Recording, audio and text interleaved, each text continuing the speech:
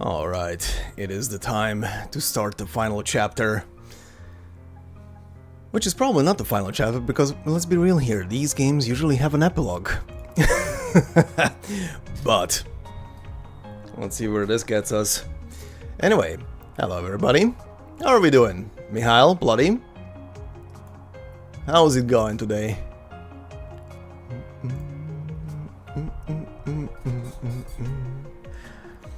Also thinking about this, how many unique CGs is the menu gonna have in this final chapter?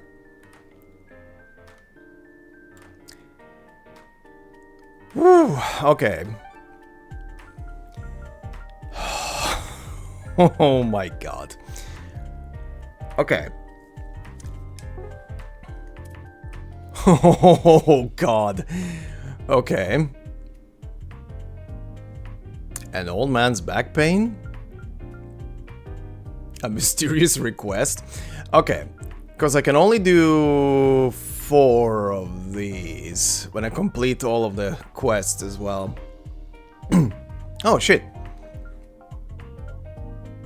Interesting. Okay, well... Old man Victor was whining about the back pains and now he's got prep work to do before the festival. Okay, because I can only do 4 of these. I'm probably gonna do these 4 that are not finished yet. Sadly, Yume's thing will have to fall off. Okay, but anyway, because this is a huge freaking chapter and today's stream is probably gonna be mostly going through the city and tackling whatever all of these are, including the green one. Oh god. I'm gonna go step by step and I'm just gonna clear these out as I'm going through the city until everything is completely done.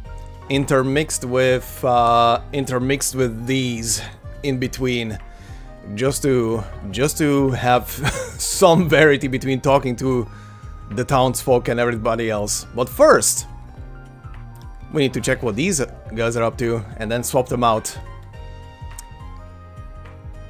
Who was... hold on. Right, Bergam. He's somewhere. I've heard that the orbital net is experiencing a lot more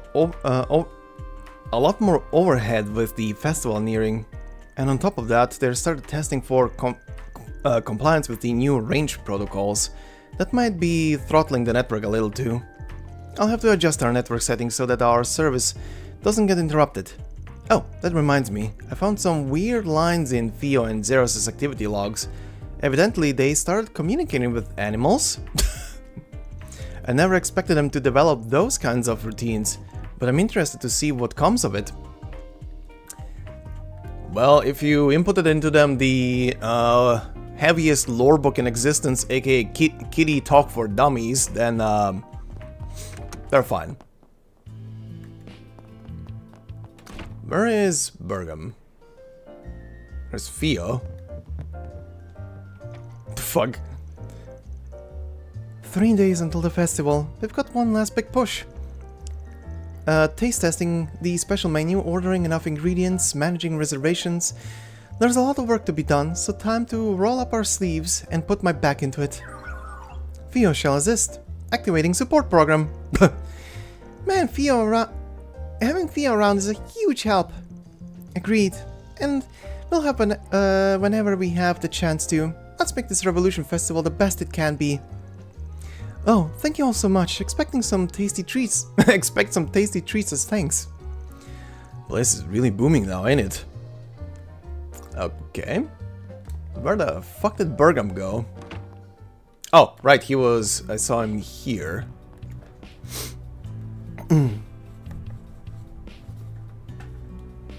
Yeah, no worries, Mihail. And good luck with school then. Keeping your back in shape? Nice. Indeed. I had some free time on my hands, so I thought I might tune her up a little. I've been meaning to test her out. Let me know the next time you need to go out, and I'll give you a ride. Lucky son of a... You better let me at her again at some time, capiche? You would be more than welcome now that you have a license. You know, Bergen's kinda... He has this way of keeping Aaron in check. He kinda does. That takes care of the cleaning. I suppose I have the time for a quick ride. I do want to see your work done. If you need my help, you need only ask. Okay. Let's swap you two into the team and see the other two. Or rather see everybody what they're up to.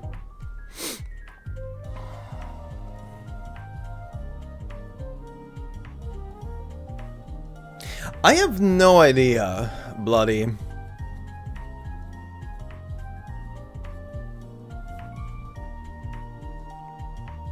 I have no idea. I don't think it's Amiya. Remember, the story for the shoe event is taking... They don't say this exact year for the shoe event. They give a year for when Hasheng graduated, which is 1101. So whoever and whatever they meant is taking place like 3 or 4 years after the current main story. The current main story is in 1098. And the shoe event is way ahead of everything else. So they keep avoiding talking about literally anything outside of it. That's why it feels so separated, I would say, from everything else. Because they are trying to avoid depicting anything. Anyway. Let's pick up Quattro now, and let's pick up Burgard and see the other two. So... Oh, you're right here. Nice. The office is bound to face heavy traffic on the day of the festival. As such, I plan to organize our submission document and perform other clerical work in advance. Feel free to entrust me with this work and devote your attention elsewhere. Okay. Where the fuck did the other one go? That's always the question.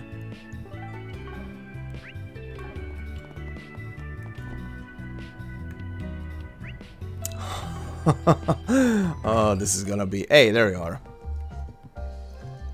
So this is where you snuck off to, huh? You blend right in already. I gotta say, this place nails both the food and the vibe. I think it's growing on me. Oh, by the way, I heard that Edith Girl's collection is the night of the festival. I've been scaling back on my work ever since the festival, but the EGC's one-stage account ditch. It's very near and dear to my heart. I plan to at least give the opening remarks. Oh, that reminds me, I need to pick up a dress. Okay. Uh-huh. I'll still be around if you need me for anything, though. Just let me know. I'll give some food for thought after about my other job. Though the whole aftershock thing does have me kind of anxious. Mm-hmm. Okay. Next to...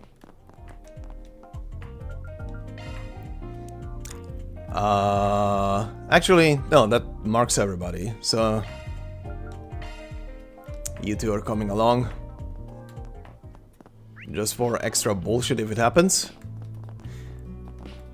The other three are permanent fixtures for the team.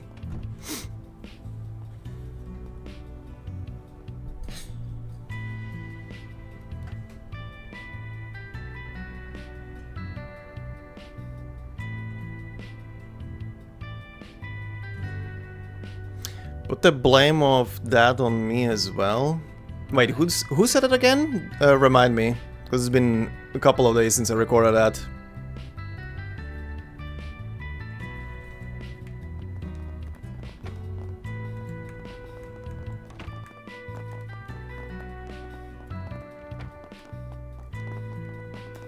I remember someone saying that.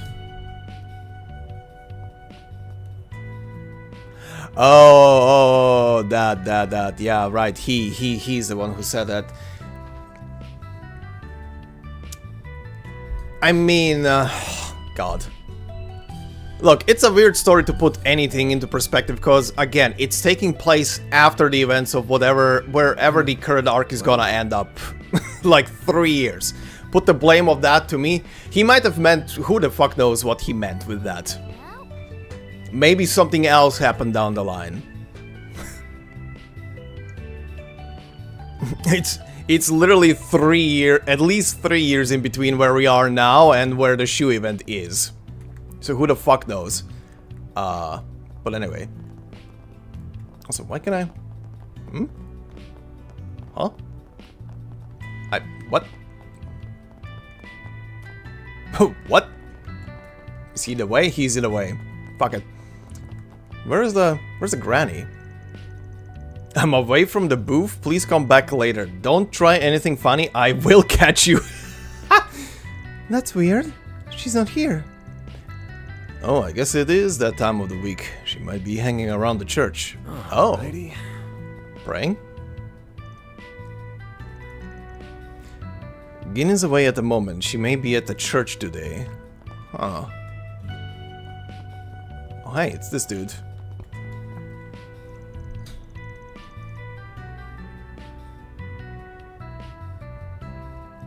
Yeah, probably. The Monmar hits the spot every single time.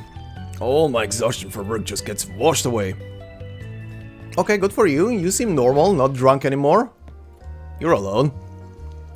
Hawker's been busy lately. Can't even get away on his lunch anymore. They're saying all the mafia business has been put to bed, but the insurance company he works at is still buried in claims. I can only hope stuff settles down by the time the festival rolls around. If not, kids are gonna lose it. Yeah. You two already talked to Victor. The festival's menu is always a big hit, but I can't get complacent. Gotta give it 100% every year, no exceptions. Make sure you guys get back early. Need some folks to taste test some new dishes I'm working on. Really? Yay, I can't wait. Your cooking is always so good. That got your attention real fast, huh, small fry? Now me, I'm interested in the adult munchies. Got anything that goes well with a cold one? You can find out when you do your job, you little brat. Quit slacking. He does like to chew Aaron out, but something tells me he'll have some snacks for him anyway. The gang's really settling in, aren't they? Aaron's already drinking the place dry. Can't rest on my laurels here. There's always pressure to come up with new stuff. Make sure you get home early today. I've got some work in progress dishes I want you to taste test. Listen up, no slacking off, got it? What's on the menu? Be seeing you. All the stuff that I have already devoured. Oh, Jesus Christ, camera. 3 days until the festival. We've got one last big push. Taste testing the special menu, ordering enough ingredients, managing reservations. There's a lot of work to be done, so time to roll up our sleeves and time to roll up my sleeves and put my back into it. Okay. What'll it be, hun? Come back soon. Nothing new with you. Oh hey, this little prick. I wish I could find a darker spot. Too much light here. Huh? What? You got a problem? You ain't doing anything wrong, so piss off. I ain't doing anything wrong. What the fuck are you doing? Darker spot? Oh.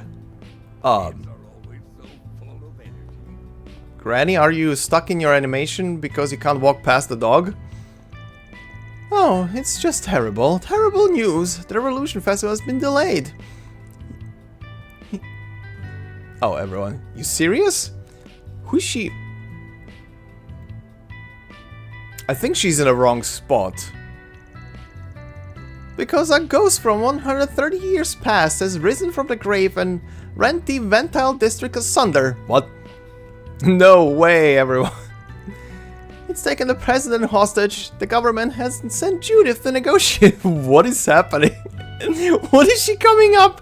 What? First I've heard of it. This is, well, yeah. Man, these stories are getting kinda old. Ever thought about writing a book, Grandma? You're good at fiction. Oh, did my story not land? I thought I would get more of a rise out of you than that.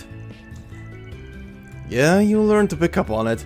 I know that stuff is fun for you, but don't go overboard, okay? Well, maybe. I think, actually, now that I think about it, I think that everyone here is the group with me. Probably, like in unison reacting like, oh no, like sarcastically reacting to her, because they already know her spiel. But I still think her model is kind of stuck on the dog. She usually walks around. I'll just have to think of something more impactful next time. Something more upfront shocking. I'd better polish my skills before the festival. At least I sully the Big Mom's good name. The Big Moms? Good for you, Granny. I'll still steer clear. Well clear of that. Uh-huh. Also, what did she say again? It sounded so outlandish that I kind of ignored it. Because a ghost from 130. I mean, that was our boy in armor. Kinda. Because a ghost from 130 years past has risen from the grave and rent the Ventile district asunder. Is this the final ditch effort to put foreshadowing on a character that usually just tells stories for shits and giggles? What the fuck is happening here? Uh-huh. Huh. You telling me the dog speaks cat? That's whack. And he got himself into the neighborhood kitty clique too. What the fuck? Looks like Mr. Kitty's higher up on the food chain. What the fuck? Everybody's got their gremlins, I guess.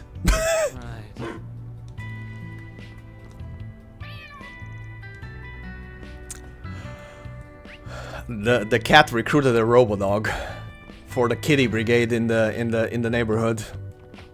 Okay. Bootleg Blade Wolf. He's a good boy.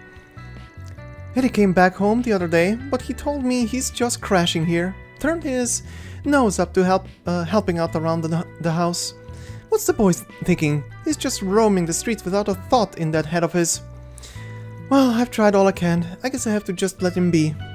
Looking is always free, you know. Mom gave up.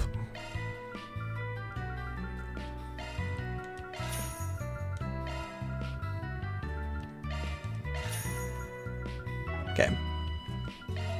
Ooh, yes. All of that money More anytime. will disappear very soon and very quick.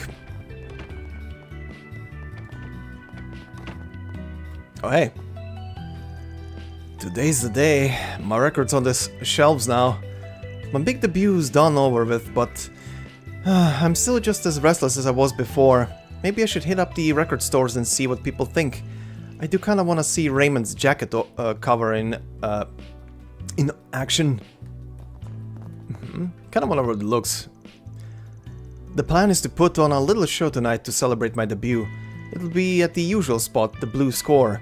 The owner there has really helped me out. I'll need to give this performance my all. It's the least I can do to repay his kindness. Huh. I do wonder if they're gonna make him do another song for this part. Say, why not take... I drew the jacket cover for Jess's new record. It's not exactly high art, but I heard it's getting good reviews. Here's hoping it gives him his sales a little shot in the arm. Oh, right, my actual job. Feel free to take some flowers with you if you're so inclined. Say, why not take some flowers with you? Oh, hey. For Ren. I hope I see you again. Later lunch. Oh, thank you. You're welcome. That's the side quest. I'm gonna look at that in a moment. First, that's a lot of people in here. Oh god, the neighborhood kids. Sunday school. Oh my god. They got the granny to actually give Sunday school lessons. What the fuck? That's why she's at church, not to pray. I forgot that that was a thing. I asked Gin for help with today's special lesson, and I'm glad I did. She just has so many fascinating stories to tell. I learned a thing or two myself. And my goodness, the kids had so many curious questions for her at the end. I knew I was right to ask. Okay. Uh-huh. What are you telling the kids, lady? I can shop right now? Oh god, the camera panned out. So, back when they had to rezone everything, they gave each area a number. At the time, the main way of getting around was by horse and carriage, so the numbers made everything easier to understand. And that's why Vantel, with all the government offices, was given the number 1. Oh. Okay. Oh, so the numbers were added later. That makes sense. Huh. Pretty good with kids for a spinster. What's that supposed to mean, Sonny? Go on, Scram. Don't you get better things to do? More candy again? No, I'm buying the news. Stay out of trouble. Anything more? Eesh. How did I end up babysitting a bunch of kids? Well, whatever. I'll just ramble on for a bit and send them home. Good stuff. Hey, so the Revolution Festival is coming up, right? God. All the kids at once. Oh, the Revolution Festival? Of course it is, ya little brats. Remember the date. What's up with her? What the fuck? She got so pissed all of a sudden. History is just... I don't know. I don't like it. But then my mom and dad named me after Sheena Dirk of all people. How am I supposed to fill her shoes? I just want to be an ordinary girl. Why did mom and dad have to name me after her? Good question. Why do our parents name us the way they do? You'll stick with that name and you'll like it. You'll stick with that name and you'll like it, you ungrateful little...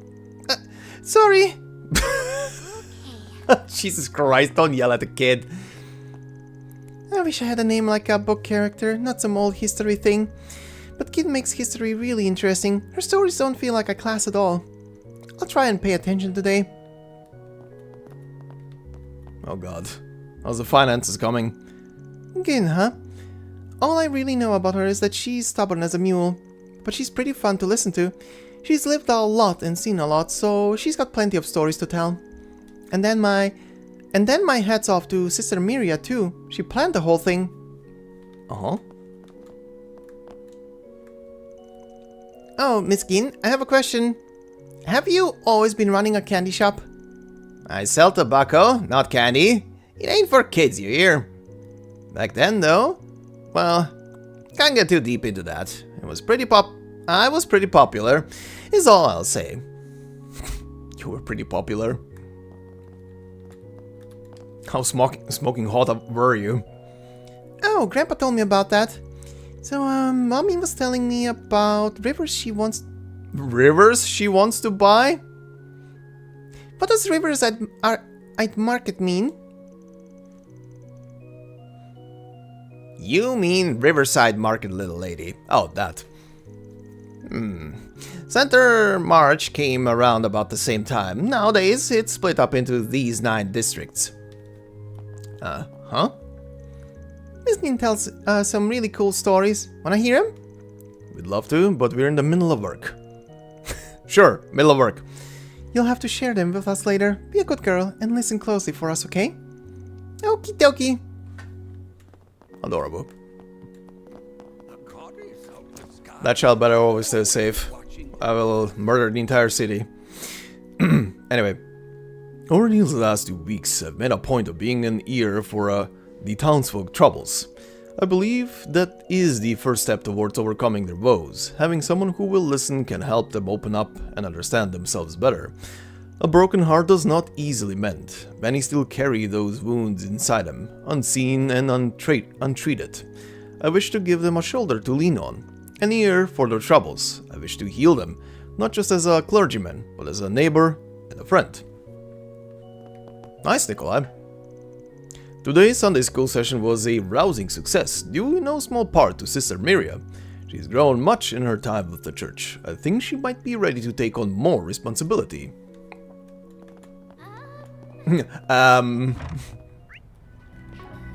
Okay.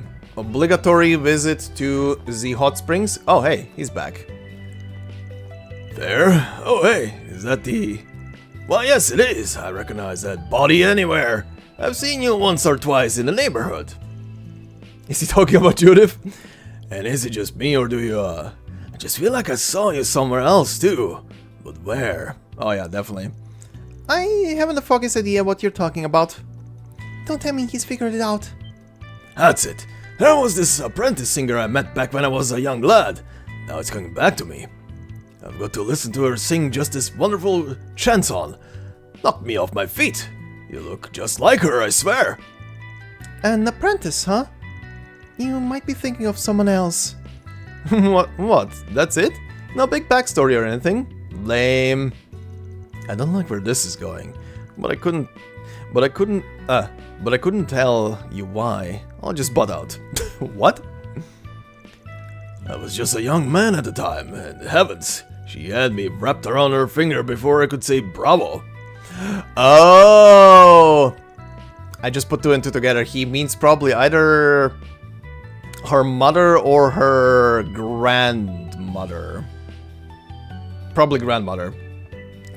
She made her debut around that time, and then her career just exploded overnight.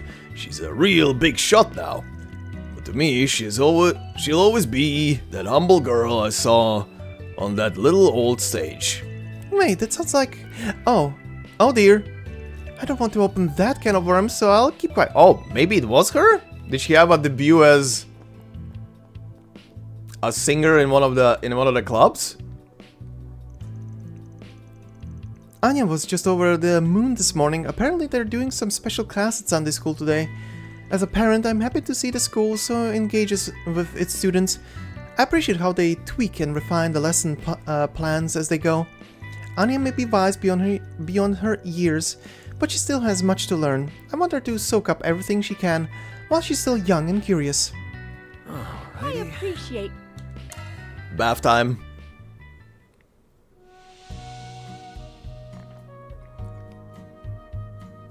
I hate getting sweaty, but I could get used to this. Uh-huh, sure. I'm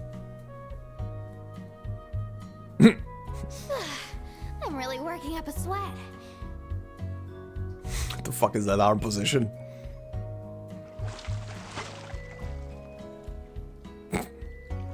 His stupid face there.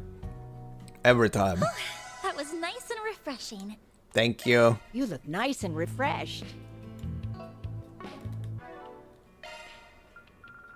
And there it is. EX Sauna visited finale. Vitality droplets, nice. Oh god, how are you guys doing? Where's the kid?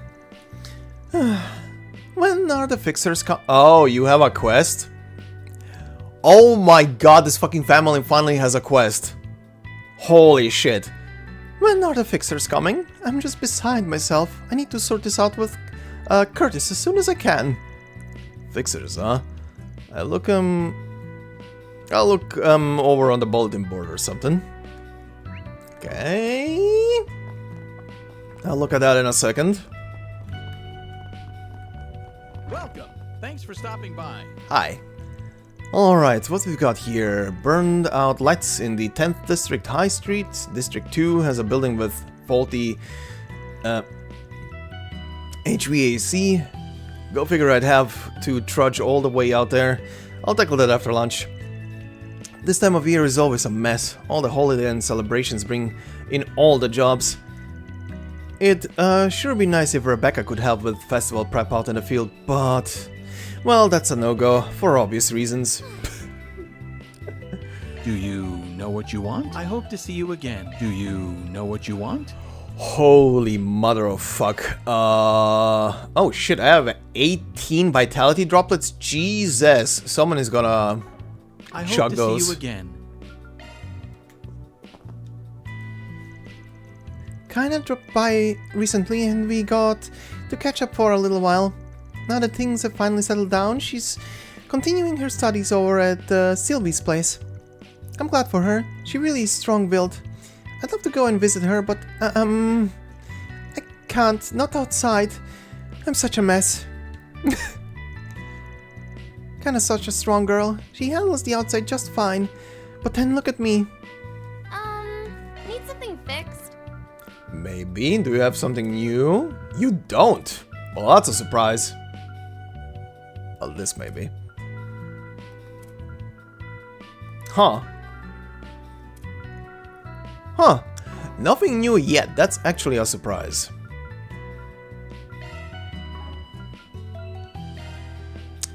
Do I... how am I looking on?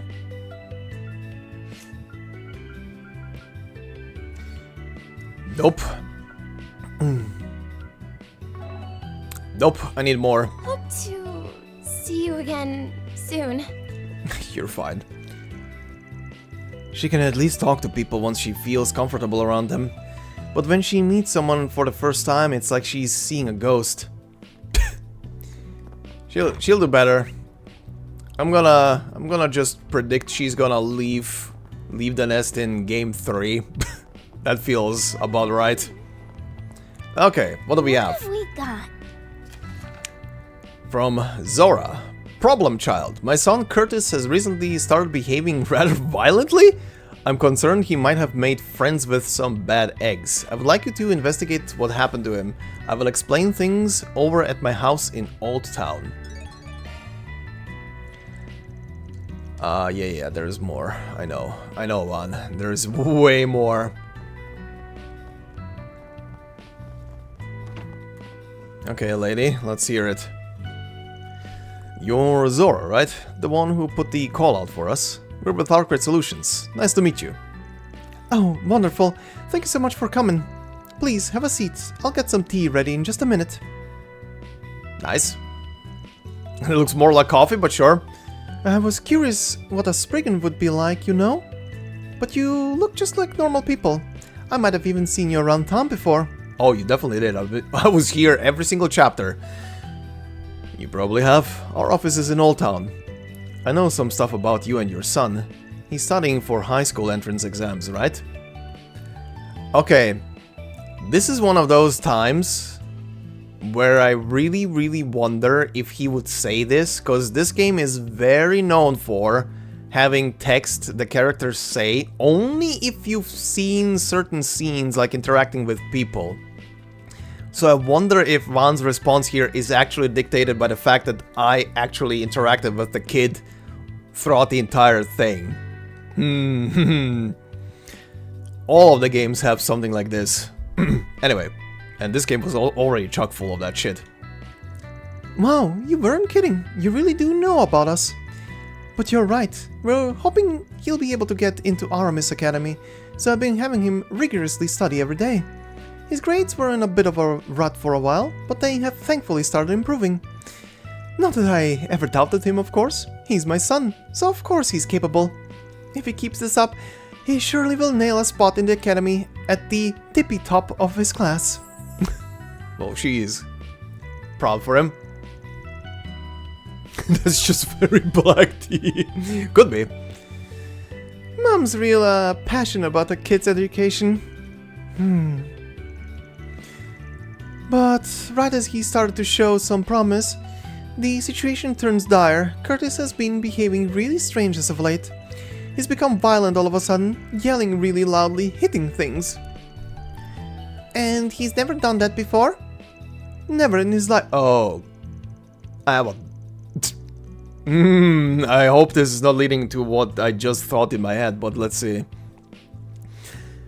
Never in his life. He's always been a good boy. He must be in some awful company if he's acting this way. That's the most logical explanation. I take my eyes off him for a moment, and this happens. That's why I need you. Please figure out what happened to my precious Curtis. So, what if he's gotten a little sassy? I'd wanna curse myself mute if I was getting choked like this 24/7. Really? I don't think it would hurt to look around a little and make sure he isn't falling in with a bad crowd just to be safe. What do you think, man? Should we help her? Maybe. Give me a minute to think about it. Law points, okay. Alright, we'll take the case. Fantastic. Thank you so much. If you don't mind me asking, ma'am, where is Curtis right now? He's out buying some reference materials. There's a book store in the Tyrell district we like to shop at. I imagine he's there. Oh, so he's out right now. Perfect. Before we start with anything else, mind if we search his room? I ain't too hot on digging through a teen's room like that, but it's the most obvious place to start looking. I understand. You can search his room. Follow me upstairs. Bet you anything he's got all the good dirty mags hidden under his mattress. How did I know you were gonna say that? Let's hurry up and finish this.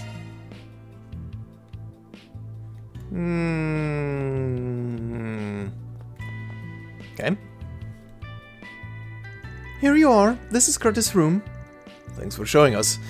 Alright, let's get this done before the kids back home. Vaughn and the rest started combing through Curtis's bedroom. At first, they found nothing of note that could plausibly explain his violent turn of behavior. The only object kept hidden were mock exams with failing scores. But a few minutes later... Well, look at that.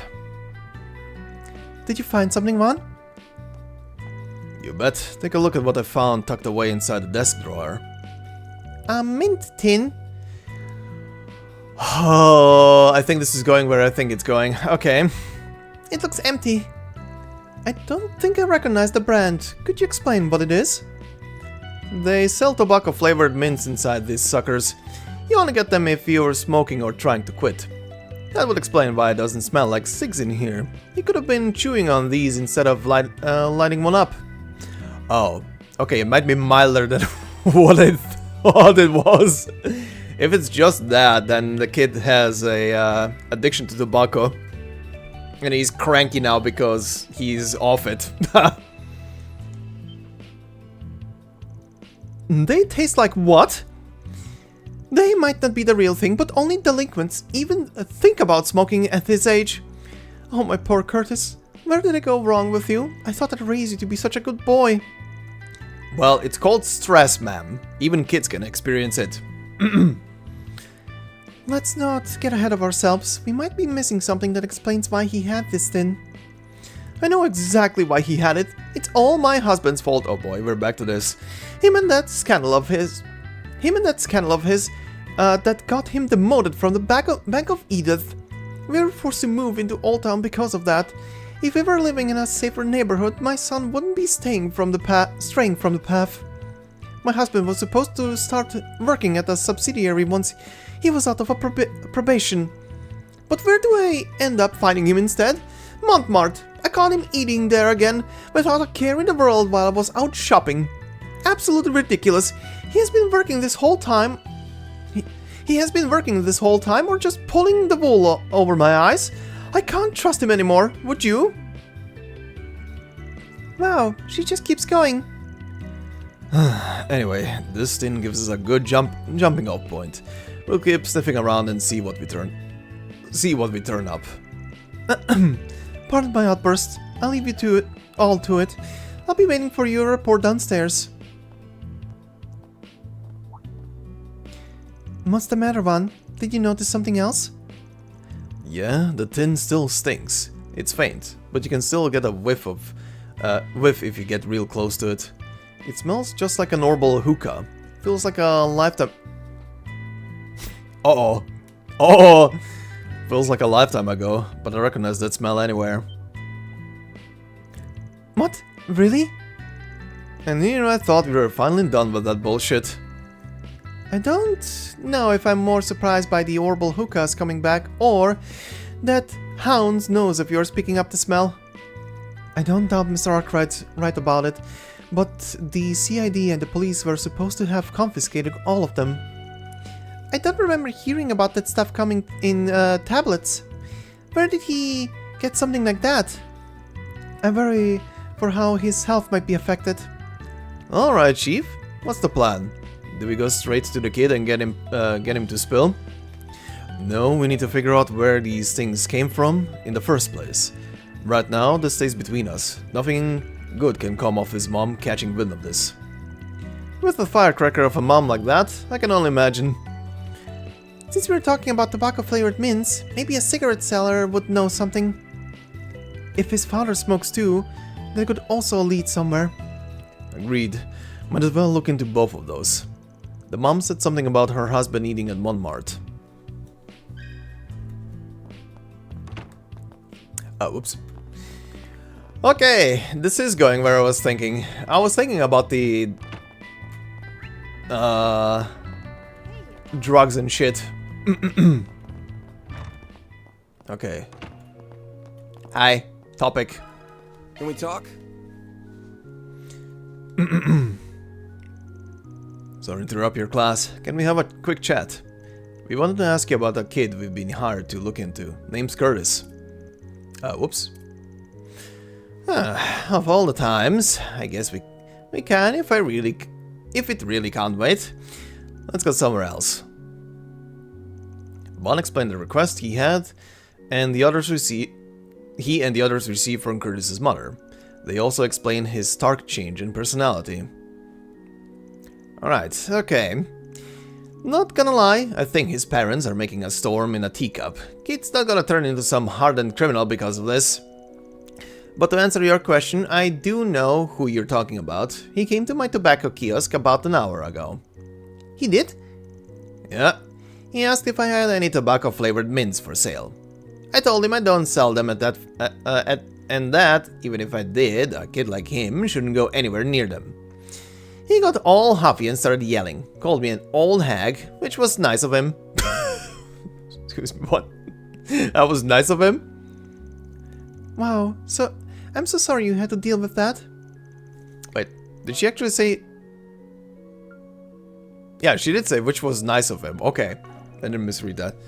Damn, kid's got balls to say that to your face. What'd he do after that?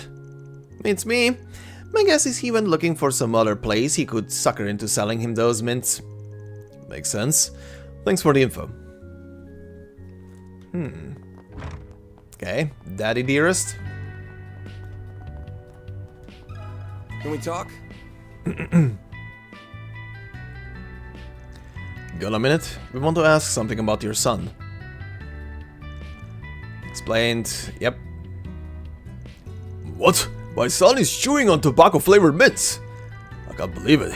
He's never been the brightest at school, but I didn't think he'd be that stupid. Sir, please calm down. As an aside, do you smoke at all yourself? Goodness, no. Why would I? The smell would only make our clients uncomfortable. That's why he drinks. Then do you have any idea why Curtis would be taking these tablets? Any idea at all? Oh, I know what's going on with him. Boy must be getting lazy, tired of studying for entrance exams, so he must be taking them as a distraction. What an embarrassment. He's getting real spoiled if he thinks he can get away with all this nonsense. When I was his age, I was so focused on my studies I didn't even eat or sleep. Just what in Gehenna is Zora doing raising our son for him to turn out like that? What's his problem? I get that he's mad, but he's still the kid's dad. With parents like these, kid was gonna start acting out sooner or later. Thanks for the info. We'll get out of your hair now. Well, that's both people on our list. And none of it helped. Dad didn't really tell us anything new about the kid, and we got no info to go on about those mints. Guess the last stop's the bookstore his mom mentioned. He might not even be there, but it can't hurt to talk to him if he is. If he's not, we can always ask the staff. They might know something. Okay, Heading to the objective. let's see. Oh god, so many people. I see. Can we talk? I don't see anyone who looks like they could be Curtis. I'll hit up the manager and see what she has to say. Excuse me, does the name Curtis ring a bell, by any chance? Unexpected request he and the others received. Yep, they also explain his stark change in personality. Oh, wow, poor Curtis. I had no idea he was going through all of that. He comes here a lot, so one of my workers and I made a point of looking after him and helping him with his studies. Unfortunately, I couldn't tell you anything about his personal life or those mints you mentioned. That's all news to me too. That's okay. We appreciate you talking to us at all. If you don't mind me asking, could you tell us about the other worker? Oh, I recognize you. You come here a lot too. You're from Aramis, aren't you? His name is Albert. Okay. You probably know him, right? Yes, absolutely. I can't believe I forgot that this is where he works. He sure does. He and Curtis seem to get along really well. He would recommend reference books for Curtis to buy and whatnot. Between the two of us, I imagine Albert would know more about him than I do. Fat load of good that'll do us. That'll do unless we can track the nerd down. Any ideas where he might be? At this hour, he's probably either on campus or somewhere around the Auburn district. Then what are we waiting for? Let's go find him. That's exactly what we're gonna do. Fingers crossed he doesn't turn out to be a dead end. Okay. Then let's head over. Oh, where are you? Oh, you're right here. Jesus. Look at you. Let me ask you something. We're gonna talk properly later to you.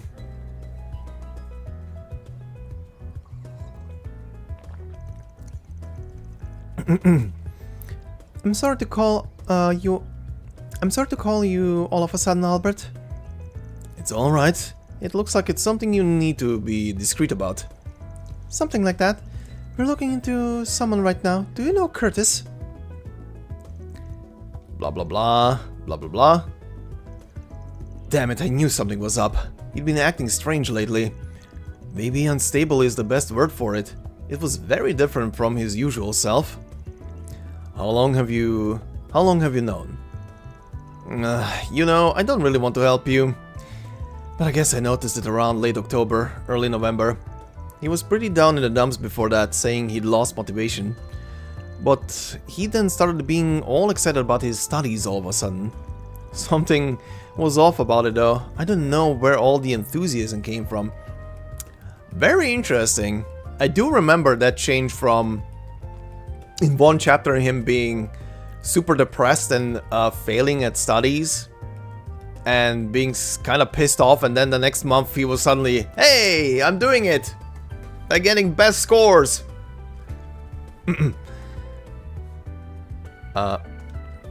Thank you for letting us know. Have you heard anything in particular about his friends? As if he was hanging around with a bad crowd? No, not really. Didn't look like it anyway. Wait, maybe it's not quite that. But I remember someone that looked like him hanging around the back streets in the Tyrell district. Since it was at night and the guy he was talking to looked real shady, I kinda just assumed it couldn't be Curtis. Damn it, maybe that's the guy that... Come on, stop mumbling and out with it already. We've been warned at school to watch out for a suspicious man that hangs around Tyrell's back streets. He apparently sells tobacco and hard drugs to young people. That's what the rumors say anyway. I should have made the connection earlier. Curtis could have bought the tablets from him. That makes a lot of sense. Maybe he was going to meet him today when he said he was going to the bookstore. Looks like it anyway. Next stop, Tyrell Backstreets. Well, I'm glad I could be of help. Please do something for Curtis. We will. Thank you for your help, Albert. Okay. Back to the Tyrell district. Taking off now.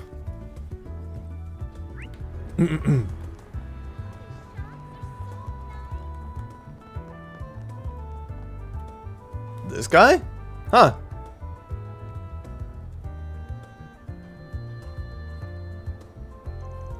There he is. That's gonna be the seller, right? He just looks like it. Only one way to find out. I'll pose as a customer and try talking to him. You guys hang out here. If we approach him as a group, he'll probably get spooked. Makes sense to me. Good luck, man. Whoa, hold on a minute, Chief. We're talking about a guy who deals to kids. He's not gonna wanna sell to an old fart like you. You'll never miss an opportunity to remind me that I'm older than you, do you? But you might have a point. If his client base is students like Curtis, then I sure as hell am out. Oh, Vaughn, don't let Aaron get to you. You're still perfectly young. Oh no. Yeah, don't worry about it. You should be more confident. Nah, I agree. I'm not the best man for the job. It ought to be someone who looks rebellious enough to enjoy taking drugs, or else our guy won't bite. You're up, kid. Show this old man what a young spunk like you can deliver. Hell yeah, I'll deliver alright. Just watch and learn. Yo, dude. Heard you could hook me up with some good shit. That true? Who the hell are you? A good friend of mine told me about you. Said you've got some kick-ass mints that can get you high. Emphasis on the kick. Mind hooking me up with some? I'll pay you whatever you want if it's that good. Yeah, I know what you're talking about, man. That lanky-ass school kid fill you in? I'll let you in on a secret. That stuff originally came straight from some pharmaceutical company. Uh-oh. I hadn't heard of them before, but I guess they got busted by the cops or something like that. Uh-oh. They were out on the market for only a hot minute before they were taken off. I just sold the last of my stock to that kid a little while ago. You kidding me? All that talk and you've got nothing to deliver? Way to let a guy down. Hey, trust me, I'll have to have more so I could make even more money. It is what it is. Seems like the kid's developed a real dependence on him though. I tried telling him what I just told you, but he got all pissy with me. Told me to give him more before chucking what he had like a little baby. Stuff like that's why I freaking hate dealing with the dick addicts like him. They've always gotta make everything hard. Bingo. So the kid really did just come through here. Sounds pretty shitty, yeah? What do you do after he threw the temper tantrum? I suggested some other stuff to try, but he wouldn't listen to me. All he wants are those mints, it seems. So I told him to try the Blacklight District, oh god, just to finally get the kid out of my face. Even told him how to get down there for good measure. Hopefully he'll leave me alone now. The Blacklight District, huh? That's a good idea. I could definitely see someone down there hawking that stuff in some dark and dingy corner. Is that all you were after too? Just those mints? I've got plenty of other perfectly good stuff, you know? I'll even give you a free hit.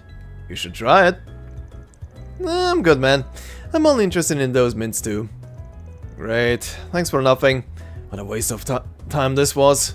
Think I'm gonna try something somewhere else today. Seems here's deader than a stuffed palm. Well then. Nice work. Sounds like you got a lot out of that dirtbag. I'm just glad we have an idea of where Curtis might be now. I bet we can guess where those mints came from too. Yep, it was probably a dummy corporation set up by a... All we need to do is find that kid and hear his side of the story. Seeing as he's on his way to the Blacklight District, let's focus on dragging him out first. We can question him after that. Shall we be on our way then? Sounds good to me. A place like that's going to be dangerous for a kid like him before long. Well... Heading to the objective. Oh! Immediately here? Oh god, what is happening? Oh, there he is! Of course it's this lady. Finally. I finally found you. Hey, you're Maja, right? The herb seller? Tell me you've got the mints I'm looking for. Say, I don't think I recognize you. You look like you came from the surface, the way you're dressed. Hate to break it to you, but I don't stock that garbage. Honestly, you should really quit taking those things if you know what's good for you. Liar! You have those mints, I know it! If I don't get more of those mints, I'm... Bingo! Knew this is where we'd find our Poindexter. Also, what the fuck is this music right now? I just realized. Huh. Huh. What do you want? I could swear I recognize you from somewhere. You're Curtis, right? Clearly something is going on with this kid here. Mind filling me in? Sure. His mom sent us a request for us. Blah blah blah. Blah blah blah. What? I didn't hear anything about that. All I knew was that they were hard to come by. I thought they were ordinary mints that just happened to taste like tobacco. Oh, there's more to them than that. Much more. I heard they were manufactured by A, and that they leaked out onto the streets before the cops did their post-Tharbart roundup. The CID stamped out their pipelines, so they're not being made anymore. It's only a matter of time before they're off the streets completely. Well, that's a relief. I get you kids like to rebel against your parents, but hard drugs aren't exactly the gotcha you think they are. It's not about that. I'm not trying to rebel. I need those mints. Why can't you simply understand? It's not worth damaging your body. You really need to stop. You're already showing side effects, bud. That outburst there, probably the mints making you irascible and prone to withdrawal. Like it or not, those things are having an impact on you, and they're only gonna get worse the longer you're on them. I know that, for crying out loud. I know they're dangerous, but I have to take them. If I don't have them, I can't study hard enough. And if I can't study hard enough, I'll fail my entrance exam, and then I'll just be another stupid kid like all the rest. I don't even want to imagine how my parents would react if that happens. They yell and scream and maybe kick me out of the house. My life's over, isn't it? This poor kid. I feel awful for him. This mint addiction seems to be a symptom of the real problem, then. We'll need to address the root cause to solve this case. This poor kid's been driven into a corner. We have to hold his parents accountable. No middle schooler should be stressing like this. But it's pretty clear to me that the parents share some of the blame here. We're gonna need to give them a talking to. I know you're not gonna like this, but I need you to be part of that discussion with us, okay? If you don't mind me asking, do you know who sold those mints to him in the first place? We do, actually. Blonde guy with a goatee. Seemed like he had a habit of slinging his stuff around town. Oh, him. Should have figured. Don't you guys worry.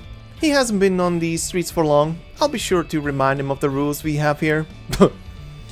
Though, frankly, if he's going around selling drugs to children, he won't be on the streets for long. Damn. Thanks. We'd really appreciate it. Say it was the Balach? Never heard that word before. Say this was the Balach of having to go and find him again. I'm actually curious, am I saying it right? Also, hi there, Zero. How are you doing?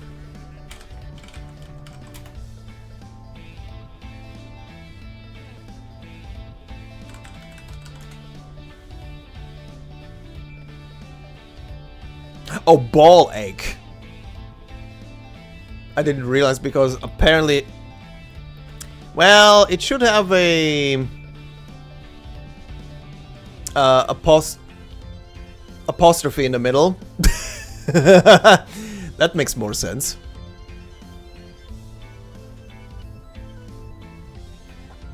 That makes more sense if it's written that way.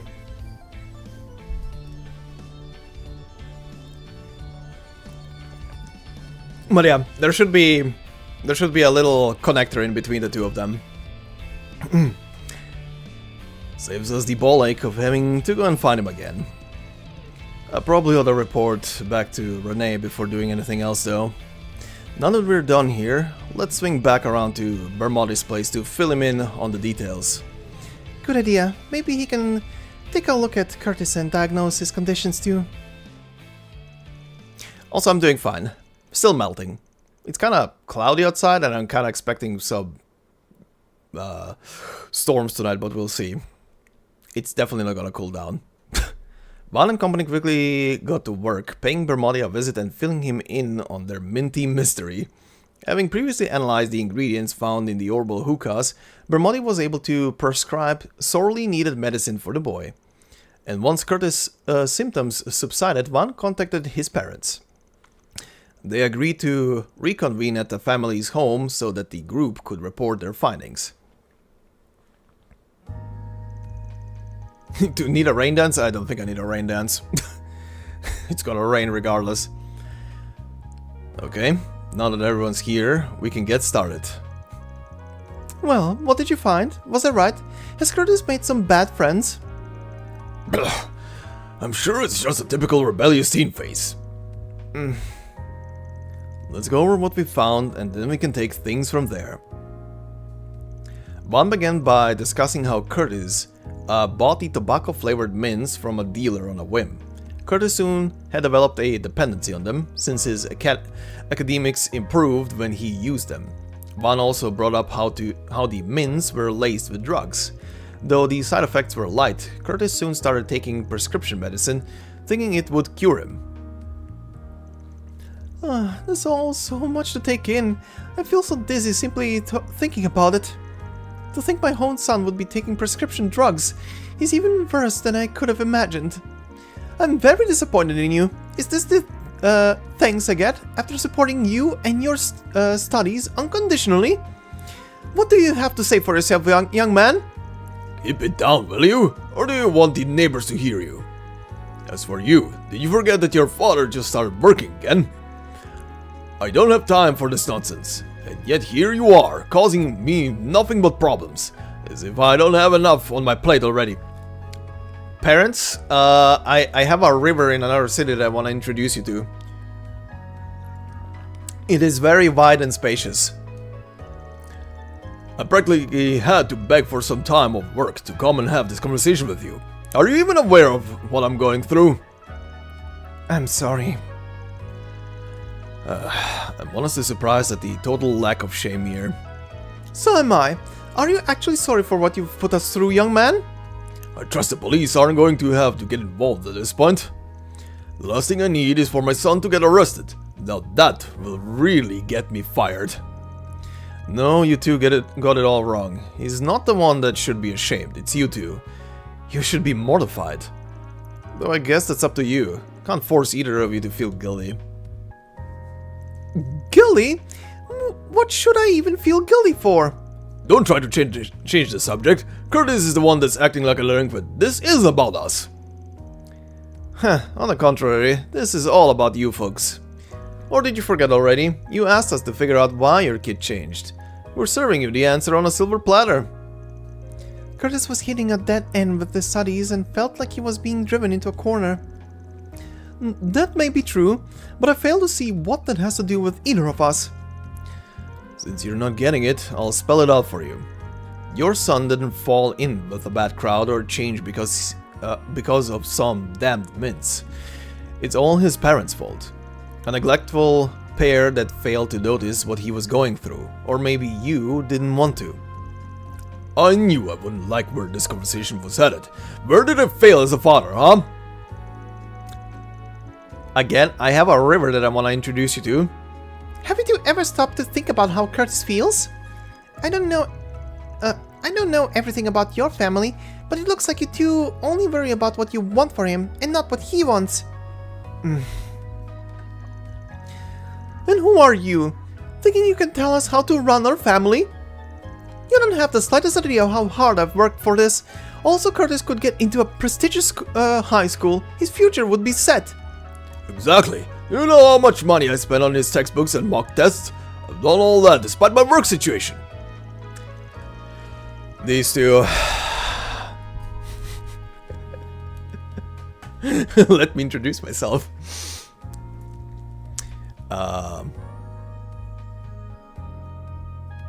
Have I noticed the Pokemon Go tournament? I didn't even know that they held tournaments.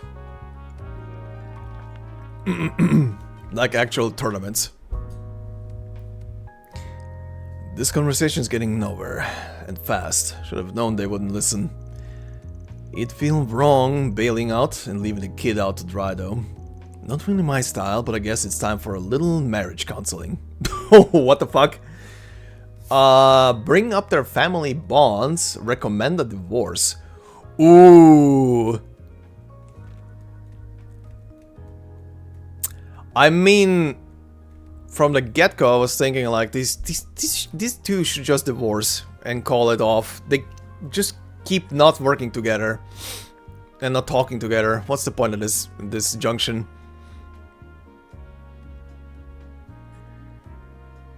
No, that's normal zero. That's literally what schools are these days. There's a middle school complex here close to me, and every time I pass by there, whenever there is like one of the long breaks during either morning or afternoon school, I always see the kids sitting outside on the banks like I used to when I was going here to middle school. And at least back then, when not many people, you know, when smartphones weren't a thing, we were just sitting there, shooting the shit, talking and eating. Well, nowadays, all of that is kind of still the thing, but about 70% of the kids sitting out there are just either smoking and or also at the same time just flipping on their phones and doing nothing else. That's just how it is these days. That's normal. Okay, anyway, back to this. Bringing up their family bonds... Fuck it, I'm gonna go with a divorce here. That's a shock therapy, yeah. Maybe a little shock therapy is in order. Let's see what they think if I tell them they oughta split. Don't know if this is the best time to bring it up, but from where I'm sitting, things look kinda hopeless for this family. If this is how things will keep on going between you two, the one that's gonna come out losing the most is your son. I'll be frank, at this point, everyone might be better off if you get divorced. What? No, I don't want mom and dad to get a divorce because of me. It's going too far. Alright, mom? Dad? Well, in our home, life isn't exactly happy. Tell us the truth, son. You're fed up with me and your mother, aren't you? I didn't mean for things to turn out this way. I thought that even if it took hard work, it would be smooth sailing after Curtis made it into Aramis, that his future would be set. But the more I think about it, I was just forcing him to do what I wanted and what would make me happy, not him. Mom. It's my fault too. I left your mother alone to deal with everything regarding the household. I didn't realize that you felt so trapped, son. No, that's not it. I didn't even make the effort to understand how you felt. I failed as your father. Dad. So, what'll it be? You gonna give up? Cut your marriage loose? No, I don't want to. Yes, we've not seen each other eye to eye for a while, but that's no reason to throw it all away. We've come so far as a family. Not sure it's just been a while, but I'm not ready to throw in the towel either. I want to make amends, even if I still have a lot to think about. You're my family after all. I think it's time for us three to sit down and talk. Talk and figure out where we went wrong and how to fix things. Yes, I think that's what we need. Okay. Phew, glad things have finally calmed down. You had me on the edge of my seat the whole time. I sincerely hope the conversation they'll have once we leave proves to be a fruitful one. I don't got anything else to add here. The rest is up to you. And don't worry about the whole drug deal. We'll take care of it discreetly so it doesn't become public. We'll get out of your hair now. Good luck, you all. Hey, that actually worked. Well done, everyone. Reward deposited. Sometimes you just have to shake someone awake. Hey, finally rank 3 on Chaos. Jesus Christ. Chaos Bringer. Hey, it exists. Oh, it's not part of the achievement list in-game. Oh, I am curious what the fuck this is.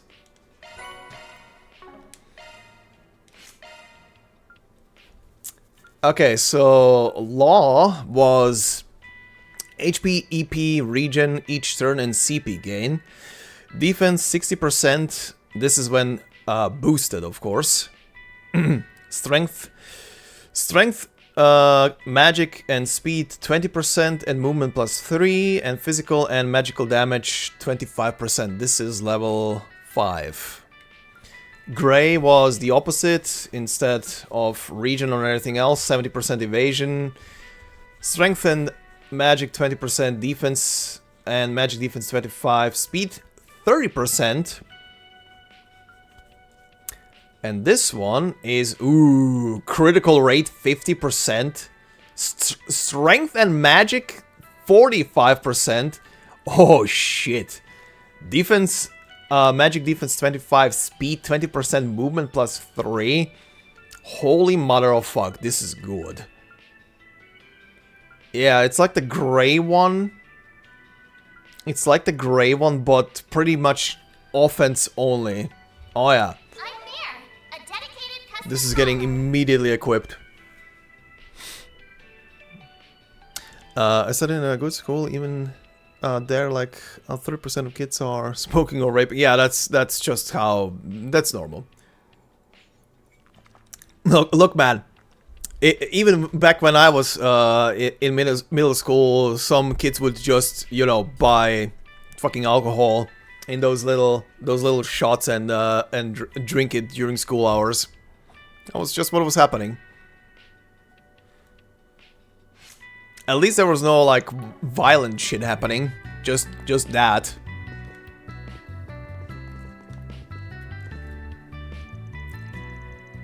What's gotten into you two? You were all normal until this morning, and now you're all soft and stuff. Fine, I'll take the medicine, okay? And, thanks. I guess I owe you. Ha! Okay, this will be interesting to see how this develops now. They got shooken awake. Alright, let's go to Riverside. Off we go.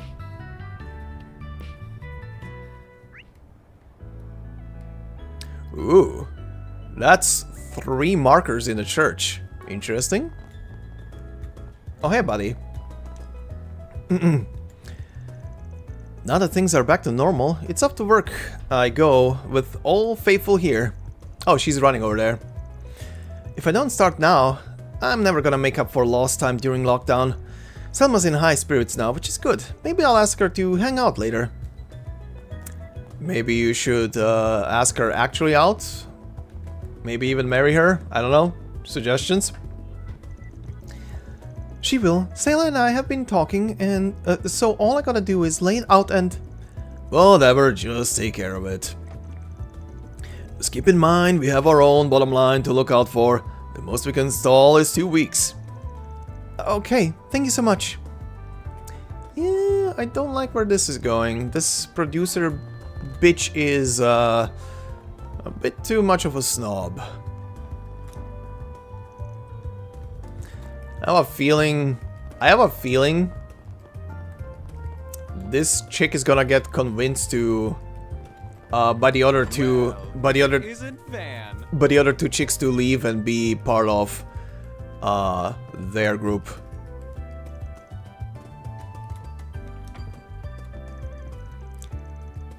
Miss Kokona, you're not gonna believe this. Oh, goddess, do I even want to hear about it? You remember that Reader's Choice poll I brought up the other day? You won first place! And that's not all. The editorial department's been flooded with fan mail. Congratulations! Oh, really? Huh. Just goes to show all my work finally paid off. Thank you so much for your support all this time, Cronin. I owe you one.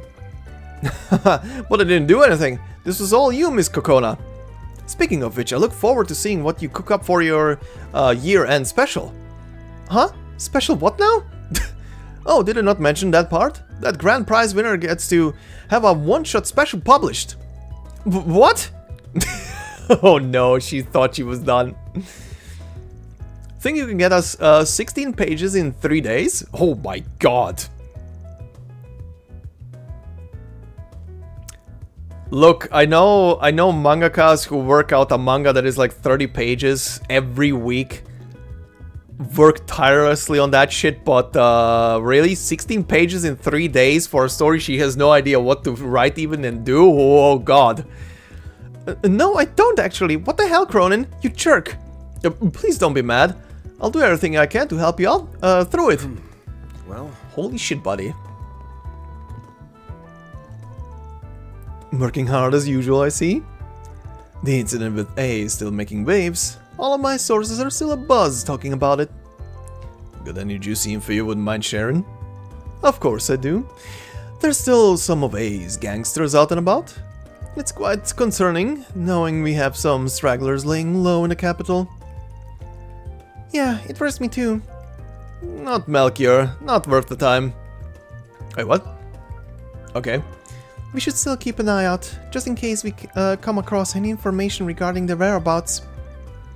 As long as it doesn't get in the way of everything else we're doing, it sounds good to me. Huh, was that all? These streets are quite shaken after the aftermath of the A incident. It's going to be a while until things settle down, so take care of yourselves. If any new info comes in, you'll be the first to know. I'll take your order. Come back and play soon. I'll be back. Anyway.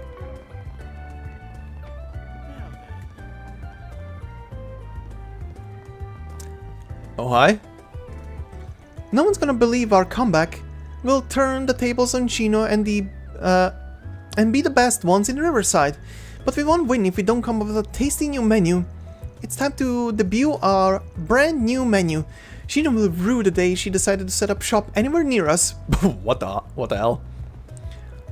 I wasn't planning on adding anything to the menu this year, but having a limited special for the festival is a great idea. It actually is.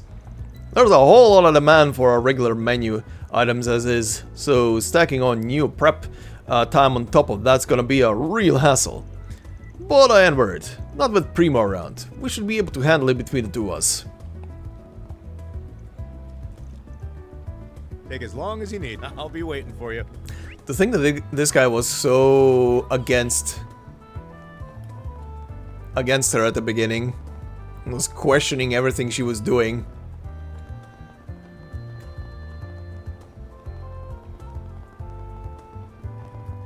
Hello, bud. The Revolution Festival's right around the corner, so we're brainstorming for an event to put up. We're always looking to improve our driving technique. Nothing wrong with having a little fun while we're at it. I know Juniper's real excited for it. I guess I'm starting to get pumped about it too.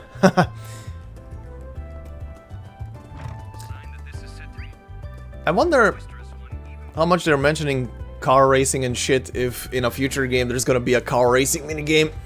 I wouldn't put it past them. I finally came across a decent used engine. I've been hunting one for a while. Jennifer there said she'd be willing to work for free for a year. It's an offer I couldn't turn down, so I signed her on. But I don't intend on tightening a single screw for her. She is doing all the oil changes and maintenance by herself from here on out. What'll it be? Holy shit, that is expensive. A gift for Burgard? A wild helmet? Come again. I appreciate it. Plus 70. Damn. Woohoo! I finally found it. I finally gonna get to install my brand new engine. No way, really?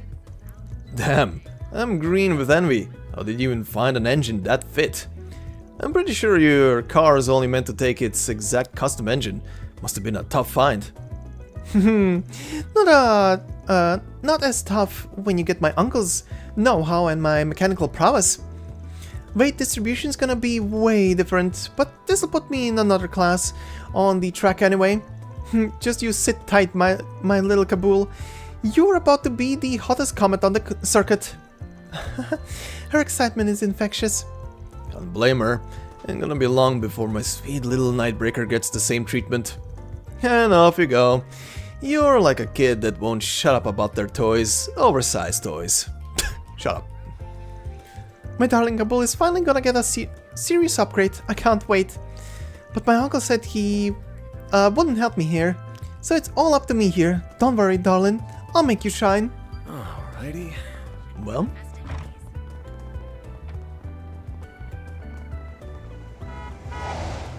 shut up, don't you honk at me. Oh, hey. I'm glad the mafia's gone and everything, but Lakshar's still not doing too good. Oh god, the kid. Right, I forgot about the kid. Oh, Rooney, wrong one. I make sure and pray every day for those who've lost their lives, so their souls can rest in peace. I wanna pray every day too, but I always forget.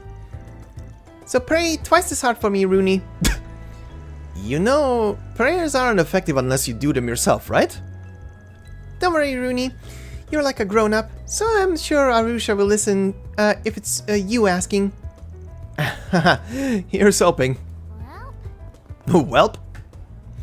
Rooney's always trying to act all grown up, but he's a big softy. He's a bit of a coward, but he's always nice. I'm sure Arusha will hear his prayers. I'm gonna go to the church to pray. I'm really worried about Lashkar. He hasn't been doing well lately. I mean, after what fucking happened in the village. Oh hey! Oh hey! Is it gonna trigger if I... Okay.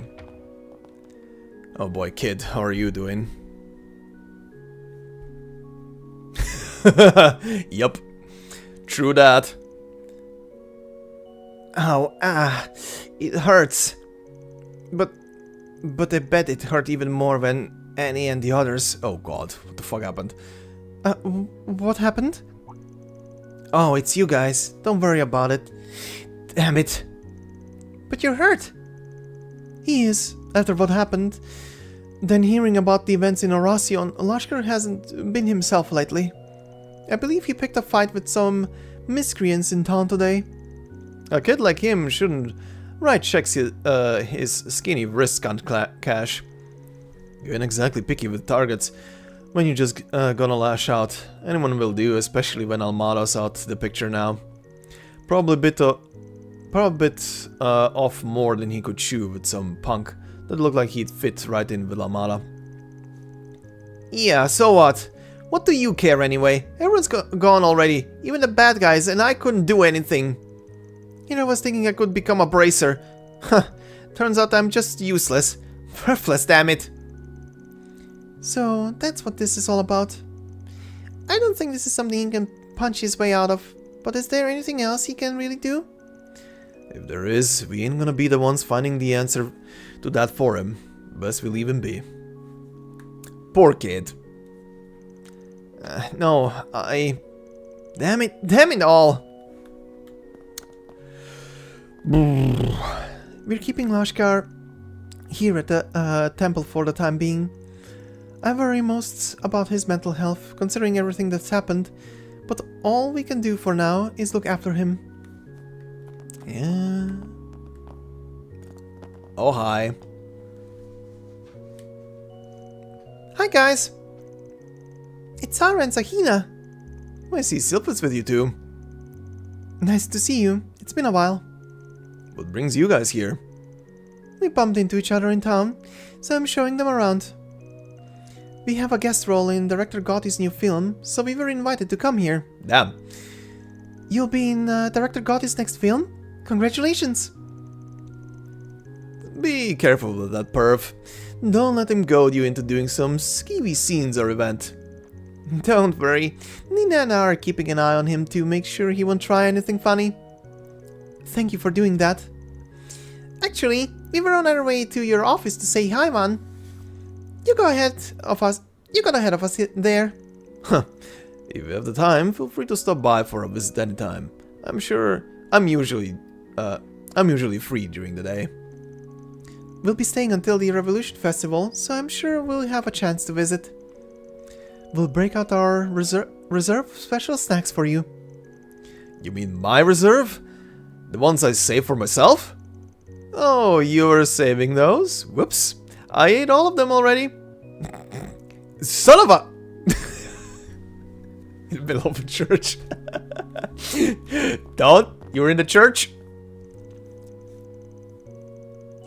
I'm showing Sarah and Sahina around since we already know each other. Speaking of, I heard those two recently got into an agency. That's good. Probably saves them some hassle. Sarah and I are planning on checking out all of Edith during our visit. And that includes the Arknights Solutions office. We'd love to swing by later. I really want to see what your workplace is like. Okay. Oh boy, chaos. I'm really grateful for this year's film festival. It might have been a little bumpy, but it gave me the chance to be in my first film. And on top of it, I got to meet you all. It's all the winged goddess blessing. I owe it all to her guidance. Welp. The citizenry has started to regain a sense of normalcy, albeit small. It does bring me joy seeing people moving on slowly. We can never take back what has already been lost, so all we can do is move on. Sorrow and grief still plague us all. I'll pray for the souls of those gone, and for those left behind to mourn them. I've heard tell that the incident could have been racially motivated. To think such hatred for our neighbors brought this tragedy about. The wound left behind is deep, and maybe it shall never truly heal. We must unite in prayer, however, and support those affected the most.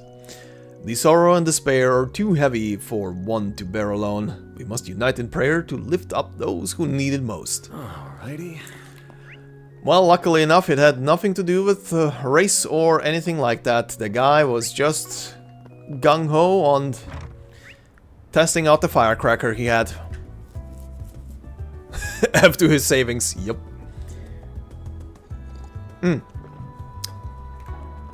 Right, the running chick.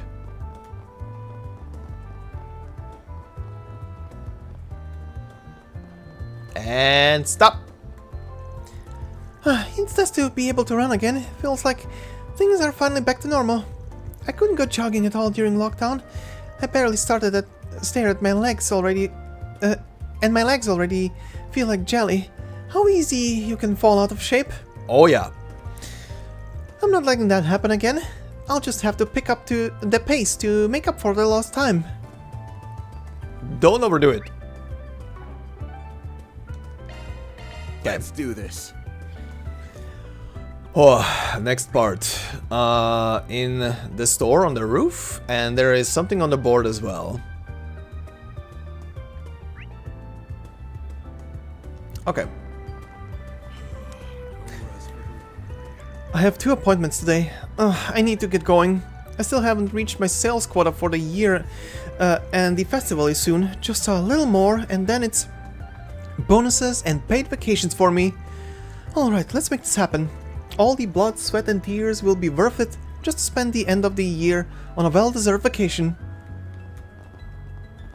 Well, that's a motivation. Oh, hey. Okay. I am so grateful that we got the opportunity to properly celebrate the Revolution Festival again this year. Classes and research have gone back to normal in Basel as well, so things are finally going back to normal. Nothing will ever bring Professor Culligan back, but time marches on ever forward. The institution will continue their research programs for his sake. Okay. It's much more lively around now that the Revolution Festival is coming up. That whole Mafia deal got settled last month. Or they pulled out the big guns for it. Got special forces and even Jaegers on the case. I even heard that some shady CVs got involved in the whole deal. Well, whatever. If they helped out, then that's all I should be happy about. Must have been real strong in the first place to help out. You know.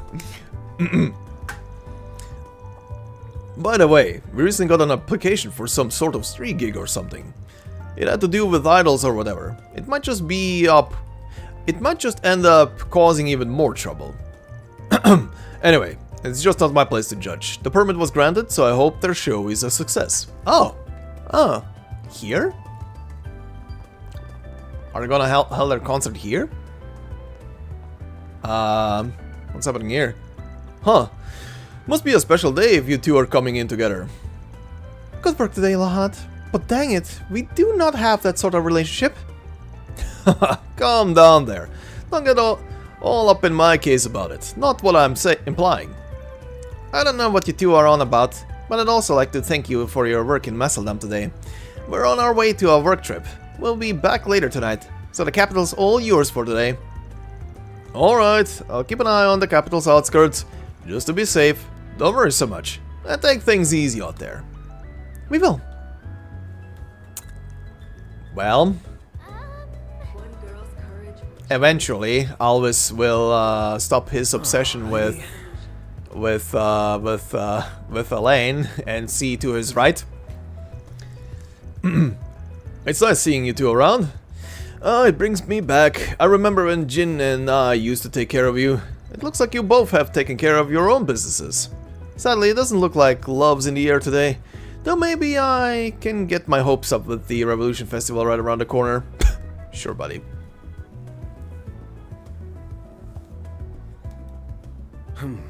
Well...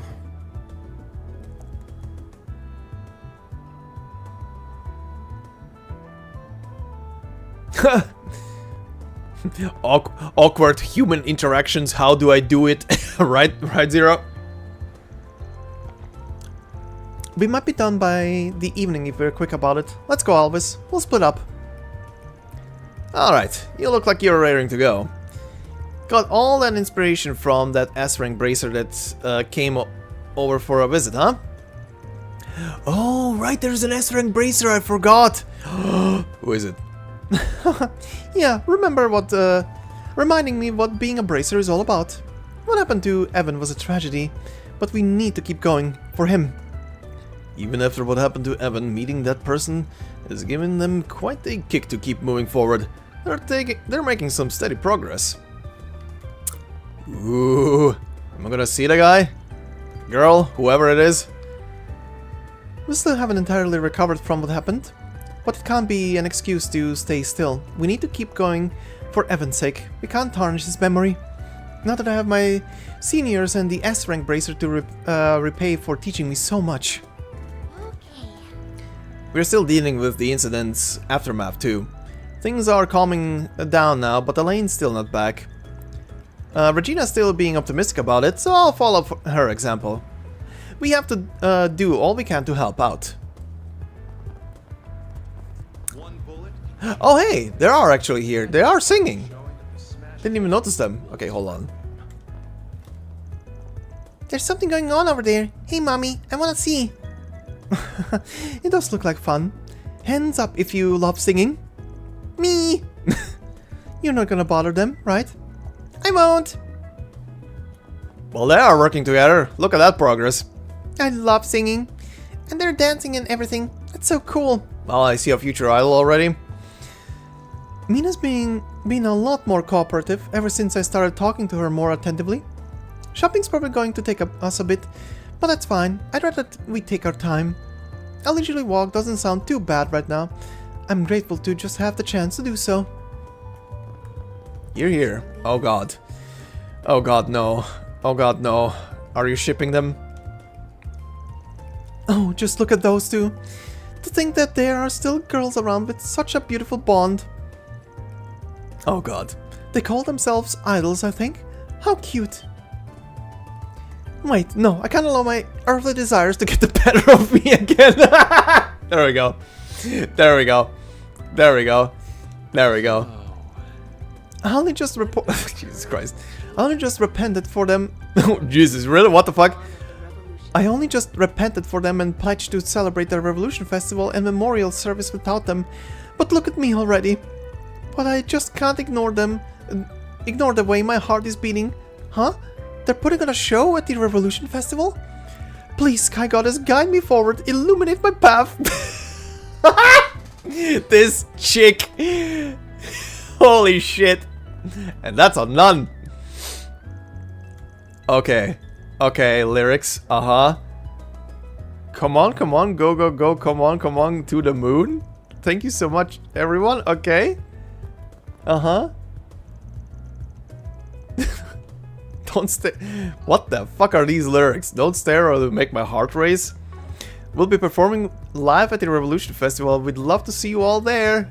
Uh-huh. Okay, so this is a promotion gig for the actual concert. Jesus.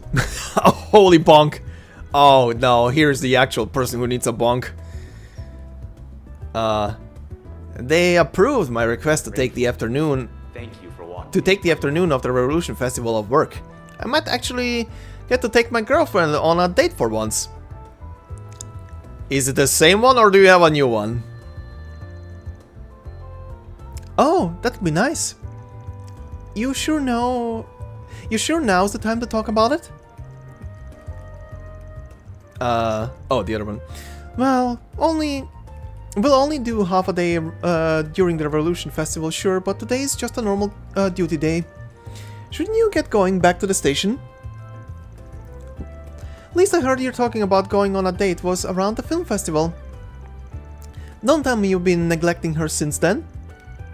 You could be nicer, you know? The Rails girls are too eccentric for me, and the women in the police department just have no cool. Dating someone outside of the office was the best idea I've ever had. An office romance probably would have gone real bad. One bullet can change your fate. Huh. So they're still together? Wow, actual surprise. I'm glad stuff around the cities finally started to calming down. I'd be even more glad if customers started coming back though. But the Revolution Festival is just around the corner. We'll be preparing for the festivities, of course. Business has been booming over in the 3rd district lately. We need to pick it up with the ads if we want to get customers in here too. I can handle any maintenance. Uh-huh. Okay, nothing new here. Hey, there is a new... Holy shit, customization, what the fuck? This entire thing is put it together the way you want it. Wow, I kinda love this. It's called Innocence. A customizable arts driver with no shortage of free slots. Wow, yeah. This is actually nuts. Hmm? Wait.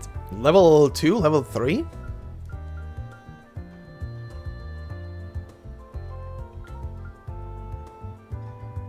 Huh. I never noticed it before. Anyway, that is very huge. Anything new in here? Nope. That's all of them. Not gonna be swapping out any of these for now. Let's go. It's a relief to see things finally calm down. Honestly, I panicked a little when everything was still going on. But the owner and boss barely even batted an eye. They just kept going about things so calmly and helped direct me. I'm so glad I got a job here. What'll you have today? Hey, you have something new. Oh, this reminds me. Coming. Don't mind if I do. Ooh, you're almost done. This reminds me, I never checked equipment, I think, yeah.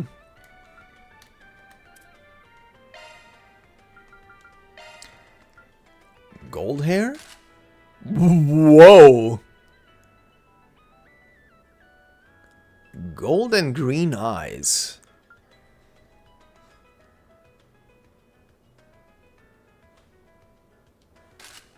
Okay. Okay. Okay. Same thing. Oh, hey, the old man is back. I'm in the middle of the workshopping process for my new seasonal latte. I want to have it ready for the Revolution Festival. Are you guys planning anything in particular for the festival at the department store?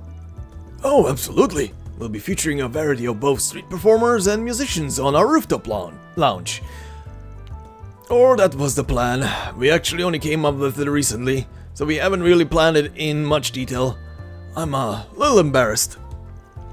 It's just something I'll have to shelf until the start of the new year.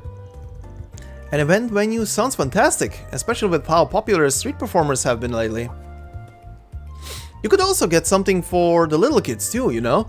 A play area or some sort of ride, I think. Families would love it. I see. That may just be what I've been missing. A birthday rival will always keep you on your toes. Well done, Nilam. What? Rival? What are you talking about? Never mind. Don't worry about it. Nilam might be a creative genius, but he is a little slow everywhere else. But I shouldn't worry about him so much. We can't focus all our energy on the Orbital Cafe when there is also the Trion Mall. The mall in particular is our biggest threat. It might be worth asking Ilham for advice on the matter. Administrator Vasley has been working hard to come up with new ideas too. As if he could ever beat me. Iona's doing so well, it might even be time to start branching out to other stuff. Oh? Do you have any preferences? Thanks for coming in. Oh? Oh? What stuff? Hey, these two are back. He's got a lot on his hands, trying to quell the chaos that Dalty and Edmund's arrests have caused. As such, he will be spending the entirety of the Revolution Festival in Oracion. That's why Minister Olivia is here. She's here to act as his representative in the capital while the master is busy. Or she's supposed to anyhow. With everyone still shaken up over everything, I'm glad that the Revolution Festival is still taking place. Especially with some Oracion big shots like Auclair and Dalty involved in all of this. Nothing to do about it, I guess. Things should calm down after the festival at least.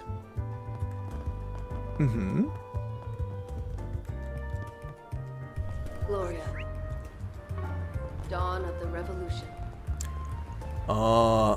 What to do? No one is in here right now, outside of you and someone on top.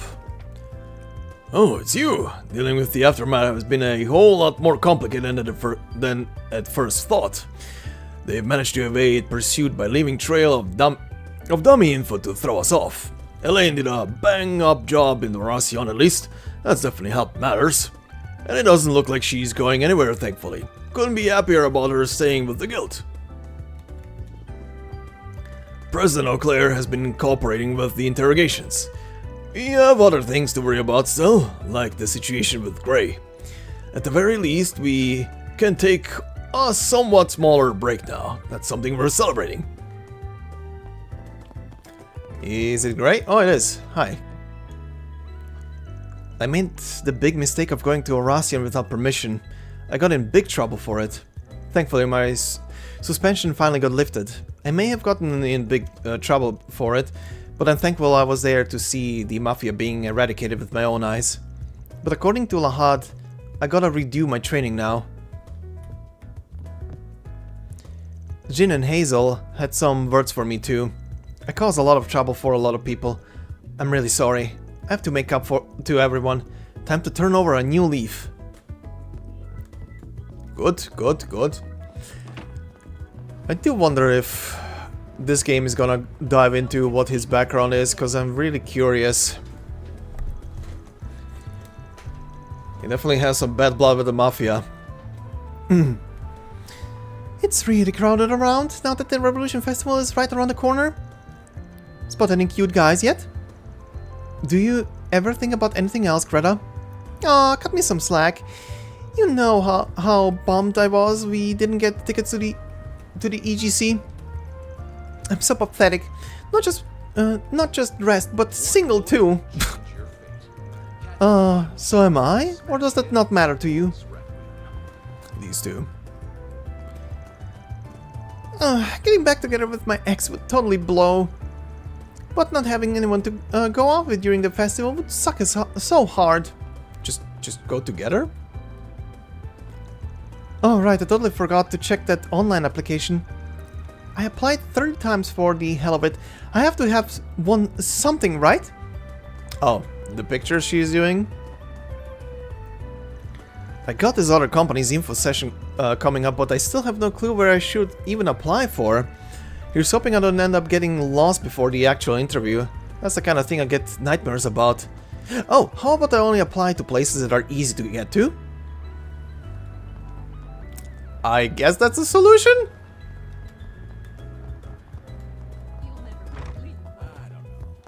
Oh, you're back. Oh, thank the goodness my husband is fine. I'm relieved to hear he'll be making it home the night of the Revolution Festival. Alright, her husband was going somewhere north and he was passing close to Krail, right. I would have preferred that he comes here before then, but he's been busy with this work trip. Oh well, the evening paints itself as the perfect time to have a fancy dinner. Oh. Bab's been really helpful.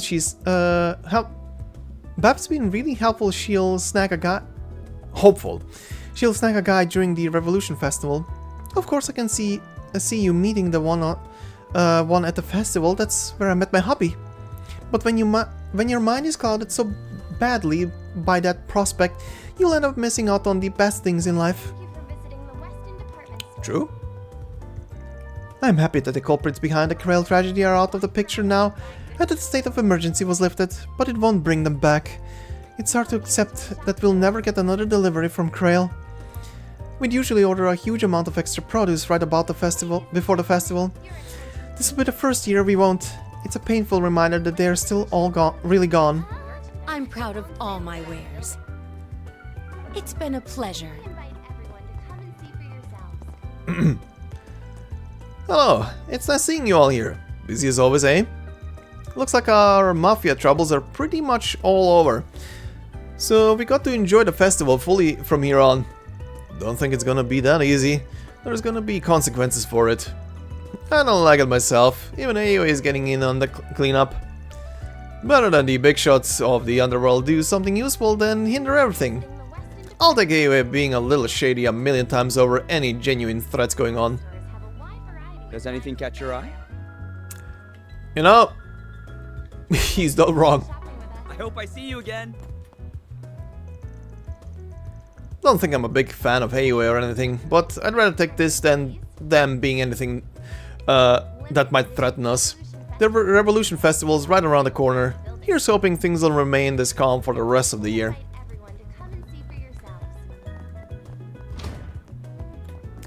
Hello, Clone 1 and 2. Hey Von, gang. Heard you guys had a hand in all that Orasium business. What a hodgepodge of evil organization. What a hodgepodge of evil organizations coming out of the woodwork it was. Marduk, Zektarms, just to name a few. As long as it involves weapons, I can count on you to know what's going on.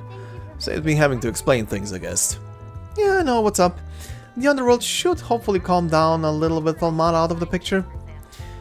Could come up into those assets for what they did to Kaina. How have you been since the incident, Kaina? Honestly, I don't think it's even dawned on me yet. It's like my head's not caught up with the fact that everyone is just gone. I couldn't thank Sylvie enough for taking care of me, and I've been keeping busy working, so at least there's that. I can't forget about the devastating tragedy that struck my village just yet, but I guess I'm starting to heal, if only a little. No need to rush feeling better though. You've got time, and I'll take care of you all throughout. Hang in there, both for yourself and for that kid. I will. Lashkar's still so shaken up about everything. I have to be there for him. Even with the church taking care of him, I'm the only one that really knows what he's going through. You're right. I wish things were better. I'll be sure to keep the squirt in mind. You got a permit, yeah? I do have a permit, yeah. Oh my god, so many. Whew, so many of these. I said I'm gonna wait with buying them for now, and this... I'll get more good stuff in stock. Okay. Okay. I have been checking up on Lashkar every day. He's still pretty out of it. I can't blame him for it. He and Annie were so close after all. The least I can do is offer him my support. Right. Oh, there she is. Hi, Beth. The Revolution Festival is finally here. The day when all the capital's best catches have their guard down. There's no way that I'm going to miss this opportunity to find myself a loaded husband. I doled up the best as my budget allowed. Watch out, cause today I'm on the hunt and my prey is a good, stable husband with deep pockets. Ladies and gentlemen, here is This chick. limited It's a relief to see the emergency state lifted. Though things are calming down, we must keep our present the lives we must keep ever present the lives we lost. They won't come back. Who would have guessed that some of Horacion's leading companies would have held ties to the mafia? Quite the surprise coming from Etvas and Quincy. We do business with some high-end clothing suppliers in Horacion. I worried for a moment that there might be arrests among them as well. Fortunately, none of our partners or clients have been shown to have ties with the mafia. It was such a relief to hear. Welcome. Thank you for coming. We await your next visit. We hope you enjoy shopping with us.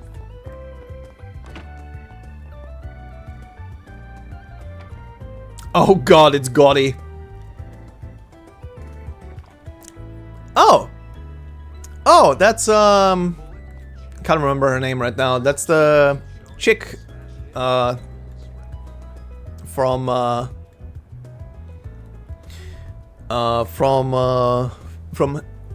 Hamilton, her disciple.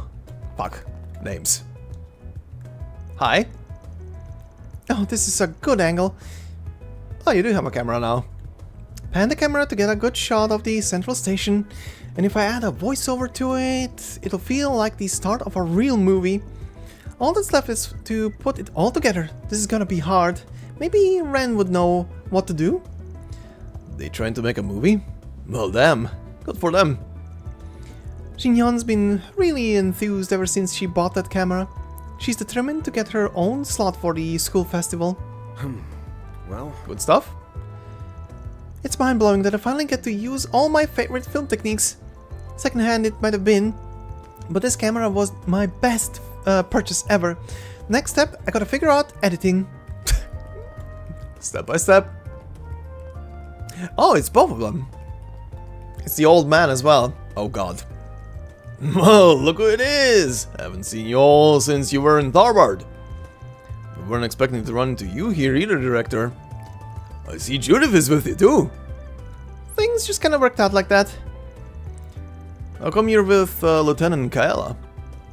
Government asked yours truly to keep with the ceremony's production. Makes sense. You did do a good job with the film festival planning. Catastrophes notwithstanding. Don't act like you didn't help at all there. I could do without a do-over from the last festival. Please don't jinx it. Too late. I wouldn't worry so much. You're more than aware of the fact that we're finally rid of A. The odds of anything major happening are low at best. When will these people ever learn? When will these people ever learn? You don't raise the death flags. You don't wave the red flag around.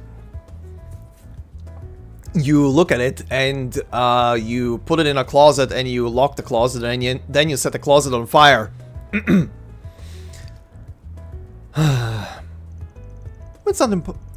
It's not improbable that there are remnants still out there, so security is still just as tight. As a precaution. You here to discuss unit placement then? That's right. Meeting? Boys, the meeting's with us more than anything. Oh. We met you guys at Basel. It's good to see you again too.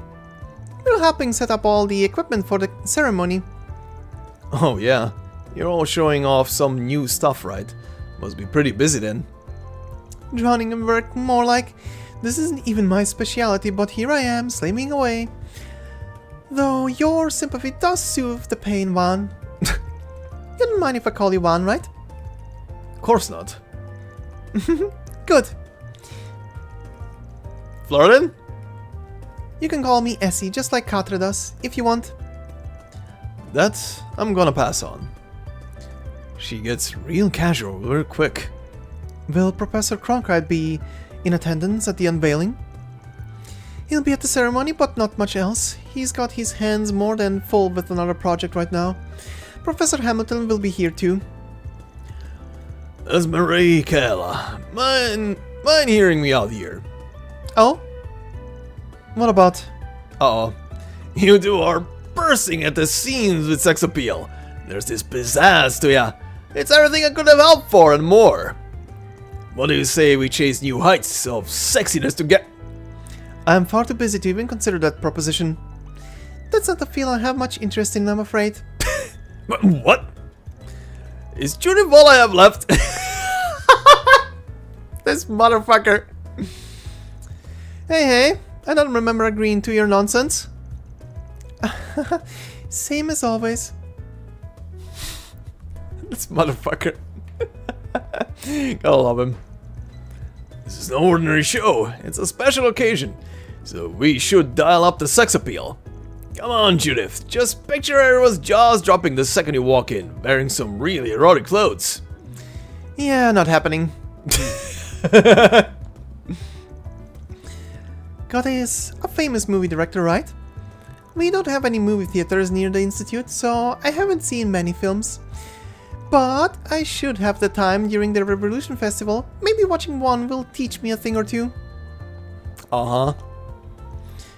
The Revolution Festival is going to consist of 2 official events, the ceremony and the memorial mass at the cathedral. We plan on tightening security measures everywhere, regardless of the current state of matters with Armada. Were they able to still, the Revolution Festival would have been the perfect time to strike. Okay. To be honest, I do feel somewhat relieved. Oh god, this guy. Director Gotti's asked me to take care of the ceremony and the production equipment for Trion Towers. It's still 3 days away, but that won't stop him from talking my ear off about all the details. Don't blame the man too much though. Nothing wrong with being a perfectionist, so I'll do my best to live up to expectations. Can't wait to see the mech.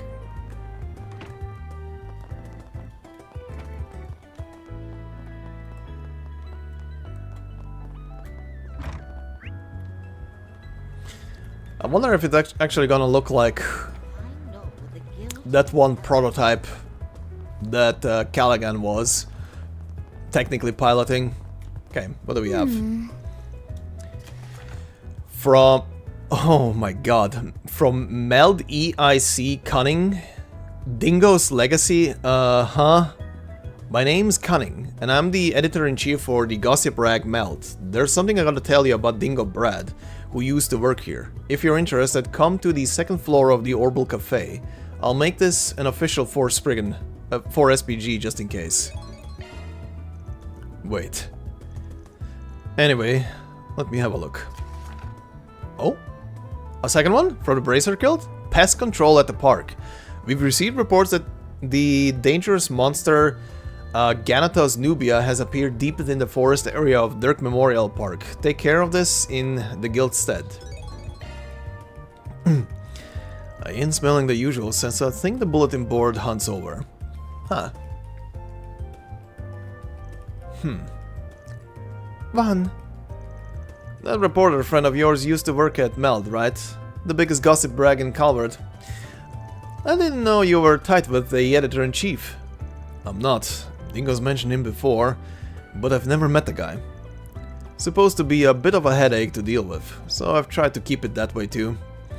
But it looks like my luck just ran out. I really think we should meet him.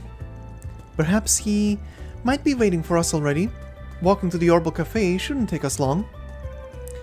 Let's go meet with the guy once we have the chance.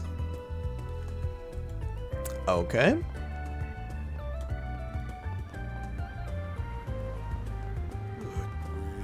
No, good grief. Huh. Okay.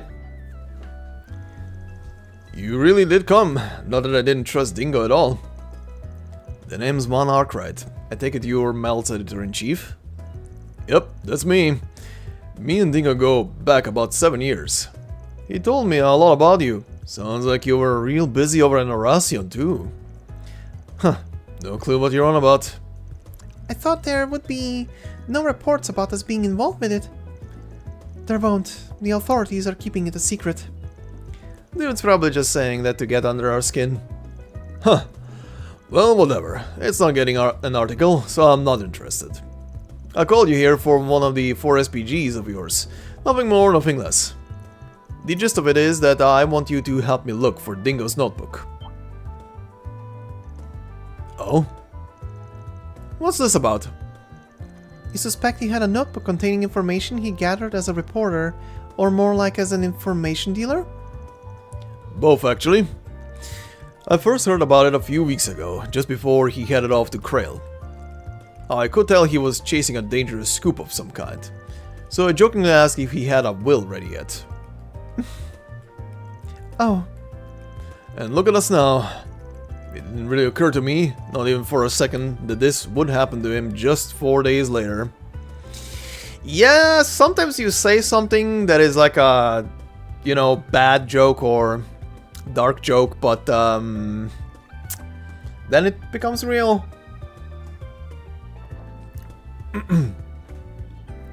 He laughed at it at the time and said one thing to me. The closest thing I will have to a will is my notebook. I've left it with a trusted source, so if anything happens to me, send out a 4 SPG about it. Wait a second. So this is a third memento of his, on top of the video and camera. We don't have the notebook ourselves though. So if that's what you were hoping for. It's either with Bermotti. I don't think it's with Marielle. It could be, but I think she would have said something or let slip something at some point. It's probably with Bermotti. Sorry if that's what you were hoping for. Oh, I never thought you did, but I suspect you're the only one who can track it down. Dingo seemed to trust you more than anyone, so I suspect that's the way he wanted it to play out too. The authorities have got everything that happened in Krail down on lock, and Armada are dead and gone. So I can't imagine it'd have anything worth writing an article about in it to begin with, which means it's not worth my while hunting down. But I can't just go and ignore his words about it. So here we are. I'll put up the money for you to find this thing, my last gift to him. So, what's it gonna be, Spriggan? You gonna go find Dingo's notebook or not? Ooh, grey. Okay. We'll take the job. You got anything else you want to share? Maybe he said something more about this trusted source of his, for example? Huh. Yeah, I remember telling him that was nowhere near enough info to find the thing myself. Only hint he gave me was that it's with people who know about as much about my past as you do.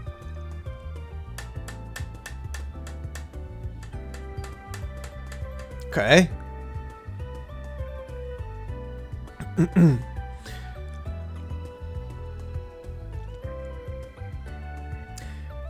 So it's either Bermotti or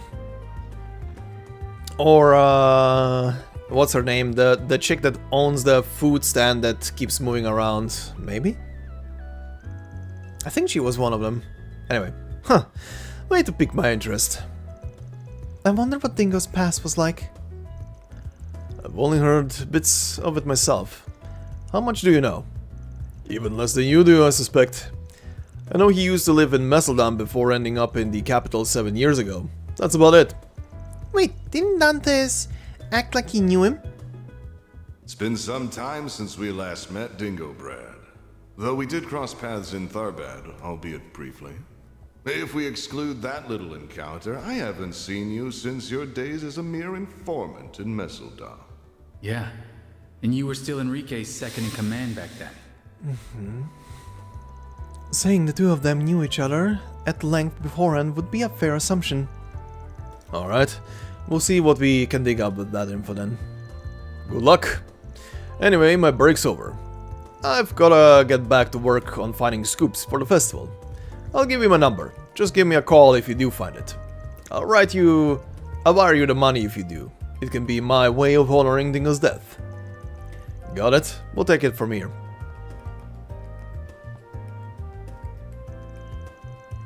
So, what's the plan here? We don't exactly have a load of info to go off on. Only clue we have is that it's someone that knows as much about Dingo as that guy does. That rules out Jack and Bermotti, and Van obviously. Oh, and Ren too.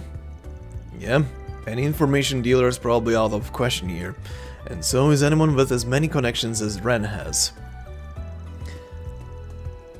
And people like Nina and I know even less than that editor-in-chief does. Dingo was a very private person, and it went both ways. It honestly surprised me to see a gossip magazine reporter being so considerate. That's just how Dingo was. Jack, Bermotti and I tried not to pry into his past either, mind you. But something must have happened between Dingo and Dante while he was still in Messeldam. Dantes, sorry. He left the city after whatever that was, ending up in the capital and becoming a reporter right after. Don't know any details, but I imagine we'll get out of this knowing a whole lot more than we came in with. Oh, maybe the thing is with Marielle, now that I think about it. That one night when she was drunk and he was escorting her back home, maybe he slipped the thing to her and she didn't even notice?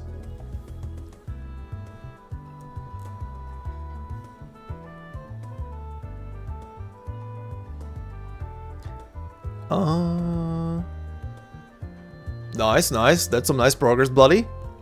Good job. Don't know any details, but I imagine we'll get out of this knowing a whole lot more than we came in with. We're gonna be unearthing what we tried to bury this whole time, all the burdens he carried by himself. Man, you don't look like you're about to back down, though. Huh, no way. A job's a job, and I'm nothing if I can't see the kids kind of shit through. But anyway, I can think of at least one person who'd fit the bill for this job that won't be a pain in the ass to meet up with. Oh?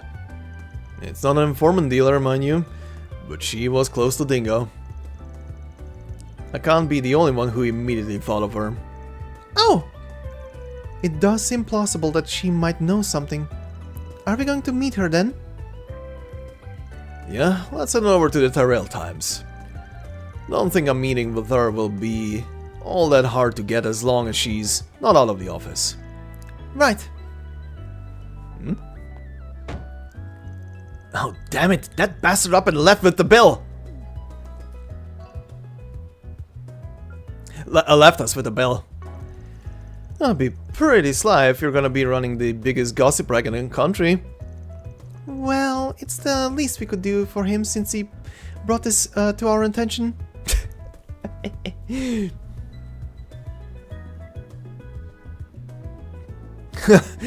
Yeah, I have the same with Spuria, Bloody. I have the same with Spuria for the past 8 months now since she got introduced. Never appeared as a spook anywhere.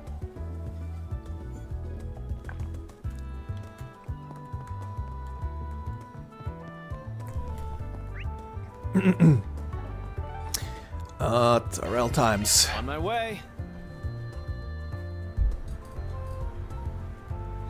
Oh yeah, probably.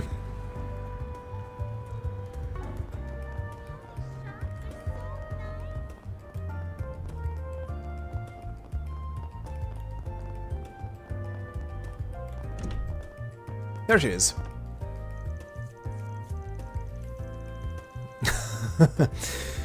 Oh, it's you guys. Great job, everyone. You all really saved the day back in Rossion. Thanks. You were a big help too.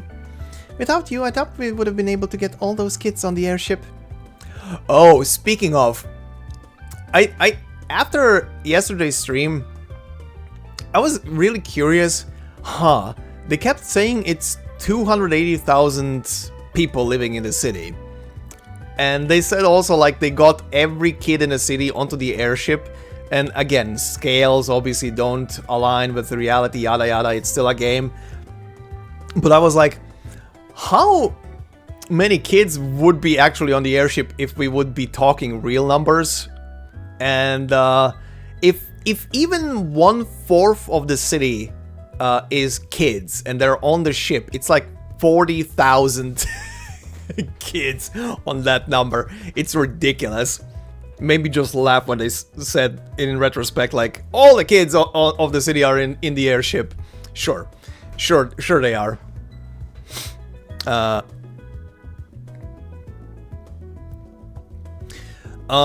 Yeah, read Alter and then the new Rainbow Six event. Really looking forward to that story. I really wonder if it's gonna be decent enough. Because I really did like the last one. Anyway. Without you, I doubt we would have been able to get all those kids on the airship. I've noticed you've been keeping busy lately. Yeah, you could say that. I had a lot of investigating to do once those revelations about the Horatio came to light. And it was all worth in the end. I feel like I'm finally making a difference. Good for you. Now Dingo's got one last thing to worry about up there. I sure hope so. If I'm that much closer to becoming the sort of reporter he was, I'll take it. Okay, now for the quest. Oh, hey guys. Good to see you again. Need something with the paper? Not this time. We came here to talk to you, Marielle. I'll give it to you straight. We're working on a 4SPG involving Dingo and need your help. What? You are? What sort of request is it? Please tell me.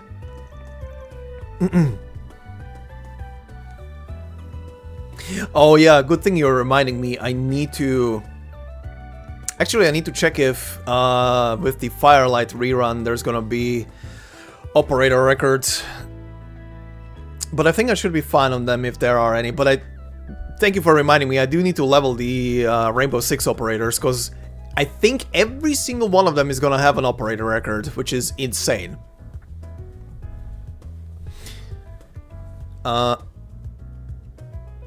Yeah, no worries, Mihail. Have a good night. And good luck tomorrow.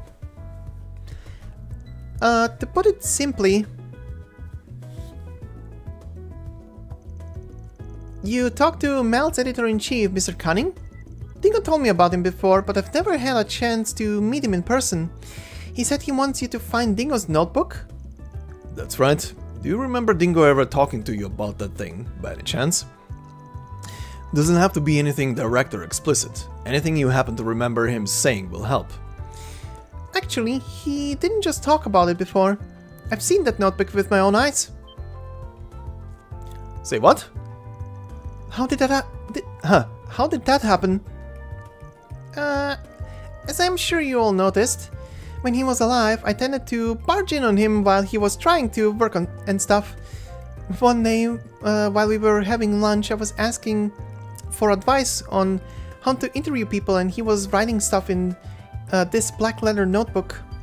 I asked him what it was since I was curious. He told me it's where he jots his info down, both for his reporting work and info broker stuff. That definitely sounds like what we're after. If nothing else, at least we can now confirm that it's real. I got a little whiny and tried to get him to show me his notes, but of course he refused. When I got huffy about it, he kind of laughed and patted me on the head. I still remember exactly what he said. Who knows, maybe you'll get a peek at them one of these days. Although if I play my cards right, you shouldn't ever have to. Oh, wow. He must have already been preparing for what might happen to him in that case. If that's the way he was talking, then we can probably rule out him taking the notebook with him to Krail. The CID also apparently swept through his place and couldn't find any real material of note that he left there either. He had to have either given it to someone else to hang on to or stashed it somewhere for safekeeping. Which brings me to my next question. Can you think of anyone he would have left that notebook with? Or anyone who might know where it would be? Again, it's okay if you don't know anything definite. Any leads you might have would be great. And just to be clear, I don't mean other brokers like Bermotti. I'm talking about other sorts of acquaintances he had. Right, of course. Let me think. Based on what Mr. Cunning told me... Wait, could he have... You think of something? Maybe. I could be completely wrong, but I can't rule it out either. Basically, when Dingo was alive, he would sometimes cover the adult industry for Melt magazine. He did? And that's interesting. I guess that comes with being a tabloid reporter. What's the adult industry? Uh-oh. Doesn't every industry have adults in it? Oh god, no. It's called for grown-up stuff. Certainly more grown-up than his wannabe protege here, that's for sure. Anyway, one time I confronted him about it. Uh-huh.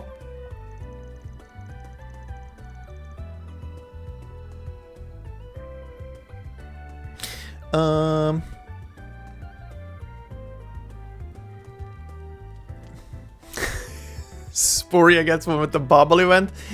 Oh, good. Oh, good. Well, I hope she appears in a random spook then. Oh, God. Do you really have to cover such sexual stuff in your articles? If readers demand it, it's our job as reporters to give them what they want. Plain and simple. Plus, it's a way to get information that can help shut down some of the nastier illegal places run by the Mafia. Oh, okay. I guess that makes sense. Say, out of curiosity, do you ever visit those sorts of places yourself? Huh? Only when I need for work. Lately I've been too busy to go to any places like that myself, so I've had to lean on one of my old contacts a lot to get what I need. Not exactly ideal when my job is supposed to be to report on things I see myself, but it is what it is. Fair enough, I guess. You sure won't hear me complaining about you? Complaining about what? Nothing at all. Anyway, who's this contact you mentioned? Her?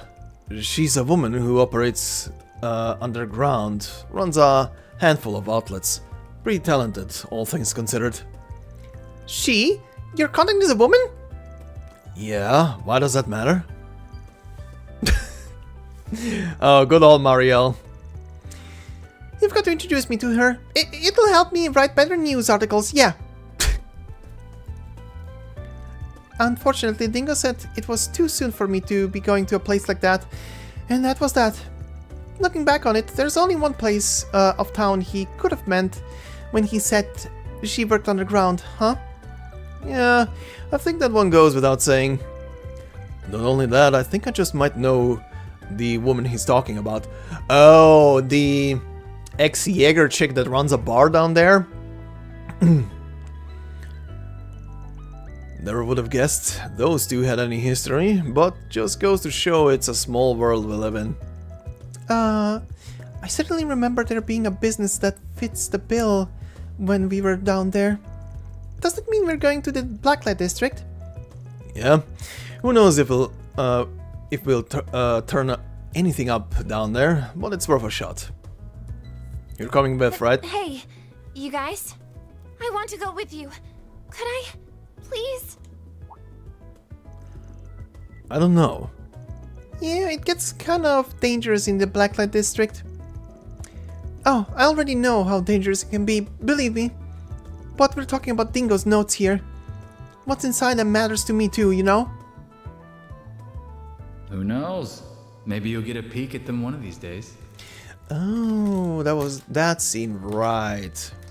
Although if I play my cards right, you should never have to. Right.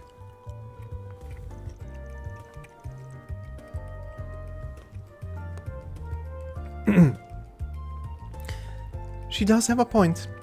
What do you think, Juan? Alright, you can come. You did give us valuable info. so it's only fair. But you gotta promise two things.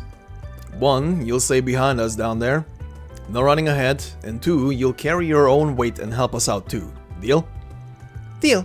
Thanks, Vaughn. I promise you won't regret this. Has temporarily joined the group. What the fuck?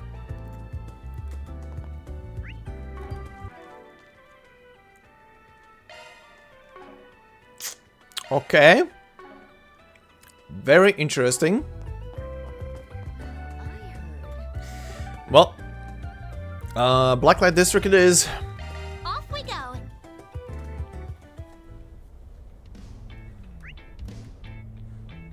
It's fine, Bloody, don't worry about it. I don't think I've seen you before. Guess I'll check out the arena.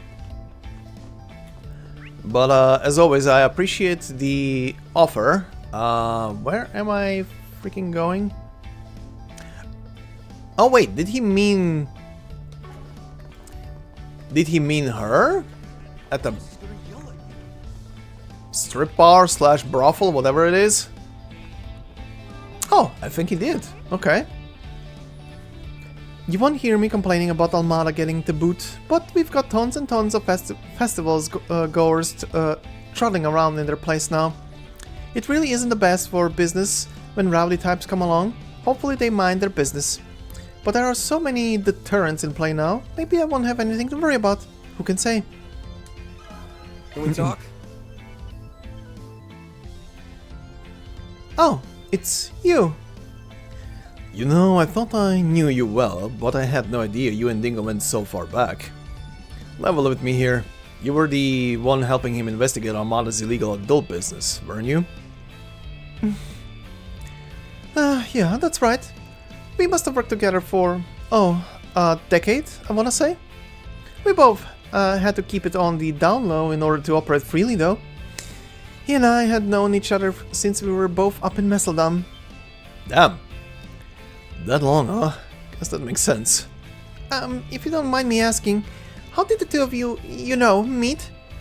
Oh, it wasn't anything special. He was a newly minted intel broker, and I was your common whore, making ends meet out on the streets. We had a nice little thing going. He'd buy information I coaxed from my clients, and I'd do him some favors in kind. He scratched my back, I scratched his. This is all news to me. Can we assume that Dingo hadn't started doing any reporting work back then? More or less. I will say, for an errand boy working underground, he had a certain naivete to him back then, maybe because he was still so young. I had an acquaintance who worked at a local paper. I remember he was pretty intrigued about that side of things. I'll also mention, it was 8 years ago when I made the move to Edith and set up shop down here. But before I left, he gave me some top secret information as a parting gift. His intel and his connections have been a huge help to me. Huh. Leave it to the lady killer to schmooze his way into the underground. He really helped a lot of people while he was still alive, didn't he? That he did. Indeed. Later on, after everything went down in Messeldam, that's when he ended up drifting into town. Personally, I was happy to see him make a clean break and get into a better line of work with better people. You never know what life has in store for you. Maybe the goddess took a liking to him and threw him a bone. Maybe so, yeah. Sorry to interject, but what happened to him in Messeldam? I didn't know anything about that. I wish I could tell you, honey, but it's not really my place to say. That all happened after I left, so I only heard things through the grapevine. But I won't let you leave you empty-handed. If you're looking for his notebook, I've got some information I'd be happy to share. Really? You do that? Oh, thank you so much. Just to clarify, we're looking for his black letter notebook he used to carry around. You've seen it before, I take it? Sure have. He'd been looking for a place to stash it away. I offered to hold on to it myself, but he turned me down. Can't blame him for being so cautious when he was going up against Almada. But I did hear him mutter about asking someone for help on his way out of town for a piece. That was 3 days before everything went down in Krail, for reference. Holy cow! What timing?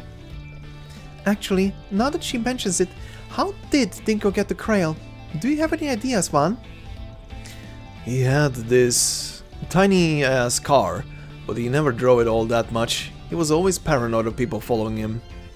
Usually he took a train or a bus when he had to go out to the sticks. Probably flew a bit from time to time too. But I don't know what he did here. Same. We're talking about a guy who knew all their tricks by that point. He might as well have just been moving randomly. He sure as hell wouldn't take something as obvious as public transit. Not when Almada had eyes everywhere. Exactly. I think we can rule out his own car too. That would have carried its own risks. Thinking realistically, he probably would have...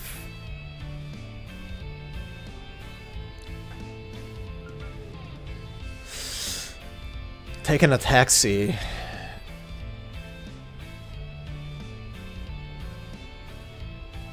I mean, no, a taxi would still leave... Hitchhiked? Yeah, hitchhiking is kind of like the best choice here. Rented a car leaves a trace. Same for the taxi, pretty much same thing, just you're not driving. Riding a normal bike, we already ruled out he didn't ride himself or rode anything himself. Hitchhiking. You know, ridiculous as it sounds, he probably could have gotten all the way out to the countryside on the back of a truck.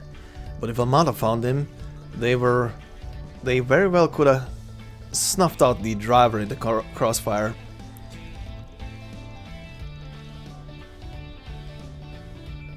Huh.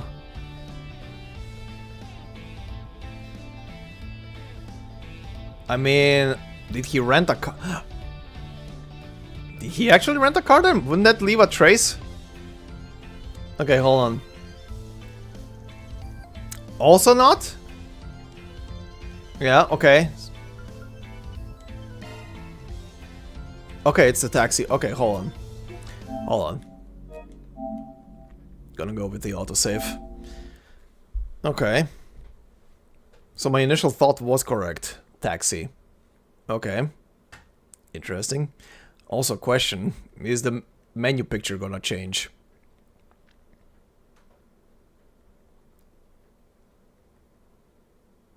Nope. Okay.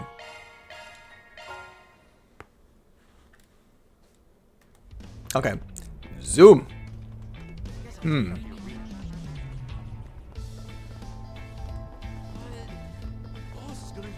Also, who is here? Oh. Our two gambler buddies are here. Wanna get a drink together? Okay. Normal talk and then topic. Can we talk? Zip, zip, zip, zip, zip, zip, zip. No, that's the Grendel behind him. It does look like he has a stand, not gonna lie.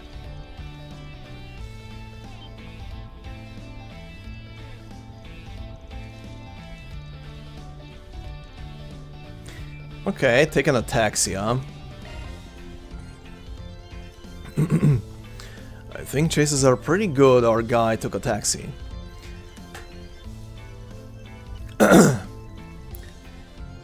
Sure as hell ain't cheap, but it have given him the lowest profile and the most flexibility. They blend right in on the road. Okay, yeah, that kind of makes sense. Taxis are everywhere. It's literally like spotting the tree inside of a forest kind of deal. Okay. Oh, good thinking. You might be onto something, Van. Taxis are pretty commonplace, especially for people heading out of town. There's no way Almada could have been monitoring every single taxi running in Edith. Huh, did he leave it with that one specific driver, huh? So let's say he did take a taxi. What kind would he have taken? Probably one of those independent ones instead of a company taxi, right? That's an excellent point. Hiring a self-employed driver would allow him to chart his own course and movements. Sounds like you guys have your next lead. I have no idea who the driver could be, unfortunately. Maybe it was one of his friends. My guess is he had a driver he hired on the regular. Someone he could trust. That ring any bells for you, sweetheart? You know something? It actually does. I remember Dingo would sometimes hail a taxi to get to a reporting site. He mostly took one that had this black and yellow checkered pattern around the bottom. The driver was an eccentric guy too, from what I recall. Yup, it's Sunglasses Guy. Oh wow, that's really good info. Glad you were able to remember that. You said it. We'll have to look into that one once we're done here. Anyway, thanks for the chat, mistress. I'll pay you back sometime. Yes, thank you so much. You have no idea how grateful I am. Oh, don't mention it. I owe Dingo that much. That said, you can always repay me by coming back here to play, you know. Don't forget that. But yeah, Dingo would tell me stories about you two sometimes. The punk-ass Spriggan and the newbie reporter he had befriended. I do hope you'll be able to track down his notebook. If there's anyone out there he'd want to inherit it, I have to imagine it'd be you two. Thank you. We'll do our best. We sure as hell gonna try. We have ways to just let it go after doing all this work for it. A taxi with a black and yellow checkered pattern. I know exactly which one that is. Had no idea Dingo was a regular in it. I see that car out by Central Station a lot. Driver's probably out for lunch right now though. Let's check the food stalls first, see if we get lucky.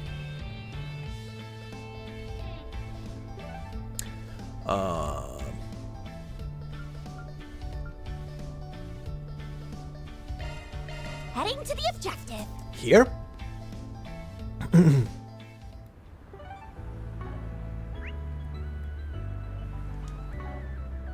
Oh hey! There's a car. That's fair. Okay, obligatory painter. Trion Tower, your time has come. You will be mine this day. I had to spend a time inside, of course, but I hardly gave in. What, did you think I would? You wound me. This time, I will unveil that the je ne sais quoi, right. That's what that is. I will unveil that je ne sais quoi, that mystique aura of yours, and display it for all to see. Yep. That way.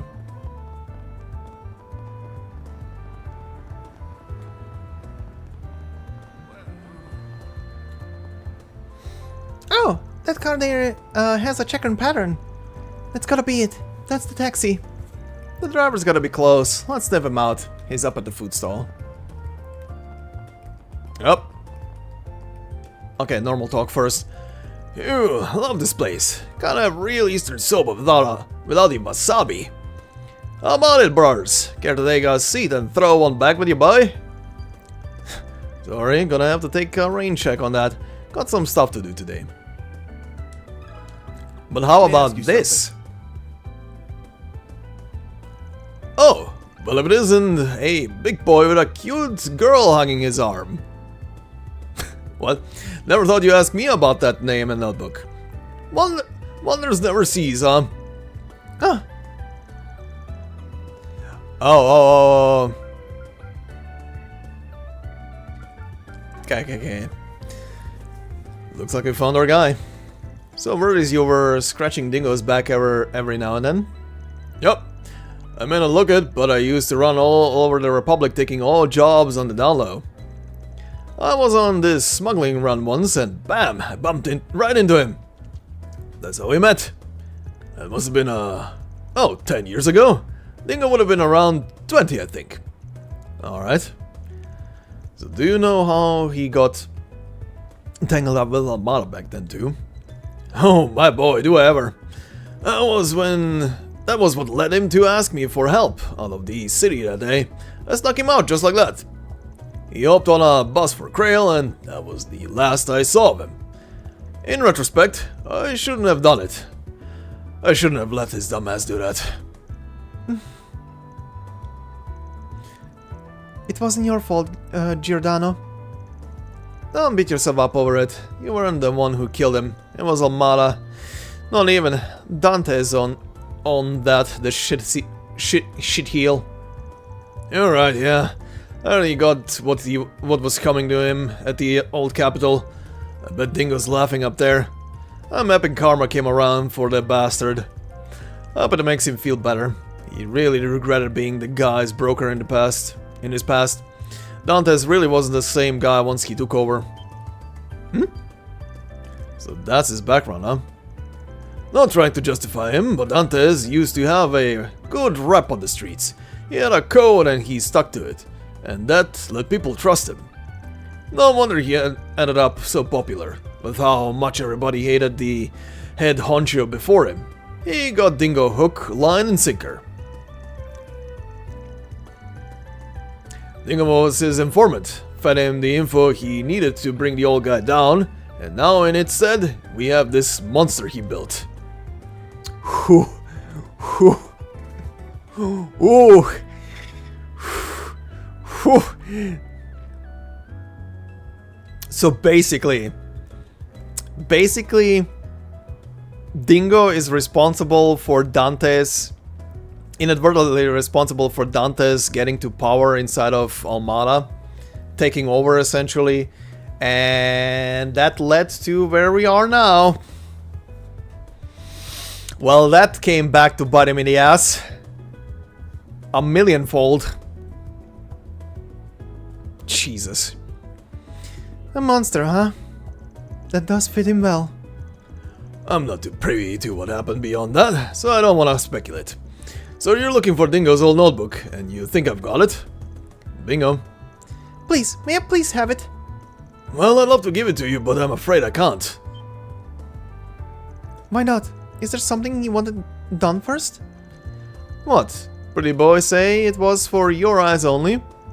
Well, he told me to keep an eye out for this spriggan guy and a newbie reporter. If anything happened to him, he wanted me to give this here key to whichever of you two I bump into first. Coin locker key. Oh! So, what is this key for? Looks like a key for a station coin locker, like you see around the subway. What, we're doing Yakuza now? Collecting keys for coin lockers? Spot on. He said he stashed it in the easiest locker he could find. I'm not sure what he meant by that though. I have no idea which station it's at. Got it? The easiest locker he could find. Where could it be? Well, that about gives it away. Oh, could it be the one by Van's office? Probably. Let's head on back and take a look. Thanks a bunch, Giordano. Maybe I'll make it up to you with a joyride one of these days, when I feel like it. You just call me anytime you're plastered and I'll be your DD. DD? Heading to the objective. Okay, let's see.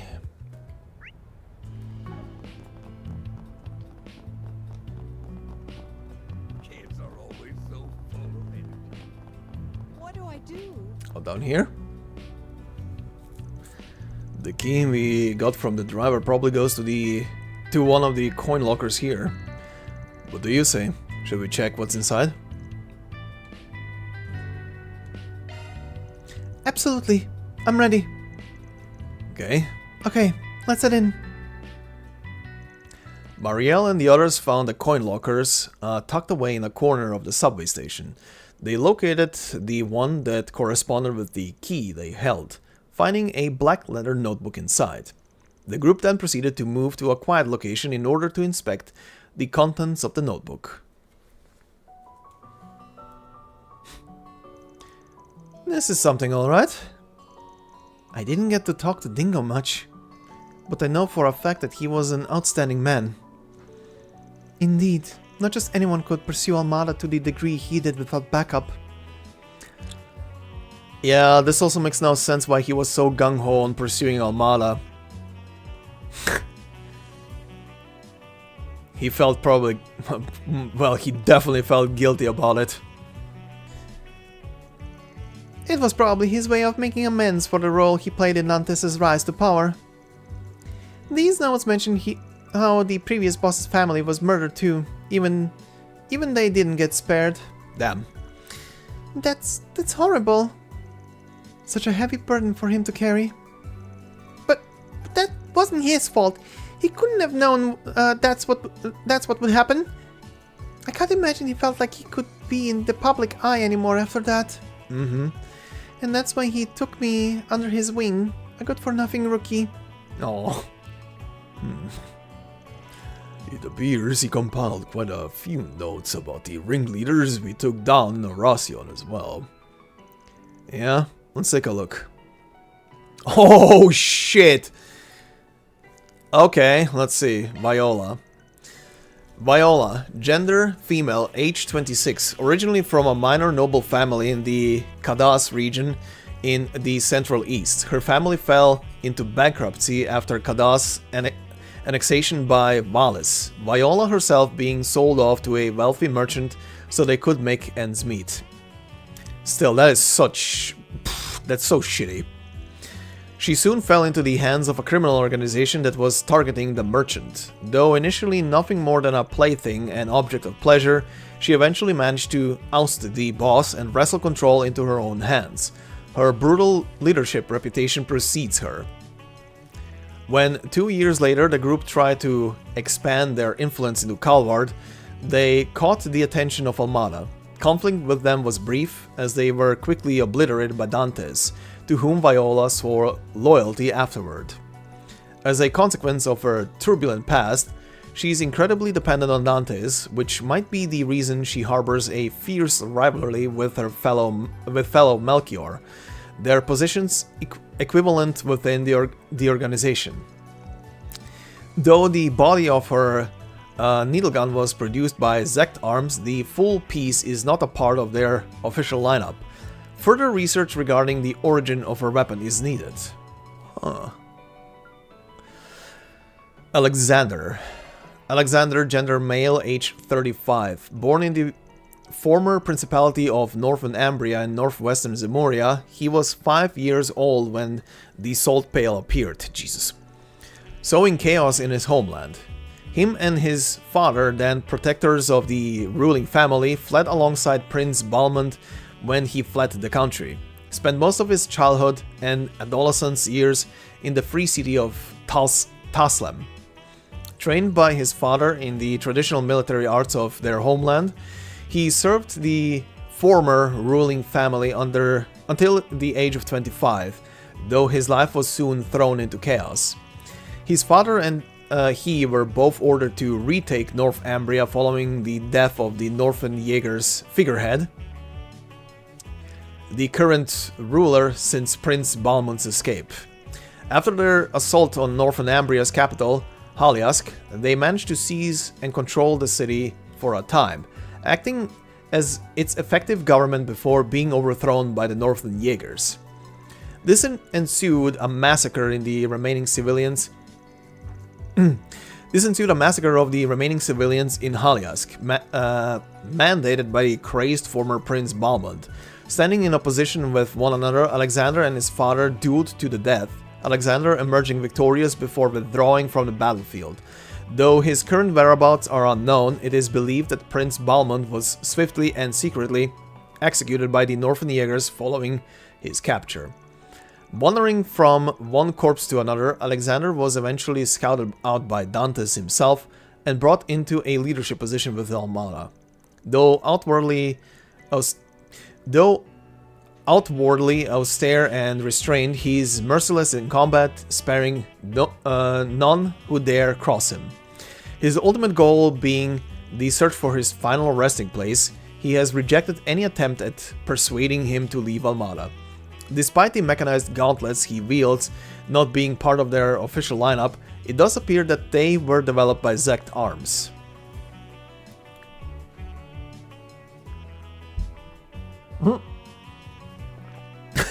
Jesus. Fucking League player. Okay. Olympia, gender female, age 19. Little is known about her, although she allegedly hails from a remote village hidden in eastern Zemuria. Rumors say the entire village was comprised of heretical puppeteers who worshipped a doll made in the image of an angel. Though thought to be an artifact of some sort, the doll was looked after by a medium. The village's gruesome customs mandate that those close to the medium were to be offered as sacrifices. These sacrifices spared no one, not friends nor family, though soon tragedy befell the village, leaving Olympia and the doll alone to wander the continent after the demise of all they knew. Multiple records suggest instances of criminals being slaughtered when encroaching on the wandering pair. She was later inducted into the Gardens, the assassin organization, and made overseer of the Garden of Aurum. Though it appears she's been mostly left to her own devices after being invited by the other overseers, these including Melchior and the Emperor. If I were to guess, the incident that took place in her village led to her and the angel developing a psychologically interdependent relationship, resulting in her autonomy and emotional expression diminishing. In light of the crisis that made the Gardens join forces, she may have a chance to reclaim that lost capacity, albeit an incredibly slim one. Oh, she got her emotions back, and oh boy did she break down when everything started to, you know, conscience and everything started to kick in.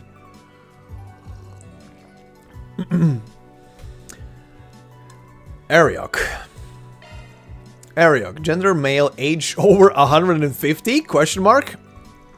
In contrast to the known confirmed leaders of Almada and Gardens overseers, eyewitness reports of him are few. What we do know of him, the Garden of Rust's overseer, is that he is a very dangerous man clad in heavy armor. Much of the information about him stretches belief, including how he was supposedly born in a different time period altogether, over 150 years ago. If he was, he's said to proceed from the mythical Holy Ishkan Empire. Ishkan, I still don't know if it's Iskan or Ishkan, probably Iskan, whatever. An enormous nation believed to have laid just across the Tianshan and Ishkal mountains to Calvard's east.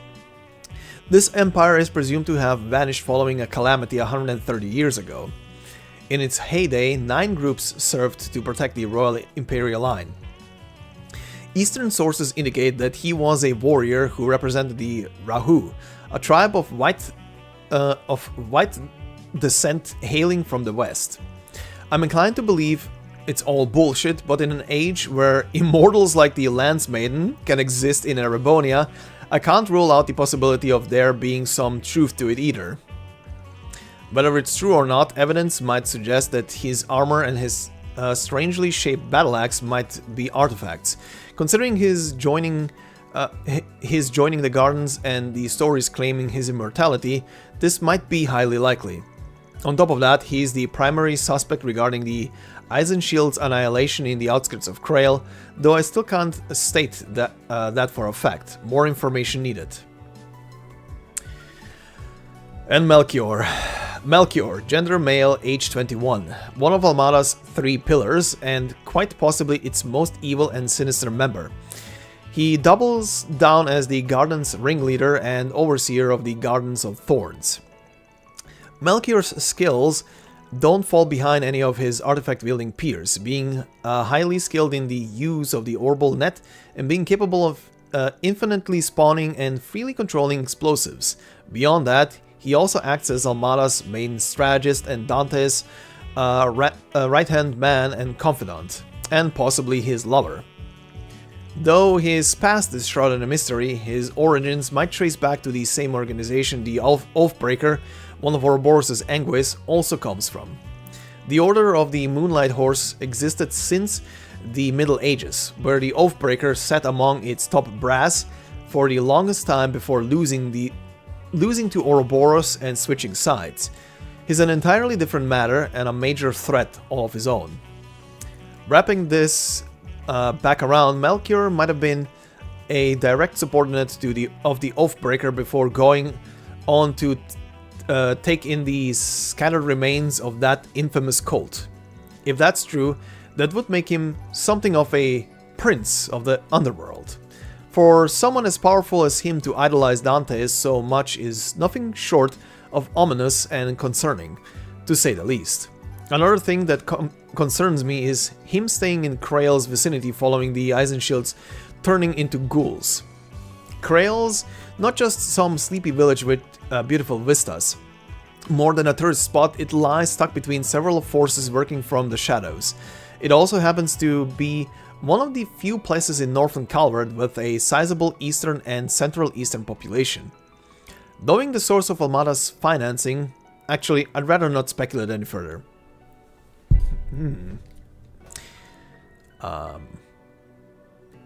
Oh, Dante's. That just appeared. Gerard Dantes, gender male, age 34. If I let my feelings take way, Dantes could fill every single page in this notebook.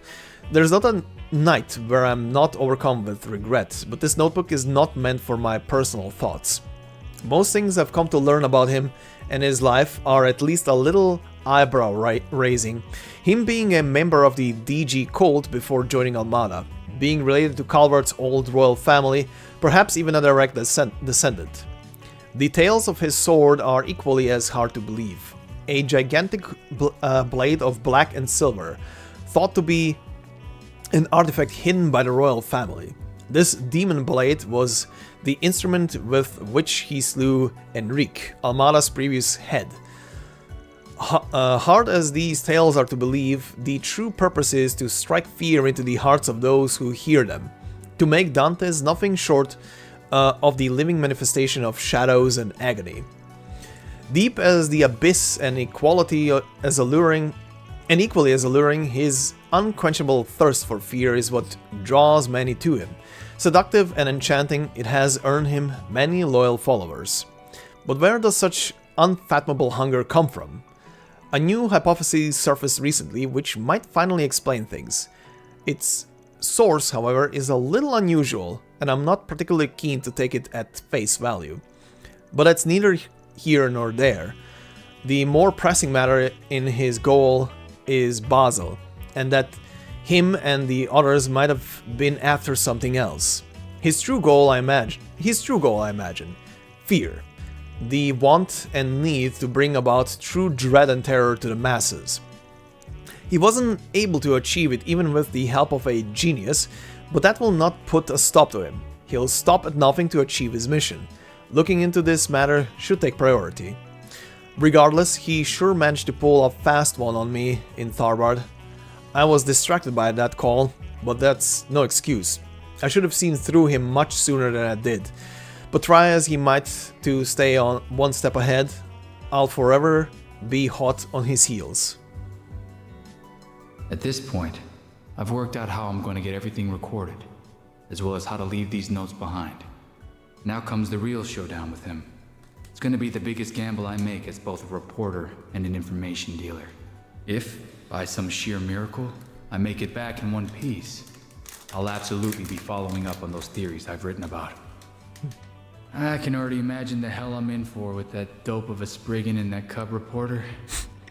I really do worry about her. But you know what? At the end of the day, that's just part of the fun.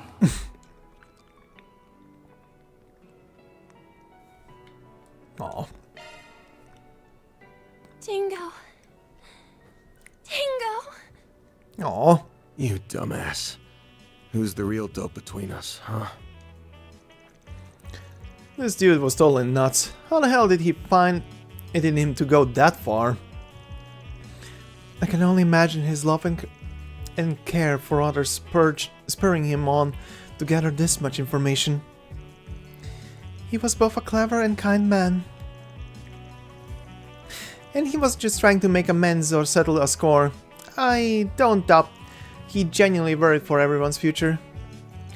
It goes without saying, but it's a true shame. He was taken from us far too young.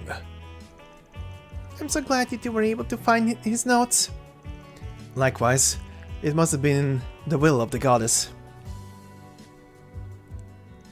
Once Marielle collected herself, the party drove her back to the Tyrell Times. After reporting their success to Editor-in-Chief Cunning, they got back to work. As for Dingo's notes, once the contents were copied, it was decided that Marielle would hold on to the originals for safekeeping. That's a wrap. Love to see it. Reward deposited. That was a nice and sad quest.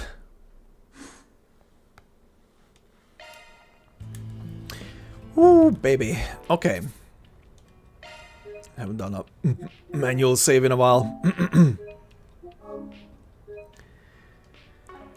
Okay, now, before I do anything else, and before I forget it, Tyrell Times issue number 8. Let's see, haven't read this yet. Pressing the wrong button again, there we go. Alright, let's see. Society. Organization behind Crail Village incident crushed. Government officials held a press conference today in which they stated the anti-government organization Armada had been fully exposed and its leading members were taken into custody, effectively destroying the organization. It was also revealed that Armada was behind the devastating terrorist attack on Crail Village, bringing an end to the investigation of the incident as well as the national state of emergency. The Armada organization is a mafia based in Metheldam that was shown rapid expansion in recent years. Investigators have stated that the organization had been amassing large amounts of Mira after a change in leadership led to the mafia shamelessly indulging in illegal activities such as drug and human trafficking, which it had avoided under its previous leaders.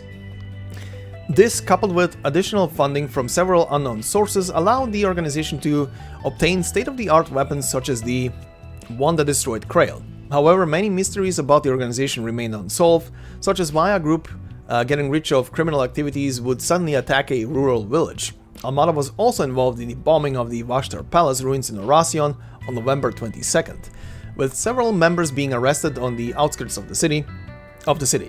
Armada's leader, Gerard Dantes, is believed to have been caught in the collapse of the ruins, though at the time of writing, the debris is still being excavated. If he is found alive, then he will be arrested again on charges of drug and human trafficking, as well as general and specific cases of destruction of property. He will also be questioned once more regarding his activities during the terrorist attack on Crail. As this case comes to a close, we ask our readers to keep in mind the heroic efforts of brave contributors from the police forces, bracers and CID, as well as a certain civilian who wishes to remain anonymous at this time, all of whom work together toward this resolution. I wonder if Dantes is gonna be back. I'm saying this because in the past we had people who were tied to objects that made them technically immortal until the object was destroyed. And then, because they already died once, and the object was the thing that was keeping them alive, they would also disappear with the object. If the object was destroyed, of course. I wonder if the sword, considering it's a thing that is being passed down through his family line, might be doing the same thing. And it's might be keeping him alive. Like, if he dies, it just resurrects him back up, but we'll see. I could see him come back as some kind of monstrosity for the ending. Would not be the first time. Okay. Anyway, culture. Revolution Festival to be held on schedule. With the terrorist attack on Crail and subsequent national state of emergency, many were concerned that the festival would be postponed. However, thanks to the early resolution of the incident, the festival is set to open on December 3rd as planned. Aside from the addition of a special memorial ceremony for those lost in Crail, the event will follow the original proposed schedule. The celebrations at this year's Revolution Festival are said to be the greatest the country has ever seen, with spending on the event already at 1.3 times more than last year. The office of the president has been directly involved in directing the presentation and performances, and word has it the Republican Army will be exhibiting some of its next generation weaponry. Stock prices have skyrocketed ahead of the festival, with many foreign investors riding their hopes on it as well. Experts who have run sample calculations indicate the total profits from the event, including secondary effects of the festival, could reach upwards of 80 billion mira, more than making up for the economic losses the country incurred last month. The announcement of the festival's opening seems to have lifted the gloomy atmosphere that has clouded our great republic since the recent tragedy. We pray this festival will ring in a new year of hope for the country. Okay. Society. Heads of major Eurasian corporations taken in a string of arrests. There's not a citizen in Calvard who doesn't recognize the names Etvas and Quincy. The former is a prestigious brand. Has established itself in the world of orbital automobiles, while the latter is a major confectionery brand. Both have their headquarters in the ancient city of Eurasian. Both are also headed by descendants of the elite aristocracy of the old Calvard kingdom. Yet on November 22nd of this year, authorities took the heads of both of these prestigious companies into custody. According to sources within the Eurasian police, both Edmond Auclair, CEO of the Quincy Company, and Benoit Delty, president of Etvas, had been illegally funneling funds to anti-immigration groups for over a decade. The police also discovered that the companies had been providing funds to the anti-government organization Armada for several years. After the initial arrests of Auclair and Dalty, monetary connections between anti-immigrations as well as anti-government groups by many prominent businesses owners and investors were discovered, leading to a string of arrests that sent shockwaves throughout various sectors. Jesus. The fact that two of the greatest companies in Eurasian would indirectly support isolationist sentiment and terrorist acts by backing anti-immigration and anti-government organizations is already unthinkable, but it is even more appalling that their funding has flowed into the pockets of the Armada, the same group that committed one of the most horrifying attacks in our history. Following these revelations, stock prices on all Eurasian affiliate companies plummeted, even for companies that were not directly involved in the scandal, leaving the Eurasian Trust Bank scrambling to respond. Authorities are currently investigating how money began flowing from these companies to anti-immigration groups as well as Armada. It seems all we can do is wait for the honor of Eurasian to be restored through the full disclosure of these details. The fact that Edmond Auclair, CEO of the Quincy Company, is the father of Calvard A-rank bracer Elaine Auclair has also become a recent topic of conversation. According to sources, Miss Auclair attempted to resign her position as a bracer as a way of taking responsibility for the crimes of her family. However, considering it was Miss Auclair herself who arrested her father and taking into account her many heroic deeds, the guild refused her resignation, allowing her to retain her position. Mr. Hazel, a representative of Edith's Bracer Guild, revealed to our reporters, "We are getting loads of letters every day expressing support for Elaine and the way she is facing up to the crimes her father committed. As expected, the people are still looking forward to Miss Auclair's future exploits." Okay, special feature. Spotlight on Edith's 3rd district. There's one place in the capital that has shown more excitement for the festival than any other over the last few years. As many readers may have already guessed, it's the 3rd district, where the gorgeous Trion Tower stands. You may be aware of the numerous special events held in the 3rd district in recent years, such as the Edith Girls Collection, EGC, along with the booming Trion Mall, its massive commercial center. But do you know how the 3rd district got started on its economic boom it now enjoys? The 3rd district was restructured over 40 years ago in preparation for the construction of Trion Tower. The tower was designed by the one and only Dr. Epstein. I think I'm right about the tower. One and only Dr. Epstein, and functions as both a meteorological observation tower as well as one of the few orbital transmission towers on the continent supporting the infrastructure of orbital communications in Calvard. Okay, I think I'm right about the tower. Once we have all the Genesee in one place and bring them close to the tower, something's gonna happen. There is, in the opening cutscene, there is a weird clock tower there that looks very, very crazy and spooky, which is pretty much the last dungeon of the game. Anyway, since then, the district has been the center of attention, with various shows and lectures being held at the theater constructed at the base of the tower.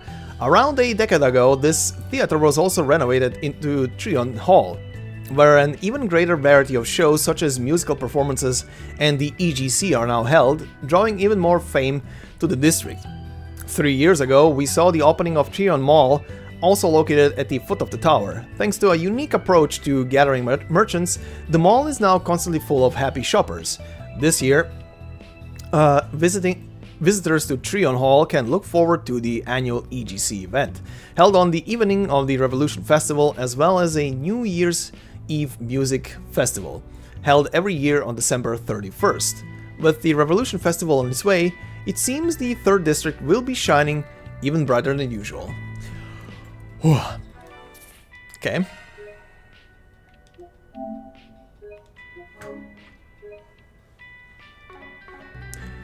Okay, so Riverside is done. This is done. Just gonna check.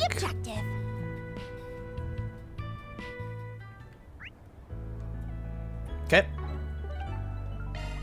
Off we go.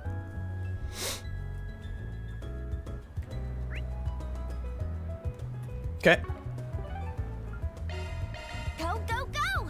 Tyrell District it is.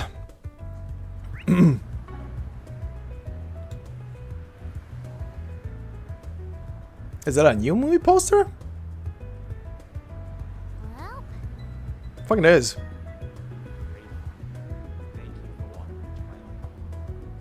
Rainfall?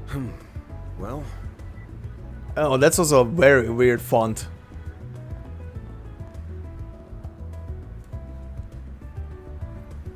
Okay. Anyway, let's get this done. I don't know what you and your agency have been up to, but it looks like the worst is behind both of us. Knock on wood. For our part, the police was tasked with tracking down associates of Almada, although that's part wrapped up for the time being. You know, Karen was starting to worry about you when she didn't see you around here. No. Hey, I wouldn't say I was worried about them. Just concerned about my complications. Just concerned about any complications it could have led to. That's all. I'll put it like this: we certainly had our own work to do in that whole situation too, which we've now sorted out. That said, can't say I envy you guys having to jump straight to hunting down the remnants of those goons right after dealing with the declaration. Well, we might have been part of the crackdown, but we didn't do all that much ourselves. We mostly shooed off onlookers and asked locals for their cooperation when we went and searched through citizens' homes. Yeah, it was the CID who handled the lion's share of things as usual. If anything, now that things have settled down, the Revolution Festival might turn out to be more hectic for us when it's all said and done. Damn. Now that the Mafia crackdown's mostly behind us, our attention's finally starting to turn towards the Revolution Festival. This country's been through a lot this year. We've got to do everything we can to ensure the people of the city can enjoy themselves safely. During the alert, the locals here were all good about maintaining order and following the rules. I'm sure we'll count on them to help us out during the festival too, which means our main focus ought to be on the tourists coming to town. Uh-huh. How are you three doing? Wait, check?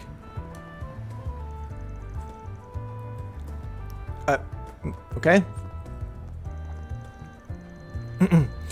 Eat it so lively today. We we gotta get in there and live it up too. We can't be missing out on all the fun.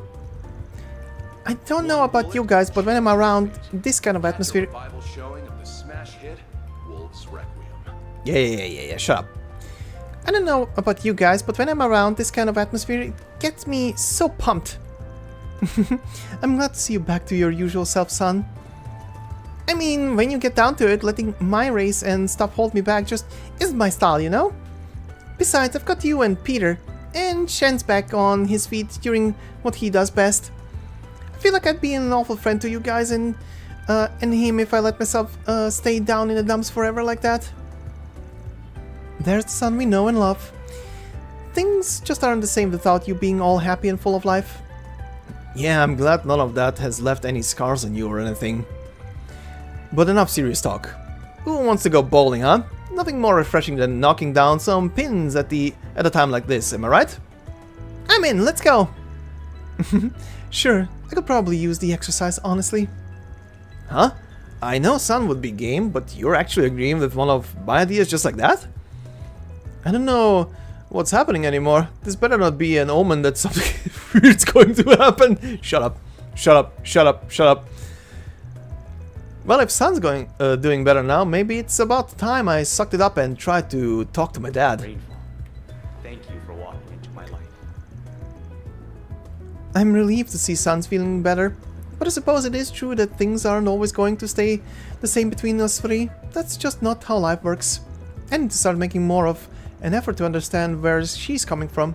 As her friend, it's the least I could do. The others are right. Whatever anyone else has to say, there's no point in me doing or thinking anything different if I'm not being true to myself. I feel so silly letting myself get so worked up after my brother mentioned what happened in Krail was possibly racial driven. Yep. I'm relieved everything got resolved before the Revolution Festival. It means the EGC at the end of the year can go on as planned, which means I've got a job to do, and that job is to find some outstanding models, specifically some fresh blood capable of spearheading the trends next year that'll be on display at the EGC. Something tells me that now might be a good time to retrace my steps and search for some hidden gems in places that I overlooked before. Uh-huh. Take that statue across the way. Lots of girls like to hang out there, but I wrote it off since nobody I saw made a strong enough impression on me. But looking at it again with a sharper focus, I do see an Eastern young woman who certainly looks to have potential just being in her element. I'm embarrassed I didn't notice her sooner. Just goes to show that I still have more to learn about the job, even after all these years. Watch yourself. Step on up. The city might be calm again, but it won't be for long, in a good way. That's because the Revolution Festival is right around the corner. Charles told me that the cafe gets hectic every year. I say bring it on, I'll show our customers what I'm made of as a part-time pro. I've survived my fair share of busy periods at other places before. Nothing scares me. This cafe will be just fine on my watch come festival time. You go.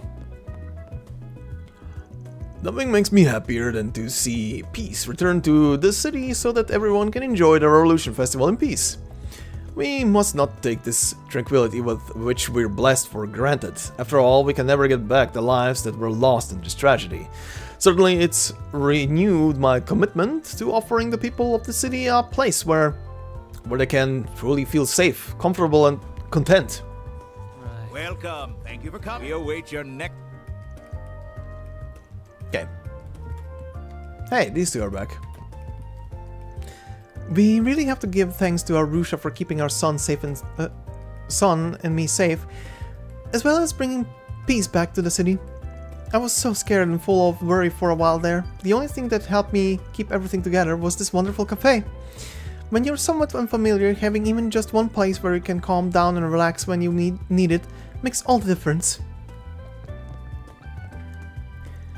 I think my mom is feeling better now, and so is everyone else in the city. The lady at and the priest at my Sunday school, they're so happy about the Revolution Festival that's about to happen. we have festivals in Elsheim too. I love them. I wonder what festivals are like in this country. Where's the cat? Oh. Glances? Looks like he's back to his normal self. Maybe? It does look like he's mellowed out. But I can tell that part of him's still keeping his guard up. Alrighty. The cat knows. The cat is aware. Oh, that's on the roof. Hi there. Nothing like a good book on crimes to sink my teeth into. I almost can't believe the Quincy Company and Etvas had ties to the Mafia. I mean, they're enormous companies. How could organizations as big as them have such deep ties to the underworld, right? It's crazy. But that's one of the fun things about reading crime stories. The best ones always have a little dissonance that betray your expectations. Oh, in case you were wondering, the book I'm reading now is a summary of all the white papers on crime that the police put out every year. I'm breezing straight through it, but it's still a pretty fun read. If she was a YouTuber, she would be doing those true crime pieces. Okay, let's see first. It's so wonderful that Dingo's notebook was able to be recovered. Marielle hasn't been her usual peppy self lately, but I think she's finding her groove again thanks to that. I can finally breathe a sigh of relief. Aww. Marielle's on a roll. She broke the stories about the end of that mafia gang and the arrest of that big-time president. She's becoming one heck of a reporter. It's kind of unbelievable. I mean, I know she couldn't have done it in all of her own or anything, but it's still pretty astonishing. In any case, I think Dingo can rest in peace knowing Marielle's doing okay. I told everyone at the Tyrell Times about Dingo and his notebook. The thing is full of information on the gardens and I can't believe he dug all that up on his own. The chief was totally shocked. She said that reporters as good as him are a rare thing. Yeah, he was the best of the best. It all makes me want to follow in his footsteps even more now. Even if he won't be there to see it when I finally catch up to him. Aw, I'm so sorry. I'm such a mess right now. I cry at the drop of a hat lately. It's okay. Ain't no shame in grieving.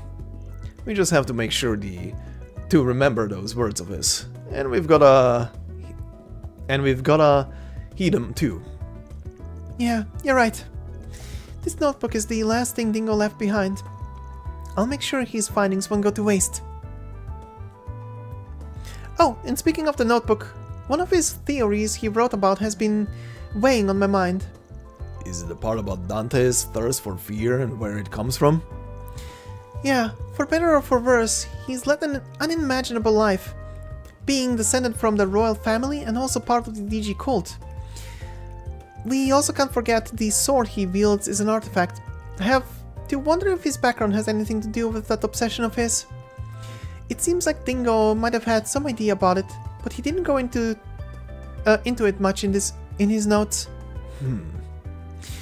It's impossible to know what he was thinking. Anyway, I plan to pick up where he left off. If you guys come across anything, definitely let me know, okay? You bet. We'll be in touch.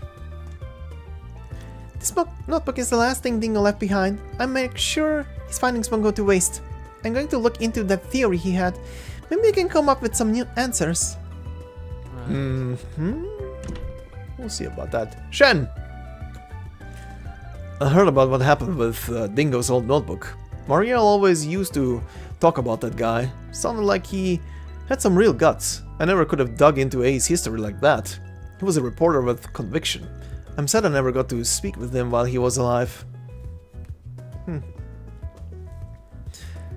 Marielle's write-up blew me away. She really put my stuff to shame. As someone who mentored her, I feel proud seeing her come so far, but she also makes me feel like I could be doing better. I need to get my act together and step up my game. If I'm not gonna be able to see my sister, then the least I can do is put out some killer articles for the Revolution Festival. Aye aye.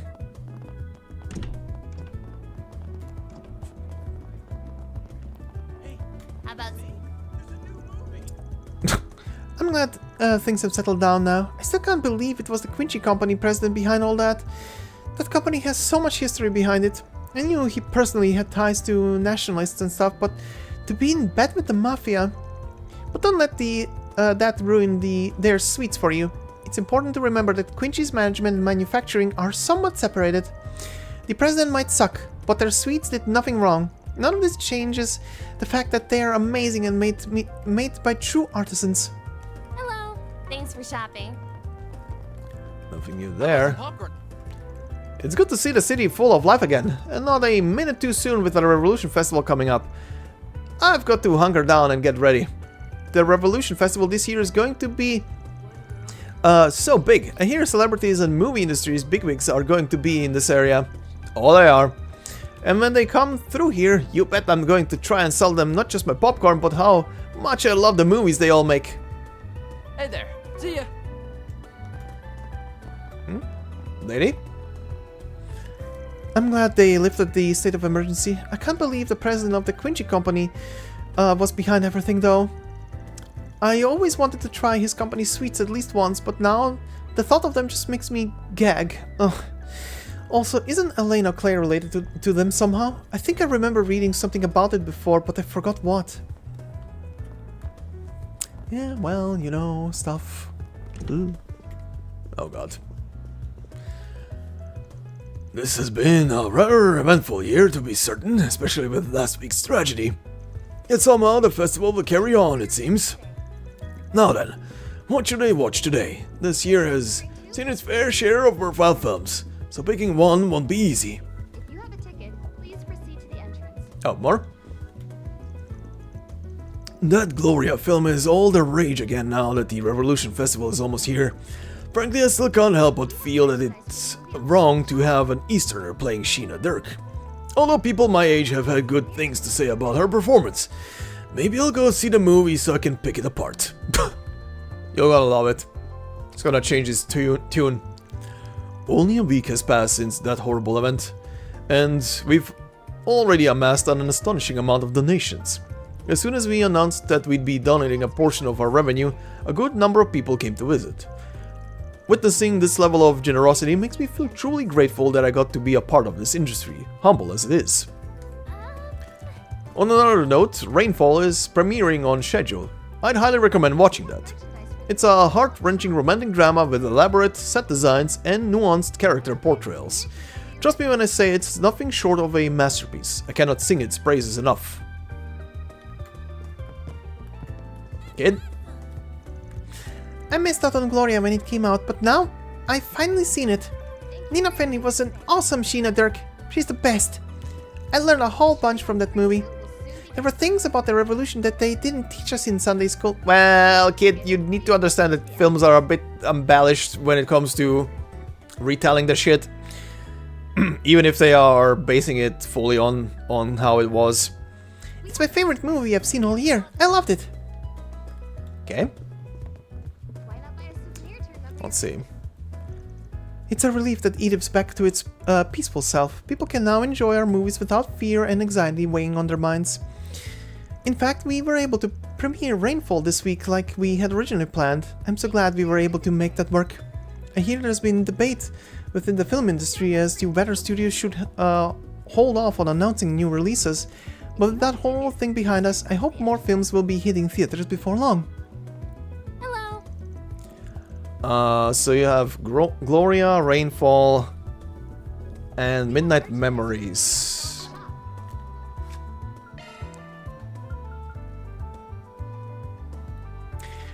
Okay. Midnight Memories is leaving soon, so I should watch that. And considering there's gonna be probably nighttime activities, I'm gonna do Rainfall then at the nighttime event. But before I interact with with that, I need to hop very quickly to the toilet, so I'll be right back. So apologies for a moment.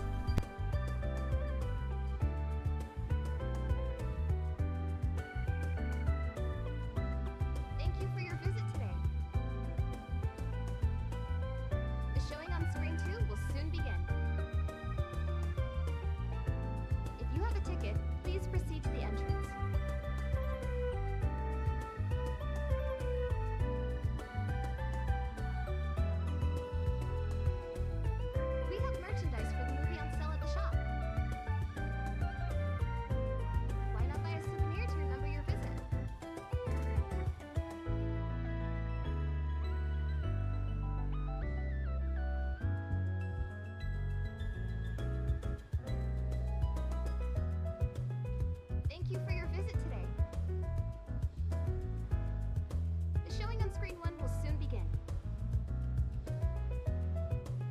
you have a ticket, please proceed to the entrance.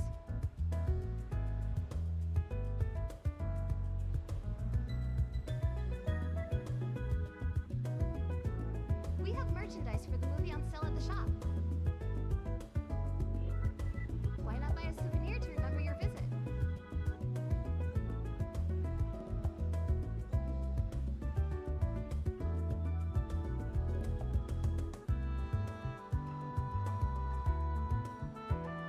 Thank you for your visit today. The showing on screen 2 will soon begin. If you have a ticket, please proceed to the entrance.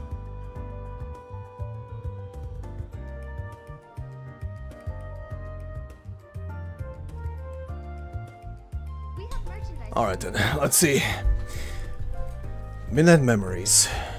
Buy a souvenir to remember your visit. Okay, let's do this. Judith. And... Thank you for your visit today. Burgard? Screen 1 will soon begin. Katre. If you have a ticket, please proceed to the entrance. Let's go with Burgard. Bonus out of the lead. Yeah, okay. Same text as always.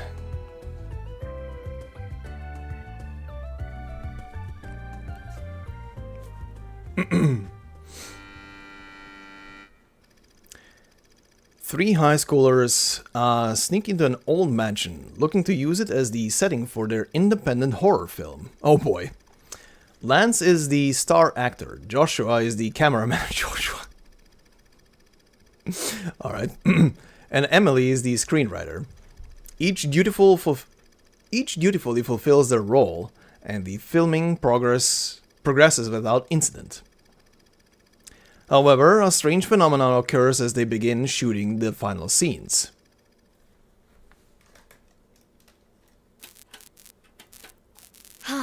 For real? Is it just me, or has the lighting been acting up for a bit? Has it? I don't know. It was working fine this morning. Whoa! The lights went out.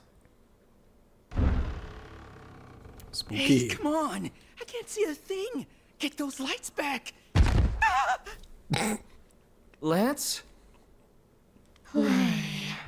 Ooh. Huh? Emily? Is that you? Blood? Hey, Emily! Something happened to Come play with me, Joshua. Nice.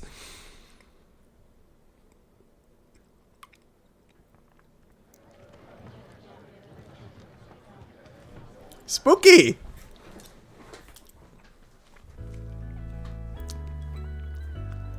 That was my favorite film so far. You know, when you get down to it, there tend to be two main kinds of horror movies. You got ones that deal in jump scares, and then ones that prefer to have a more encroaching sense of dread. My problem with the jump scares is that you never know if you're reacting because you're genuinely scared or you're just caught up by surprise. She has a point. Yeah, I totally get what you mean by that. They're a real cornerstone of the genre, but a lot of movies use them too much as a crutch. I guess what I'm trying to say is, what good is a horror movie if there's no real fear to enjoy? Because fear and surprise aren't the same thing. Here's a point. I'm gonna have to talk to the director next time I'm on set. I don't want to be doing the same boring things as the other movies. Guess I know what genre we'll see her in next. Gotta respect how much passion she has for her job, even if it's something of a liability at times. The sensibilities of the young are interesting to consider. I get a kick out of it, you might say. I didn't realize they made movies where the characters encountered ghosts, and then they tried to escape them. You'll learn something new every day. Huh. In hindsight, maybe it wasn't the best idea to take a man of the church to see a movie like that, huh? Oh, something like this does not offend me in the least. You have nothing to worry about. For better or worse, it's human nature for people to treat things they cannot see with fear and awe. I'm just impressed these movie makers have found a way to harness that reaction and turn it into something entertaining. Yep, buy the brochure. Hey, she's done. Nice. A foolhardy felines co-conspirator. SCLM chain effect plus 5%. Nice. Hey, second star. Lion who knows no weakness. SCLM support effect 5%. Nice. Okay. Also. Boop. Nuked and deleted.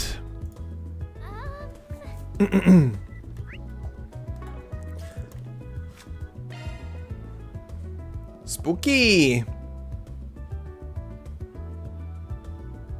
Okay, same thing.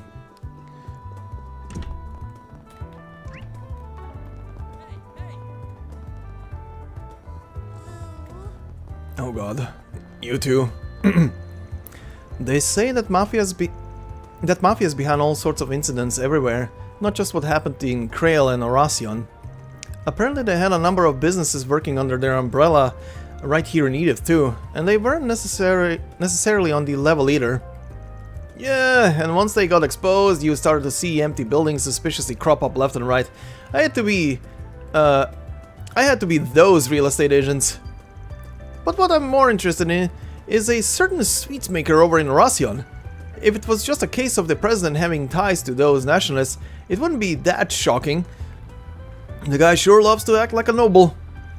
Yeah, but working with Almada like that, they're not the only big company caught up with them. So was Etvas, but it sure must not be easy being Elena Claire right now. You can say that again. The whole thing just leaves a real bad taste in my mouth. Man, all this heavy stuff's getting me down. Mendel, you should go out and find something chill for us to talk about. I need some change of pace. I'm not at your beck and call, Sloth. I heard rumors, Jesus, every NPC is being stopped. I heard rumors before about just how pompous a lot of the rich in Oracion are. They might have business making sweets or cars or whatever, but to them, they're nothing more than a way to get themselves and their family wealthy. Even with land and assets behind them, they couldn't... The fucking NPCs in the background. They couldn't care less about the businesses. That's how their weaknesses get preyed on, I bet. I happen to hear that Elena Claire once tried to quit being a bracer. I guess I can see where she's coming from. It's probably a big responsibility. She has so many fans though. They'd be let down if she ever did. I bet it's not I bet it's not all bad though. Like the tabloids like Boss Rider haven't had anything bad to report about her. It's gonna be count for something. Nah. Oh god. This madness again? Give me a break. Well, I was out sick for a while. I suppose I can do whatever she wants to, for me, for the time being.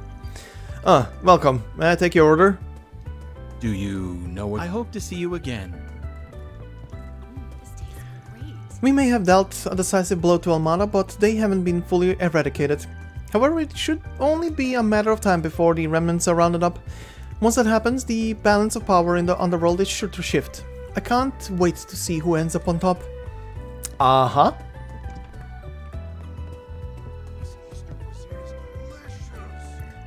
I decided to play a little prank on Kawan.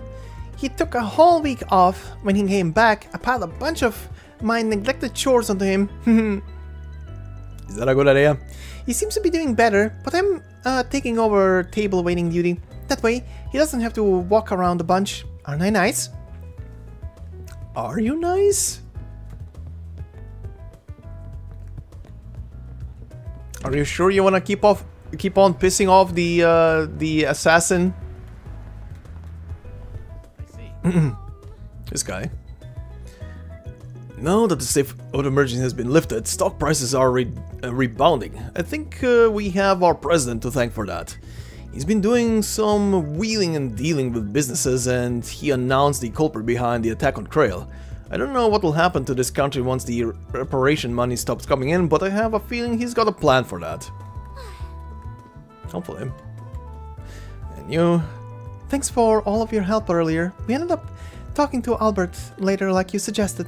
It looks like Curtis's problems are going to be resolved eventually, so you don't have to worry about them anymore. Oh, I'm so relieved to hear that. Thank you for giving me that update. I really appreciate it. Next time he comes into the store, I think I'll check in on him too. Welcome. Ah, welcome. I hope to see you again. Did I did give out all of the presents. Okay. Whew, baby. Okay, this marks 4 districts done, with 3 more to go, and a bunch of these as well. So let's start getting through these. Beginning with you. A mysterious request. Got a 4 SPG from an unknown sender. It wasn't just addressed to me, but ran bright as well. Normally I wouldn't take on a request like this, but I'm oddly curious. Maybe I should see what Ren's up to. Okay. Yeah, group decided to take a break. Yeah. Okay, what's this about? A spriggan request addressed towards both you and I. Something stinks real bad about this one, but I don't think it's just a prank either. Thoughts? I can handle it myself if you'd like. That's fine. I'll lend you a hand. We've quite a few shared acquaintances after all. It's worth looking into. So, what is the request about? A retrieval. Something's been smuggled into the city via the underground, and we're supposed to go get it. The route there is pretty convoluted, and it looks like shit's been encrypted over and over a few times. Not gonna lie, this might be a little bit out of my depth. Lucky for you that I'm here. We both are perfectly suited for this matter, so let's cooperate and get to the bottom of this. After agreeing to work together, Van and Ren decoded the 4 SPG. They continued gathering clues afterward from the Orbital Net and the Underworld. Eventually, the trail led them to an attaché case.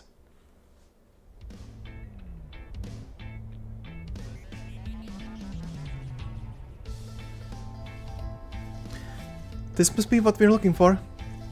That was some tricky shit to figure out. They definitely didn't cut us any slack. I'll say, we had to follow the thinnest threads we could find just to get here. Had we not teamed up, this whole search would probably be dead in the water. They must have trusted us to find it in the end, though. If it was here, after all. Well, let's crack it open and see what's inside. Van unlocked the attaché case and threw it open to reveal... What? Writing utensils and painting supplies? The hell's this for? There's nothing weird about any of them, just normal-ass pencils. I don't get it. Oh, it looks like we've also got these letters here. They're addressed to the both of us.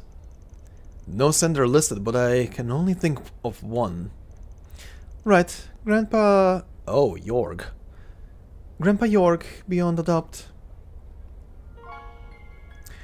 Dear Ren, I realize I'm more than 6 months late.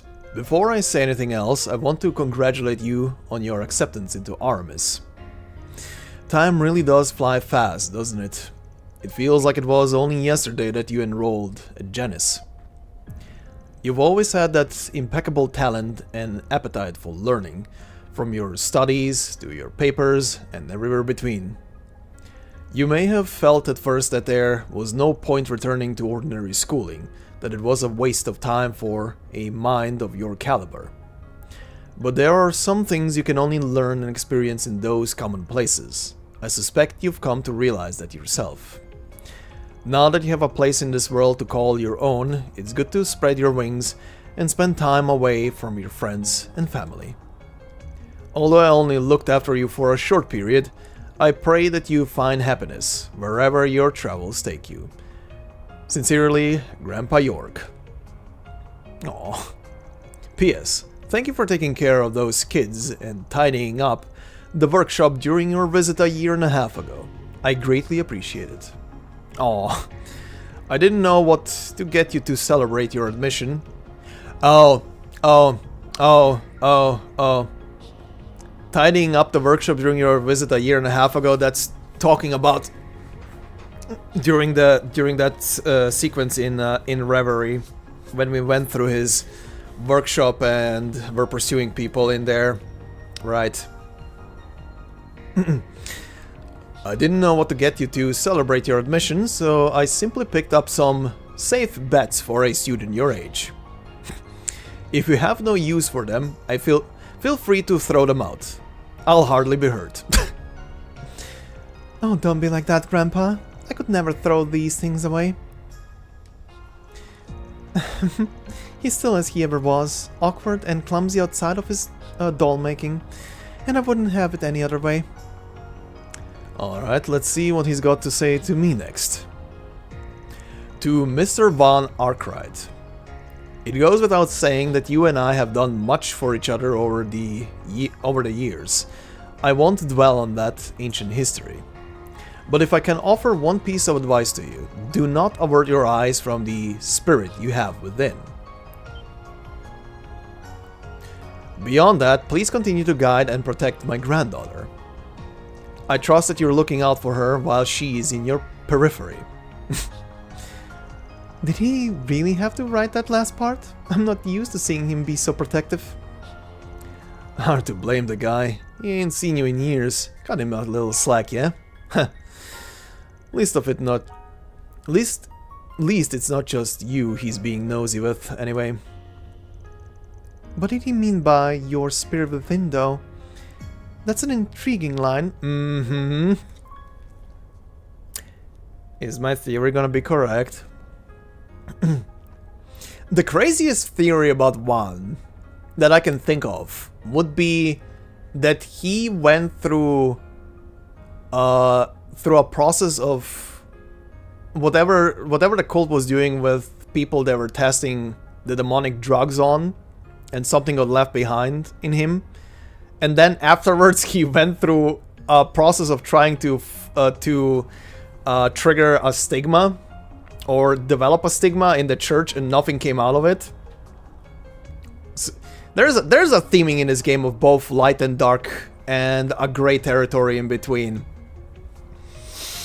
What if he's both? What if he's a carrier?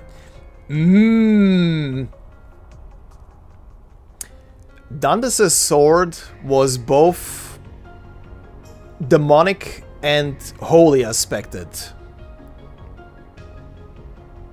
What if the very reason he reacted to Van that way at the end before he died, like he found something in him, is the fact that Van is both at the same time? That's a thought. Anyway. Beats me. No idea what he was talking about, but that's part for the course with him. I mean, you know how he is. Guy just sees everything differently. One hell of a grandpa you've got there, you know that? People say his dolls are beyond lifelike. They even have their own hearts and souls. One definitely did. Maybe that power lets him take a look inside other people's hearts all the same. He could be onto something. It wouldn't hurt to keep what he wrote to you in mind, whatever it turns out to mean. Maybe, yeah. So where is it all far anyway? Any idea where he is or what he's up to these days? I have no idea. Your guess is as good as mine. He may very well have slipped back into his workshop in Crossbell by now. Or perhaps he's abandoned it and set up shop somewhere else entirely. It's so hard to tell with him. My master was like that too. Maybe being all cryptic and shit's just part of getting old. Maybe so. I'm happy to have heard from him at least. Thanks for bringing me along, Van. I'll have to return the favor one of these days. Hey, take it down a notch. You play with fire, you might get burned. Oh, you think I'm still just some little girl, do you?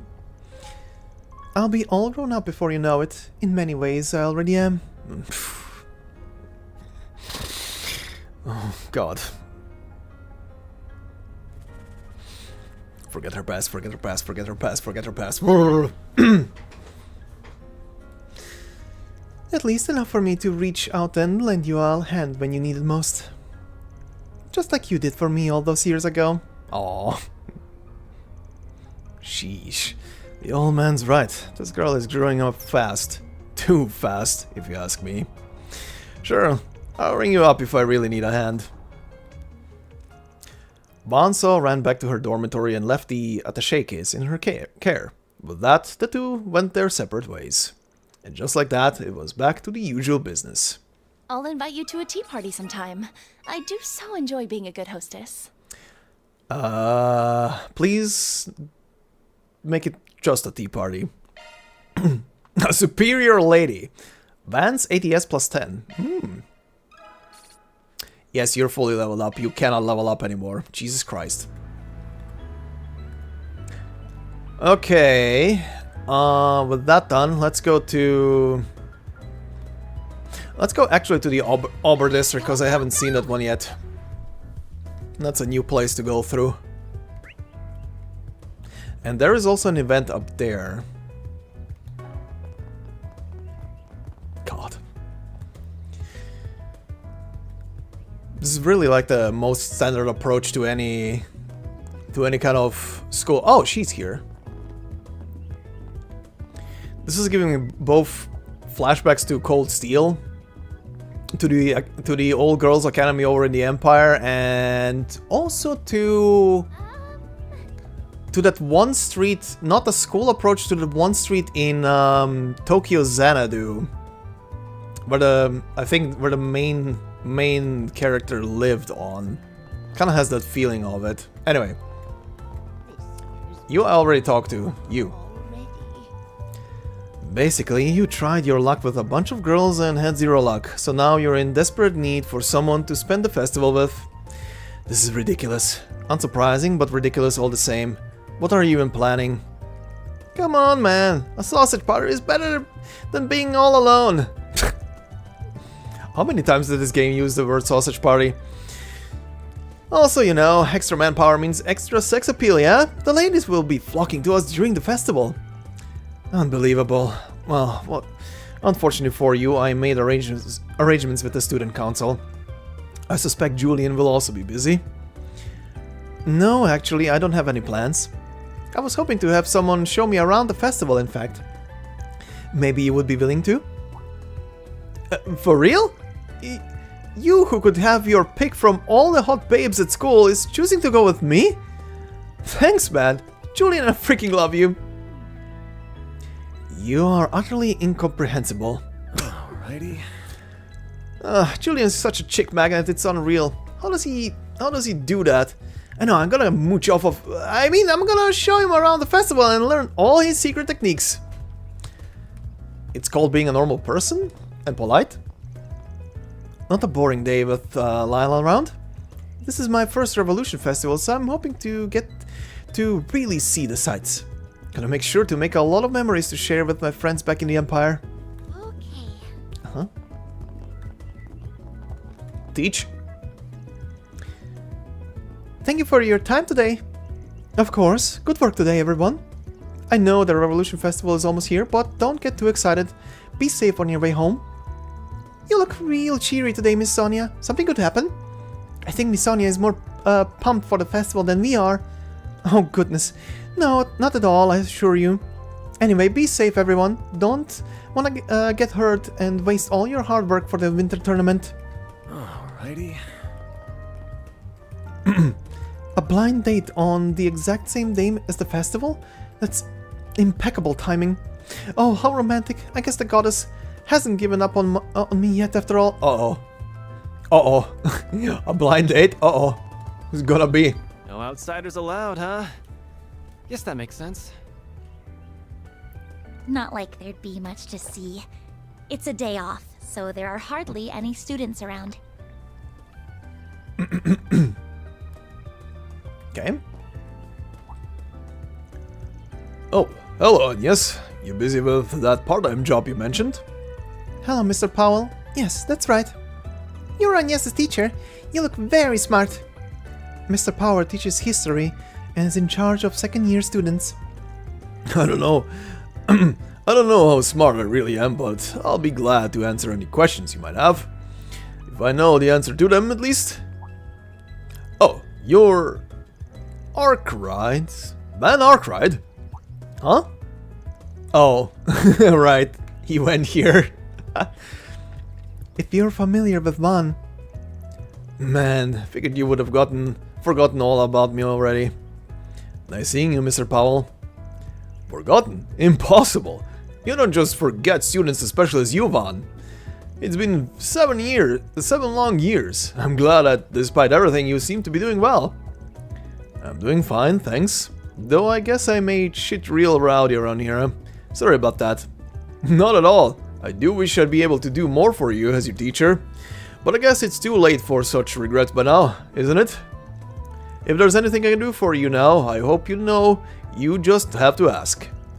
Appreciate it, but I really am fine. Thanks for the thought though.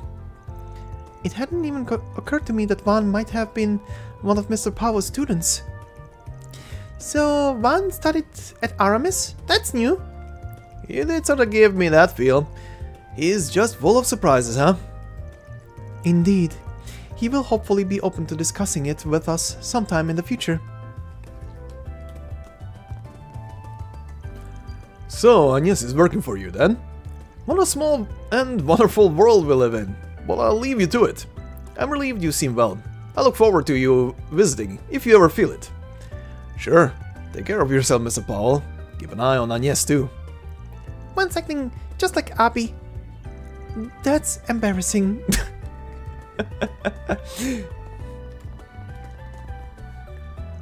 Hey, Sheena. Funny to see you in front of Aramis. Oh, right. I was looking for a good spot and I suppose I just ended up here. The location is nice and quiet and the view is just lovely. And not only that, but my food is actually quite popular with the students. Well, of course you want a snack after classes. You get hungry after so long. No, I think you just don't eat enough, small fry. I imagine the sports club members are especially appreciative. Okay. Oh, hello. Lady. Hey, you do have something new. Shino's mix? Cures ailments? Ooh.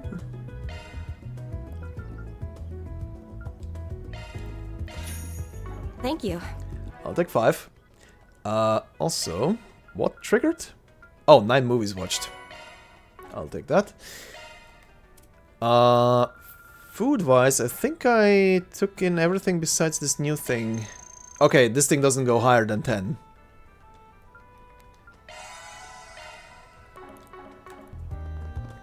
What the hell? Hi? Cat? Madeline? These deers are always willing to get close to me when I'm anxious. I guess even kittens can tell how people feel. Good kitty. Doggy. Who's a good boy? Oh yes, it's you. Come on, Apollo. Let's take a walk around the neighborhood. He's excited. What's that? You wanna go and play with your friend?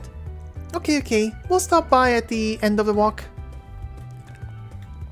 Good doggy. Oh hey, there she is. Okay. We've got finals after the festival, and we've gotta start planning the school festival after that too. Both the student council and my clubs will keep me very busy. Aww, I'd finally forgotten all about exams. Why did you have to remind me? Things will be really hectic for you, huh? Make sure you don't miss the Revolution Festival. We can take great inspiration from it for our own school festival. An excellent idea. I've little experience planning events like these, but I'll endeavor to make sure this tea party is most exquisite.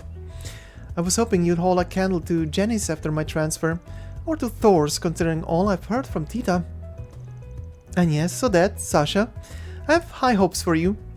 Oh god. Oh, I don't like that. This is gonna be weird, I can feel it. I'm gonna be busy anyway, but seeing Ren got so into this is a little scary. Well, we don't have time to dawdle. Onwards, you guys, to the new year. Oh boy. Be gentle with them. Alright, student council, let's get back in gear.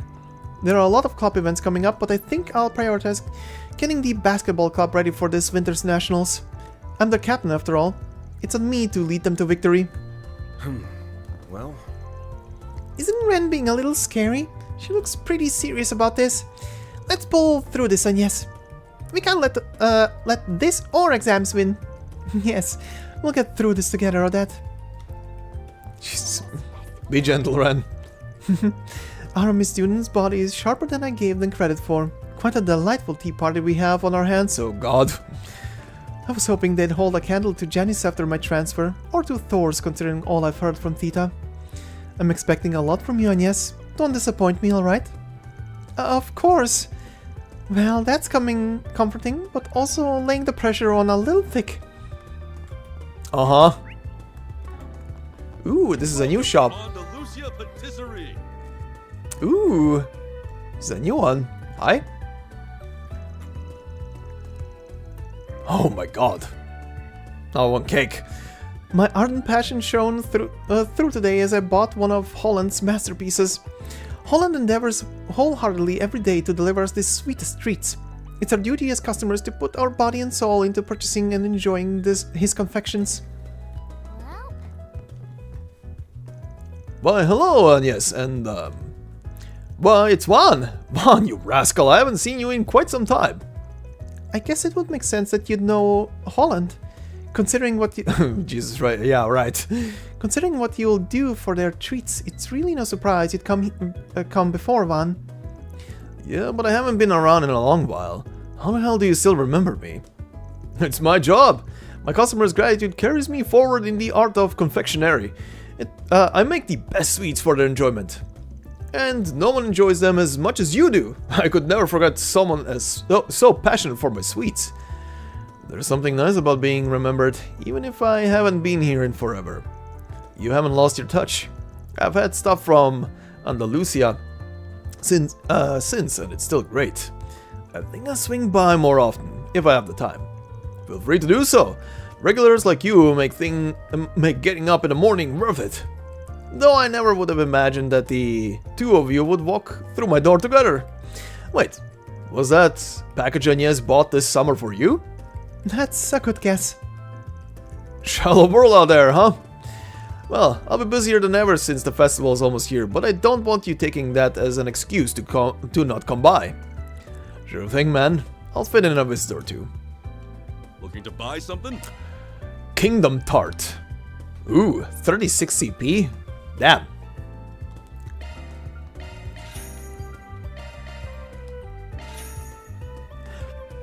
Damn, son! 40 CP from this thing? Oh, shit.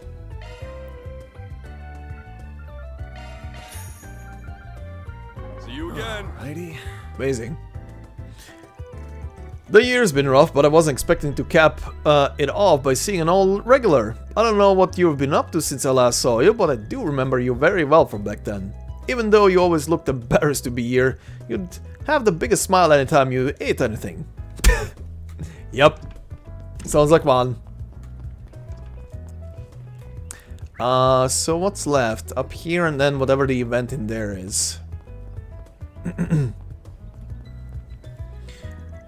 Welcome to Edith Grand Cathedral. We're currently holding a memorial mass for Krail Village. Oh, that's what the event is. Okay.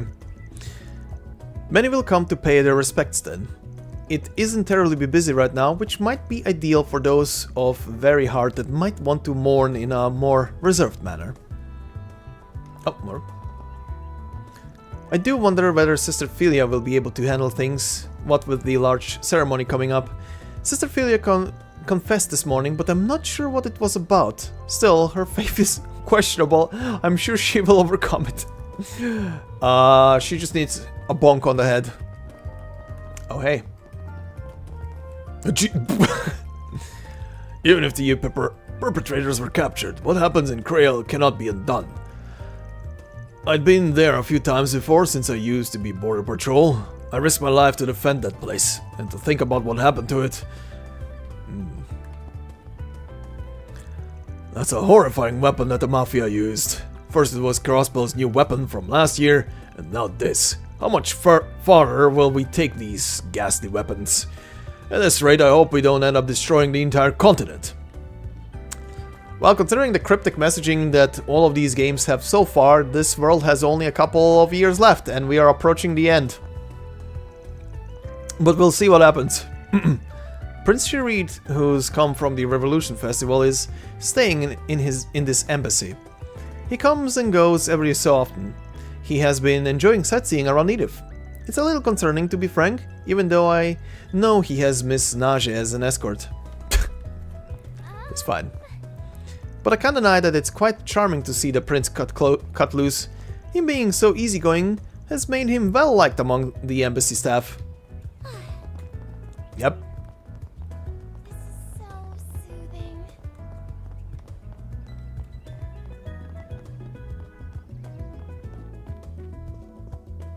Wow, this cathedral isn't as big as the one in Aracion, but it's still pretty massive.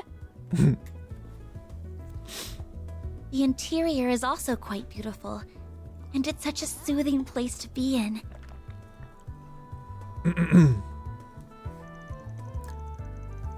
I'd handled our staff scheduling so that Sister Belicia could be in her hometown to assist her people. And to think that just meant she'd be another victim in the Krail village tragedy. The least I can wish for is that she can rest easy, having supported her beloved hometown until the very end. I shall pray for the goddess to bless Sister Belicia and her village. Come to think of it, Sister Philia made a confession to me this morning. I'm not exactly sure what was bothering her. I can't imagine her faith is anything to confess about.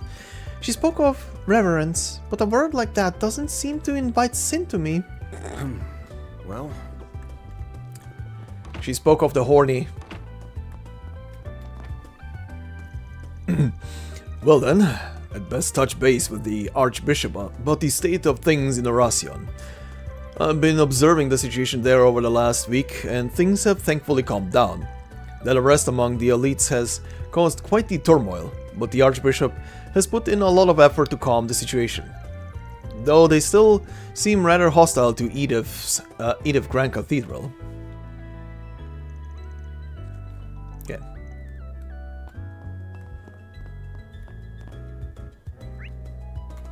Oh, this thing is above me. Okay, first here. Now let us all pray together.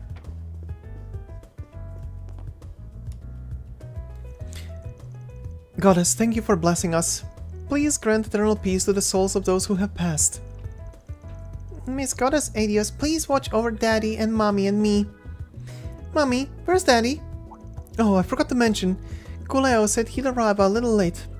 With the festival and now the attack on top of everything, things have been hectic over at the Crossbell Consulate. But don't worry, it sounds like everything will be settled before the festivities, and we'll get to spend the festival with Daddy. Yay, I want to spend the festival together with Mommy and Daddy. It's gonna be so much fun. I want Daddy to take me everywhere. Sure, darling. We'll have fun together with Daddy to make up for all the times he could have been with us while he was working in Erebonia. Kulena will be attending the memorial mass on the day of the festival, but we came by today to worship as well. It hardly hurts to offer more prayers for peace for the victims and peace for our future. Besides, I like the cathedral. Honestly, I always have. It's peaceful here. I used to come by when I was still a novice artist to draw the cathedral. It's held a special place in my heart since. Right. Mommy draws the cathedral a lot. Her drawings are really popular. But she said those were her favorite treasures, and that she has something more special. I wonder which painting it could be. She wouldn't tell me, so said it was a secret. It's probably you kid.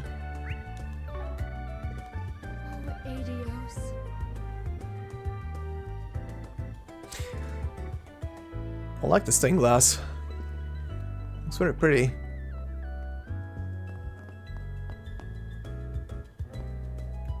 Uh-huh. Okay.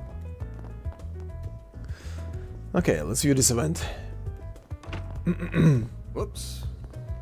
Oh, I can't right now? Huh. Okay. Interesting. Oh. Though I'm sure Master would stroll up there if he was here. Ooh, hold on.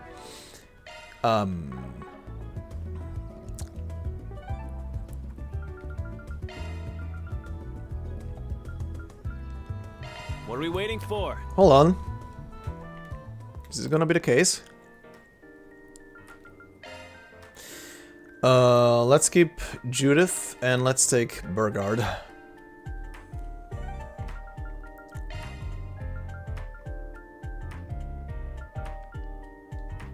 What are we waiting for?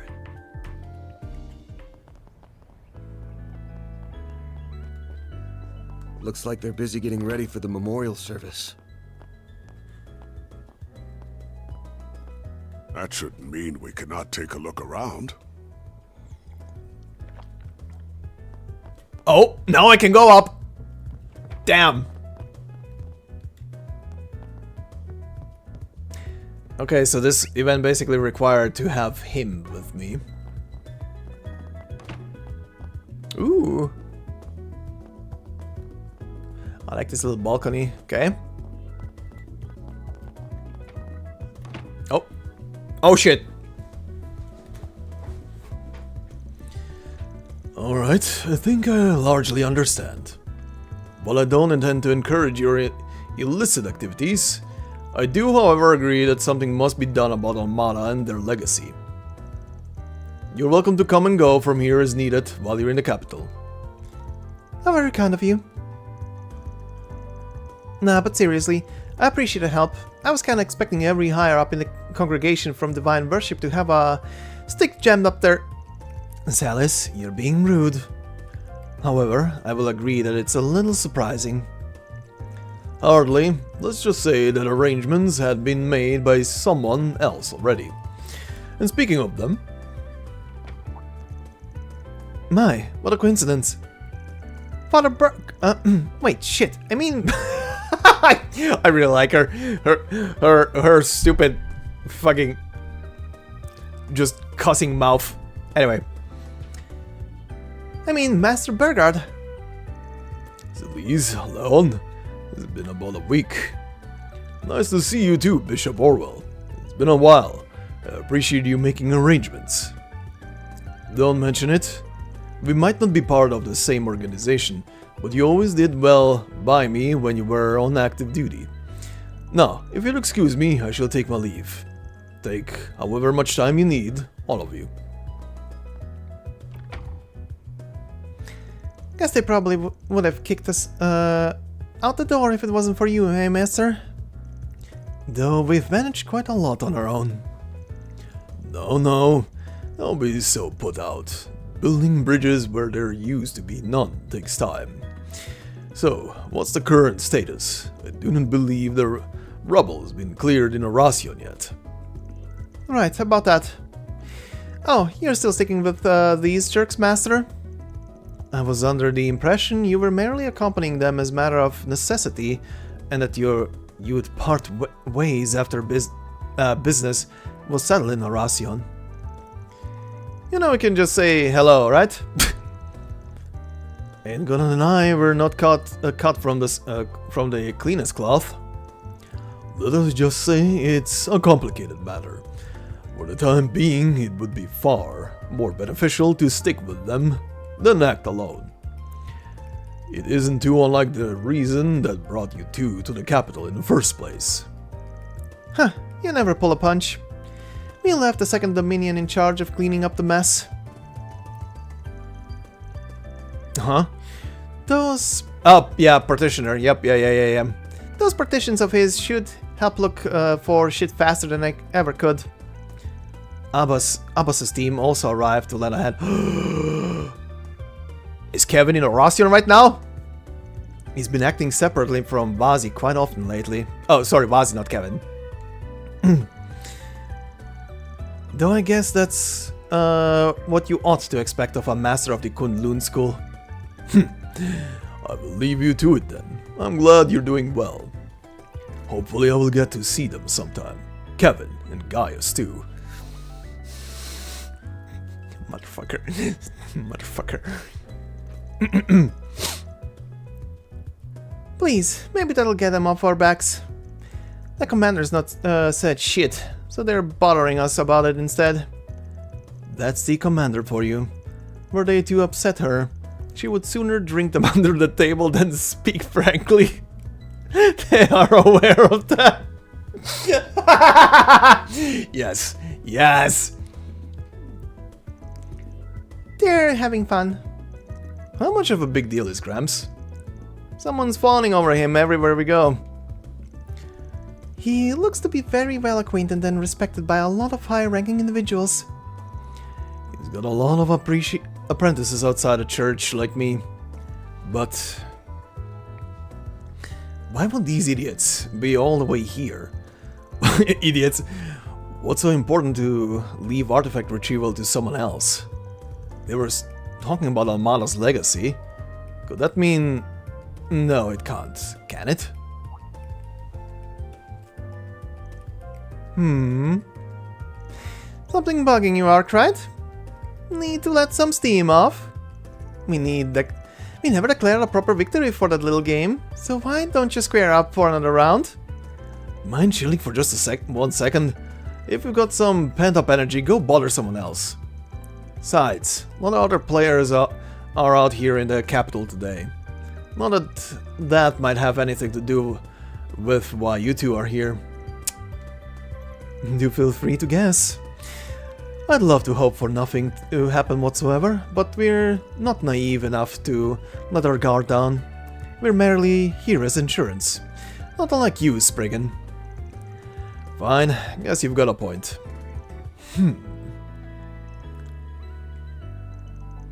They get along like cats and dogs. Pretty boy over there looks like he has a bone to pick with Van. But I don't think it has anything to do with Burgard.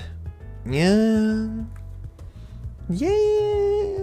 I wonder what it is. I still wonder what it is. Why do they hate Van so much besides dropping out of the Kunlun school? There has to be something there. Well, I can't say more than that. Confidential and only for Master's ears. Leon's gonna be spending the next days in the Edith's outskirts. Best wishes to you guys or whatever. I'll give you a hand if those bad predictions of mine turn out to be true. How generous of you. Bad predictions, huh? Even if our Spriggan here won't appreciate our well wishes, I do sincerely hope you will be safe out there. This might be the calm right before the storm after all. Leon. Pardon me if I've overstepped, but I imagine you're of the same mind, right? I mean, never hurts to be careful. No way he didn't know with how he's acting. Oh, more? Well, I can't imagine you'd be in much danger if you have our teacher with you. I'll pray for your safety, even your Arknight. Don't really need it, but thanks for worrying. Alright. Interesting. Cryptic bullshit. Oh. Oh, that's the bishop?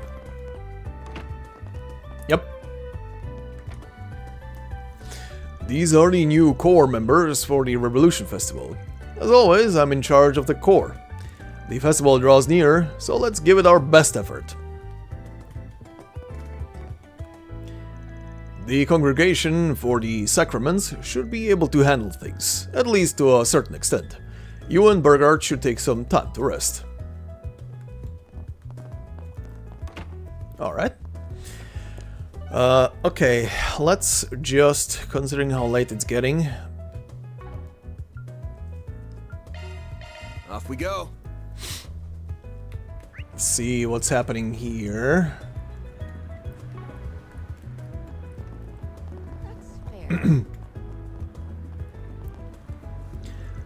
Once the state of emergency lifts and the festival begins, the marketplace should get a nice shot in the arm. I imagine plenty of industries will try to time their expansion with it, and that brings on need for eagle-eyed consultants like us. And speaking of, the festival is an excellent opportunity to conduct some market research. It's nice that this uptick in my work will keep me busy, but man, I really need to find a better way of letting off steam. No more adult websites for me. I need to go cold turkey. There must be something else that might help me unwind. This motherfucker. I've heard we're about done rounding up the Almada stragglers around the capital. Serves them right. Justice always prevails. It's just a shame we couldn't do anything about it earlier. All those we lost. But it really warms my heart to see the citizens banding together and keeping things under control throughout the state of emergency. Just goes to show that when the police, the bracers, and the public put their minds together, there is nothing they can't do. We're not out of the woods yet, though. We've got the festival coming up, and that's always a doozy for us cops. After everything we've been through, we all need a break like this. I want everyone to enjoy it to the fullest.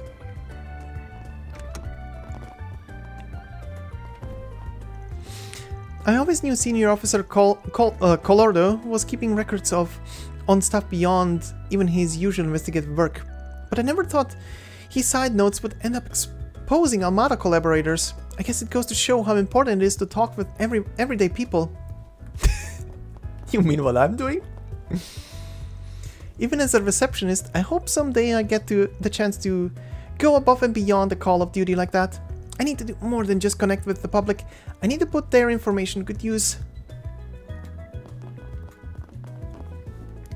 We're making quick work of those Almada stragglers. As for me, I'm collecting intel from reporters about shady businesses in town. Some of those leads are actually paying off. Helped us pin down some Almada funding sources in Edith, plus some of their shell companies. All the more reason why doing work on the ground is so important. Everyday people have plenty to share. That is true. The inspector says that you guys helped out some too. That said, you can't expect us to just keep our mouths shut when we see you skirting the law. But, well, results are results. I guess I can cut you some slack. But you best stay on the right side of the law, Spriggan. You don't want the police coming after you too. Uh-huh. That kid.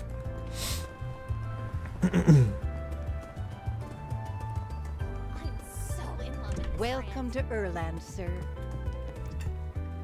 The tragedy has come and gone, but the lives we lost, they're never coming back. We can't forget them, not ever. We have to keep them in our hearts. I've been to that village and I'll never forget the harmony it had.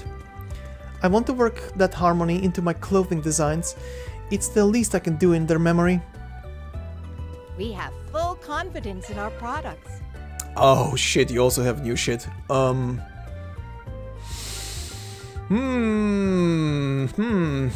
Okay. We await your next visit. It's just been busy day after day, what with the EGC prep and all. But today I get to slip out from work early. Tonight Jess has a big concert to celebrate his new record. I wouldn't miss it for the world. I'm so excited. I gotta make sure I'm all ready. Again, I do hope that they're gonna be introducing a new song with him. Or maybe an old song, just presented as new through him. I'm glad everyone's back to normal. Gotta keep the team's spirits up. I need to pitch in too. They've helped me more times than I can count, so I gotta return the favor. Right, I'd better help too. Whatever it takes to get everybody back to their feet, on their feet. That really the best you got? Huh, barely broke a sweat. You'll have to train harder if you want to beat me. And there he goes, back on his high horse. Break. Whatever, he was probably just so freaked out last time it threw off his game. For the last time, I was not freaked out and I was not off my game, got it? Maybe instead of running your mouth, you can run it back? Or do you know you'll lose again? Dumb fighting words. I heard the festival is going forward as scheduled. It's nice and all, but man, some of these guys just will not shut up about it. Do they really have to drag me to it with them? But well, I guess it's all about good fun. Least I can do is lend them an ear. Sure, our team has some oddballs and some straight laces, but we mesh together pretty well regardless. End of the day, we're all neighbors, and a good neighbor has your back. When that emergency declaration went down, everybody kept in touch and worked to keep their streets clear. Huh, I guess that's a benefit of throwing together a bunch of misfits like us. The boys were all looking forward to the festival, glad they were able to pull it off without a hitch. Really, the only thing we got in common is that we all have too much energy. So it's nice to cut loose and let it all out like this. Aye aye? Gonna eat? We have to stop Crayon Village from happening again. We're never getting all those people back. We can't let that tragedy repeat. I might already have a new buckwheat supplier, but it's just not the same. I won't forget them. Never. For now, I just gotta do what I can. Hey, welcome. Ooh. Thanks, pal.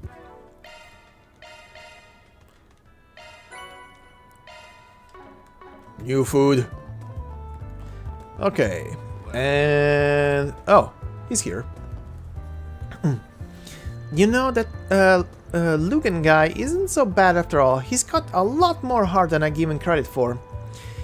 I feel kind of bad for just taking those boss raider rumors at face value. I judge him unfairly, and he can always patch up his reputation out on the track. He's still the Comet after all. As a Z1 fan and a gearhead, I can't wait to see him get back behind the wheel. Uh-huh. Oh, shit. Hi. Oh, hi. Let's get you out of the way first. Maxim, could you tell us about your plans for next year? Well, what we all need is time. These new cars, these new regs, they're gonna take some getting used to. I want to spend as much time testing as possible, so I know I'm bringing out the car's full performance. And then, not gonna lie, I'm still kinda bitter about the Aura GP. I want to smash the competition next year to make up for last time. Thank you. And do you have any insight on Atlas's racing's internal issues? Or any comment on your own scandal as of late? Could you tell us your side of the story? Oh yeah, that... no, that was just a misunderstanding. I think I put on a statement the other day on that. She and I were just friends. I know a lot of people believe those rumors, and I want to apologize to everybody who got misled. The only lady for me is my car, now and forever. I like that he had a sweat bead on him as well. Well, that was hooky as hell. Good that he's at least trying to clear it up though. I just hope people don't read too deep into how hard he stammered there. He didn't read his lines all that well. He's holding himself accountable at least. Best he can do right now. Let's just hope, and let's just keep an eye out for him. At any rate, I apologize again for my behavior. I just want to put all that behind me. The festival's always a good time, and then next year I want to leave it all out on the track. Oh, always a good time, you say? And what do you get up to when the festival comes around? What's with that tone there? It's nothing bad. Chin up, champ. Chin up.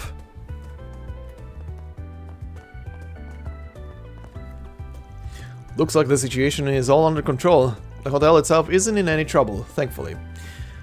Berzelia seems to have calmed down. She should be able to enjoy the festival herself now. Oh! Did the little punk guy from Old Town... was he talking about something to hang out with her? Okay. I do hope she's looking forward to it. She could use the wind in her sails. I've been a few times myself, albeit usually on the job. One of these years, I'd like to go and just for pleasure instead of business. There was that whole thing with the Quincy company in Horation, so a lot of suits and bigwigs are under investigation right now. I've heard even Hotel Leclerc got dragged into it, since that was where a lot of them were staying. We dealt with a few Horation VIPs here ourselves, come to think of it. And you know, I do think they had some shady businesses going on between you and me. Maybe all that security isn't warranted. Is warranted. My head just can't keep up with Polanski and their types. He was there to cool my head when I lost it back there. Where would I be without his advice? I can't deny it's kinda bearing down on me, like I can't manage on my own. I need to learn from him, learn to look at the bigger picture before I go making big decisions. I and the political world can finally breathe easy. Our party does still house some undesirables. Well, supremacists, namely, they're a nasty bunch. Well, white supremacists. One of the party's main priorities is keeping those old boys in check. And as luck would have it, circulating them helps keep Almada at bay too. I can hardly fathom the lives lost. We're doing what we can, but it all feels so small. We haven't been able to reclaim the bodies. Horrible, all of it. Just horrible. As the representative of this great nation, our party must right these wrongs and bring those terrorists to justice. Okay, wait, you guys. Father said he won't be able to make it to the festival this year again. I know it's not his fault, but still. He hasn't completely forgotten me, at least. That's a good note to end the year on. I should just suck it up and tell him how I really feel. You should. Alrighty. On the surface, the situation has calmed down. The city is awash with festival cheer. But the order of events in Horation remains a mystery, and the government and economy are rife with turmoil. The president has his hands full trying to navigate it all. He's told us that he won't be home for the festival as a result. The young miss feels as though she only ever sees him through a screen these days. Do you need something? Please come again. Oh god, what is happening here? Hi everybody. Nice little party you guys got here. Don't mind if I do. Well, if it isn't Aaron and the Arknight crew, good to see you you've kept well. Huh, never thought I'd see a Bracer, a Hayway Elder, a Marduk security chief, and the CID had all banded together like this. Kinda nice, makes me a bit on edge though. Types from both sides of the law tend not to mix well. I assure you, it's much less charged than you make it out to be. We're just exchanging information and confirming agreements. Please, pay us no mind. Kasim. Oh, I haven't seen you since Horation. We were actually just talking about how to go about cleaning up the mess. That mess. Taking care of the Almada remnants, you mean? Yeah, we've smoked out pretty much all the hideouts they had left. We're taking our own measures, of course, mostly concerning Almada's trade and supply routes. The more problematic trade routes have been taken care of. Hey, we'll see to the rest. Bet that's just what you were hoping for. We did also uncover some artifacts they had been using. The church is handling those. Yes, Krail and Salis and Leon took care of that. Well, good to hear that that's taken care of. Cool. Nice not to have that looming over the festival. In truth, that's why I'm here. The festival has the full support of the Kowloon group this year. That, of course, does lead to some overlap between us and Marduk. I'm here to make sure we don't step on each other's toes, so to speak. I can't tell you much, I'm afraid. Only the general approach HQ is taking. You'll have to wait 3 days for more in-depth negotiations. Mr. Thorndark will be holding a meeting to go over our itinerary. Well, then you're right. No, probably Well, then you're right. Now probably isn't the best time. Can't go jumping the gun. They're discussing all sorts of things, from the looks of it. Yeah, nothing to do with us, though. On the contrary, I do have some information you might find useful. We're still tracking down some Armada holdouts that have taken to the underground, along with some of the hate groups they used for their ends. Leftovers, huh? And Melchior is still on the run too. Can't count them out just yet. He pulls those thugs back up and we'll have Armada 2 on our hands. Indeed. He's quite a wild card. We haven't seen any movement from him as of late. But then, that means he hasn't been contacting said remnants either. The guild's working on exposing Armada's business ties. We want to pull it all out by the roots. Elaine and some S-ranks from HQ are in charge of that. Gotcha. How's she doing, out of curiosity? Sorry, can't say for sure. She should be back tomorrow though. I'm sure she'd appreciate a nice, warm welcome when she gets home. But out, bucko.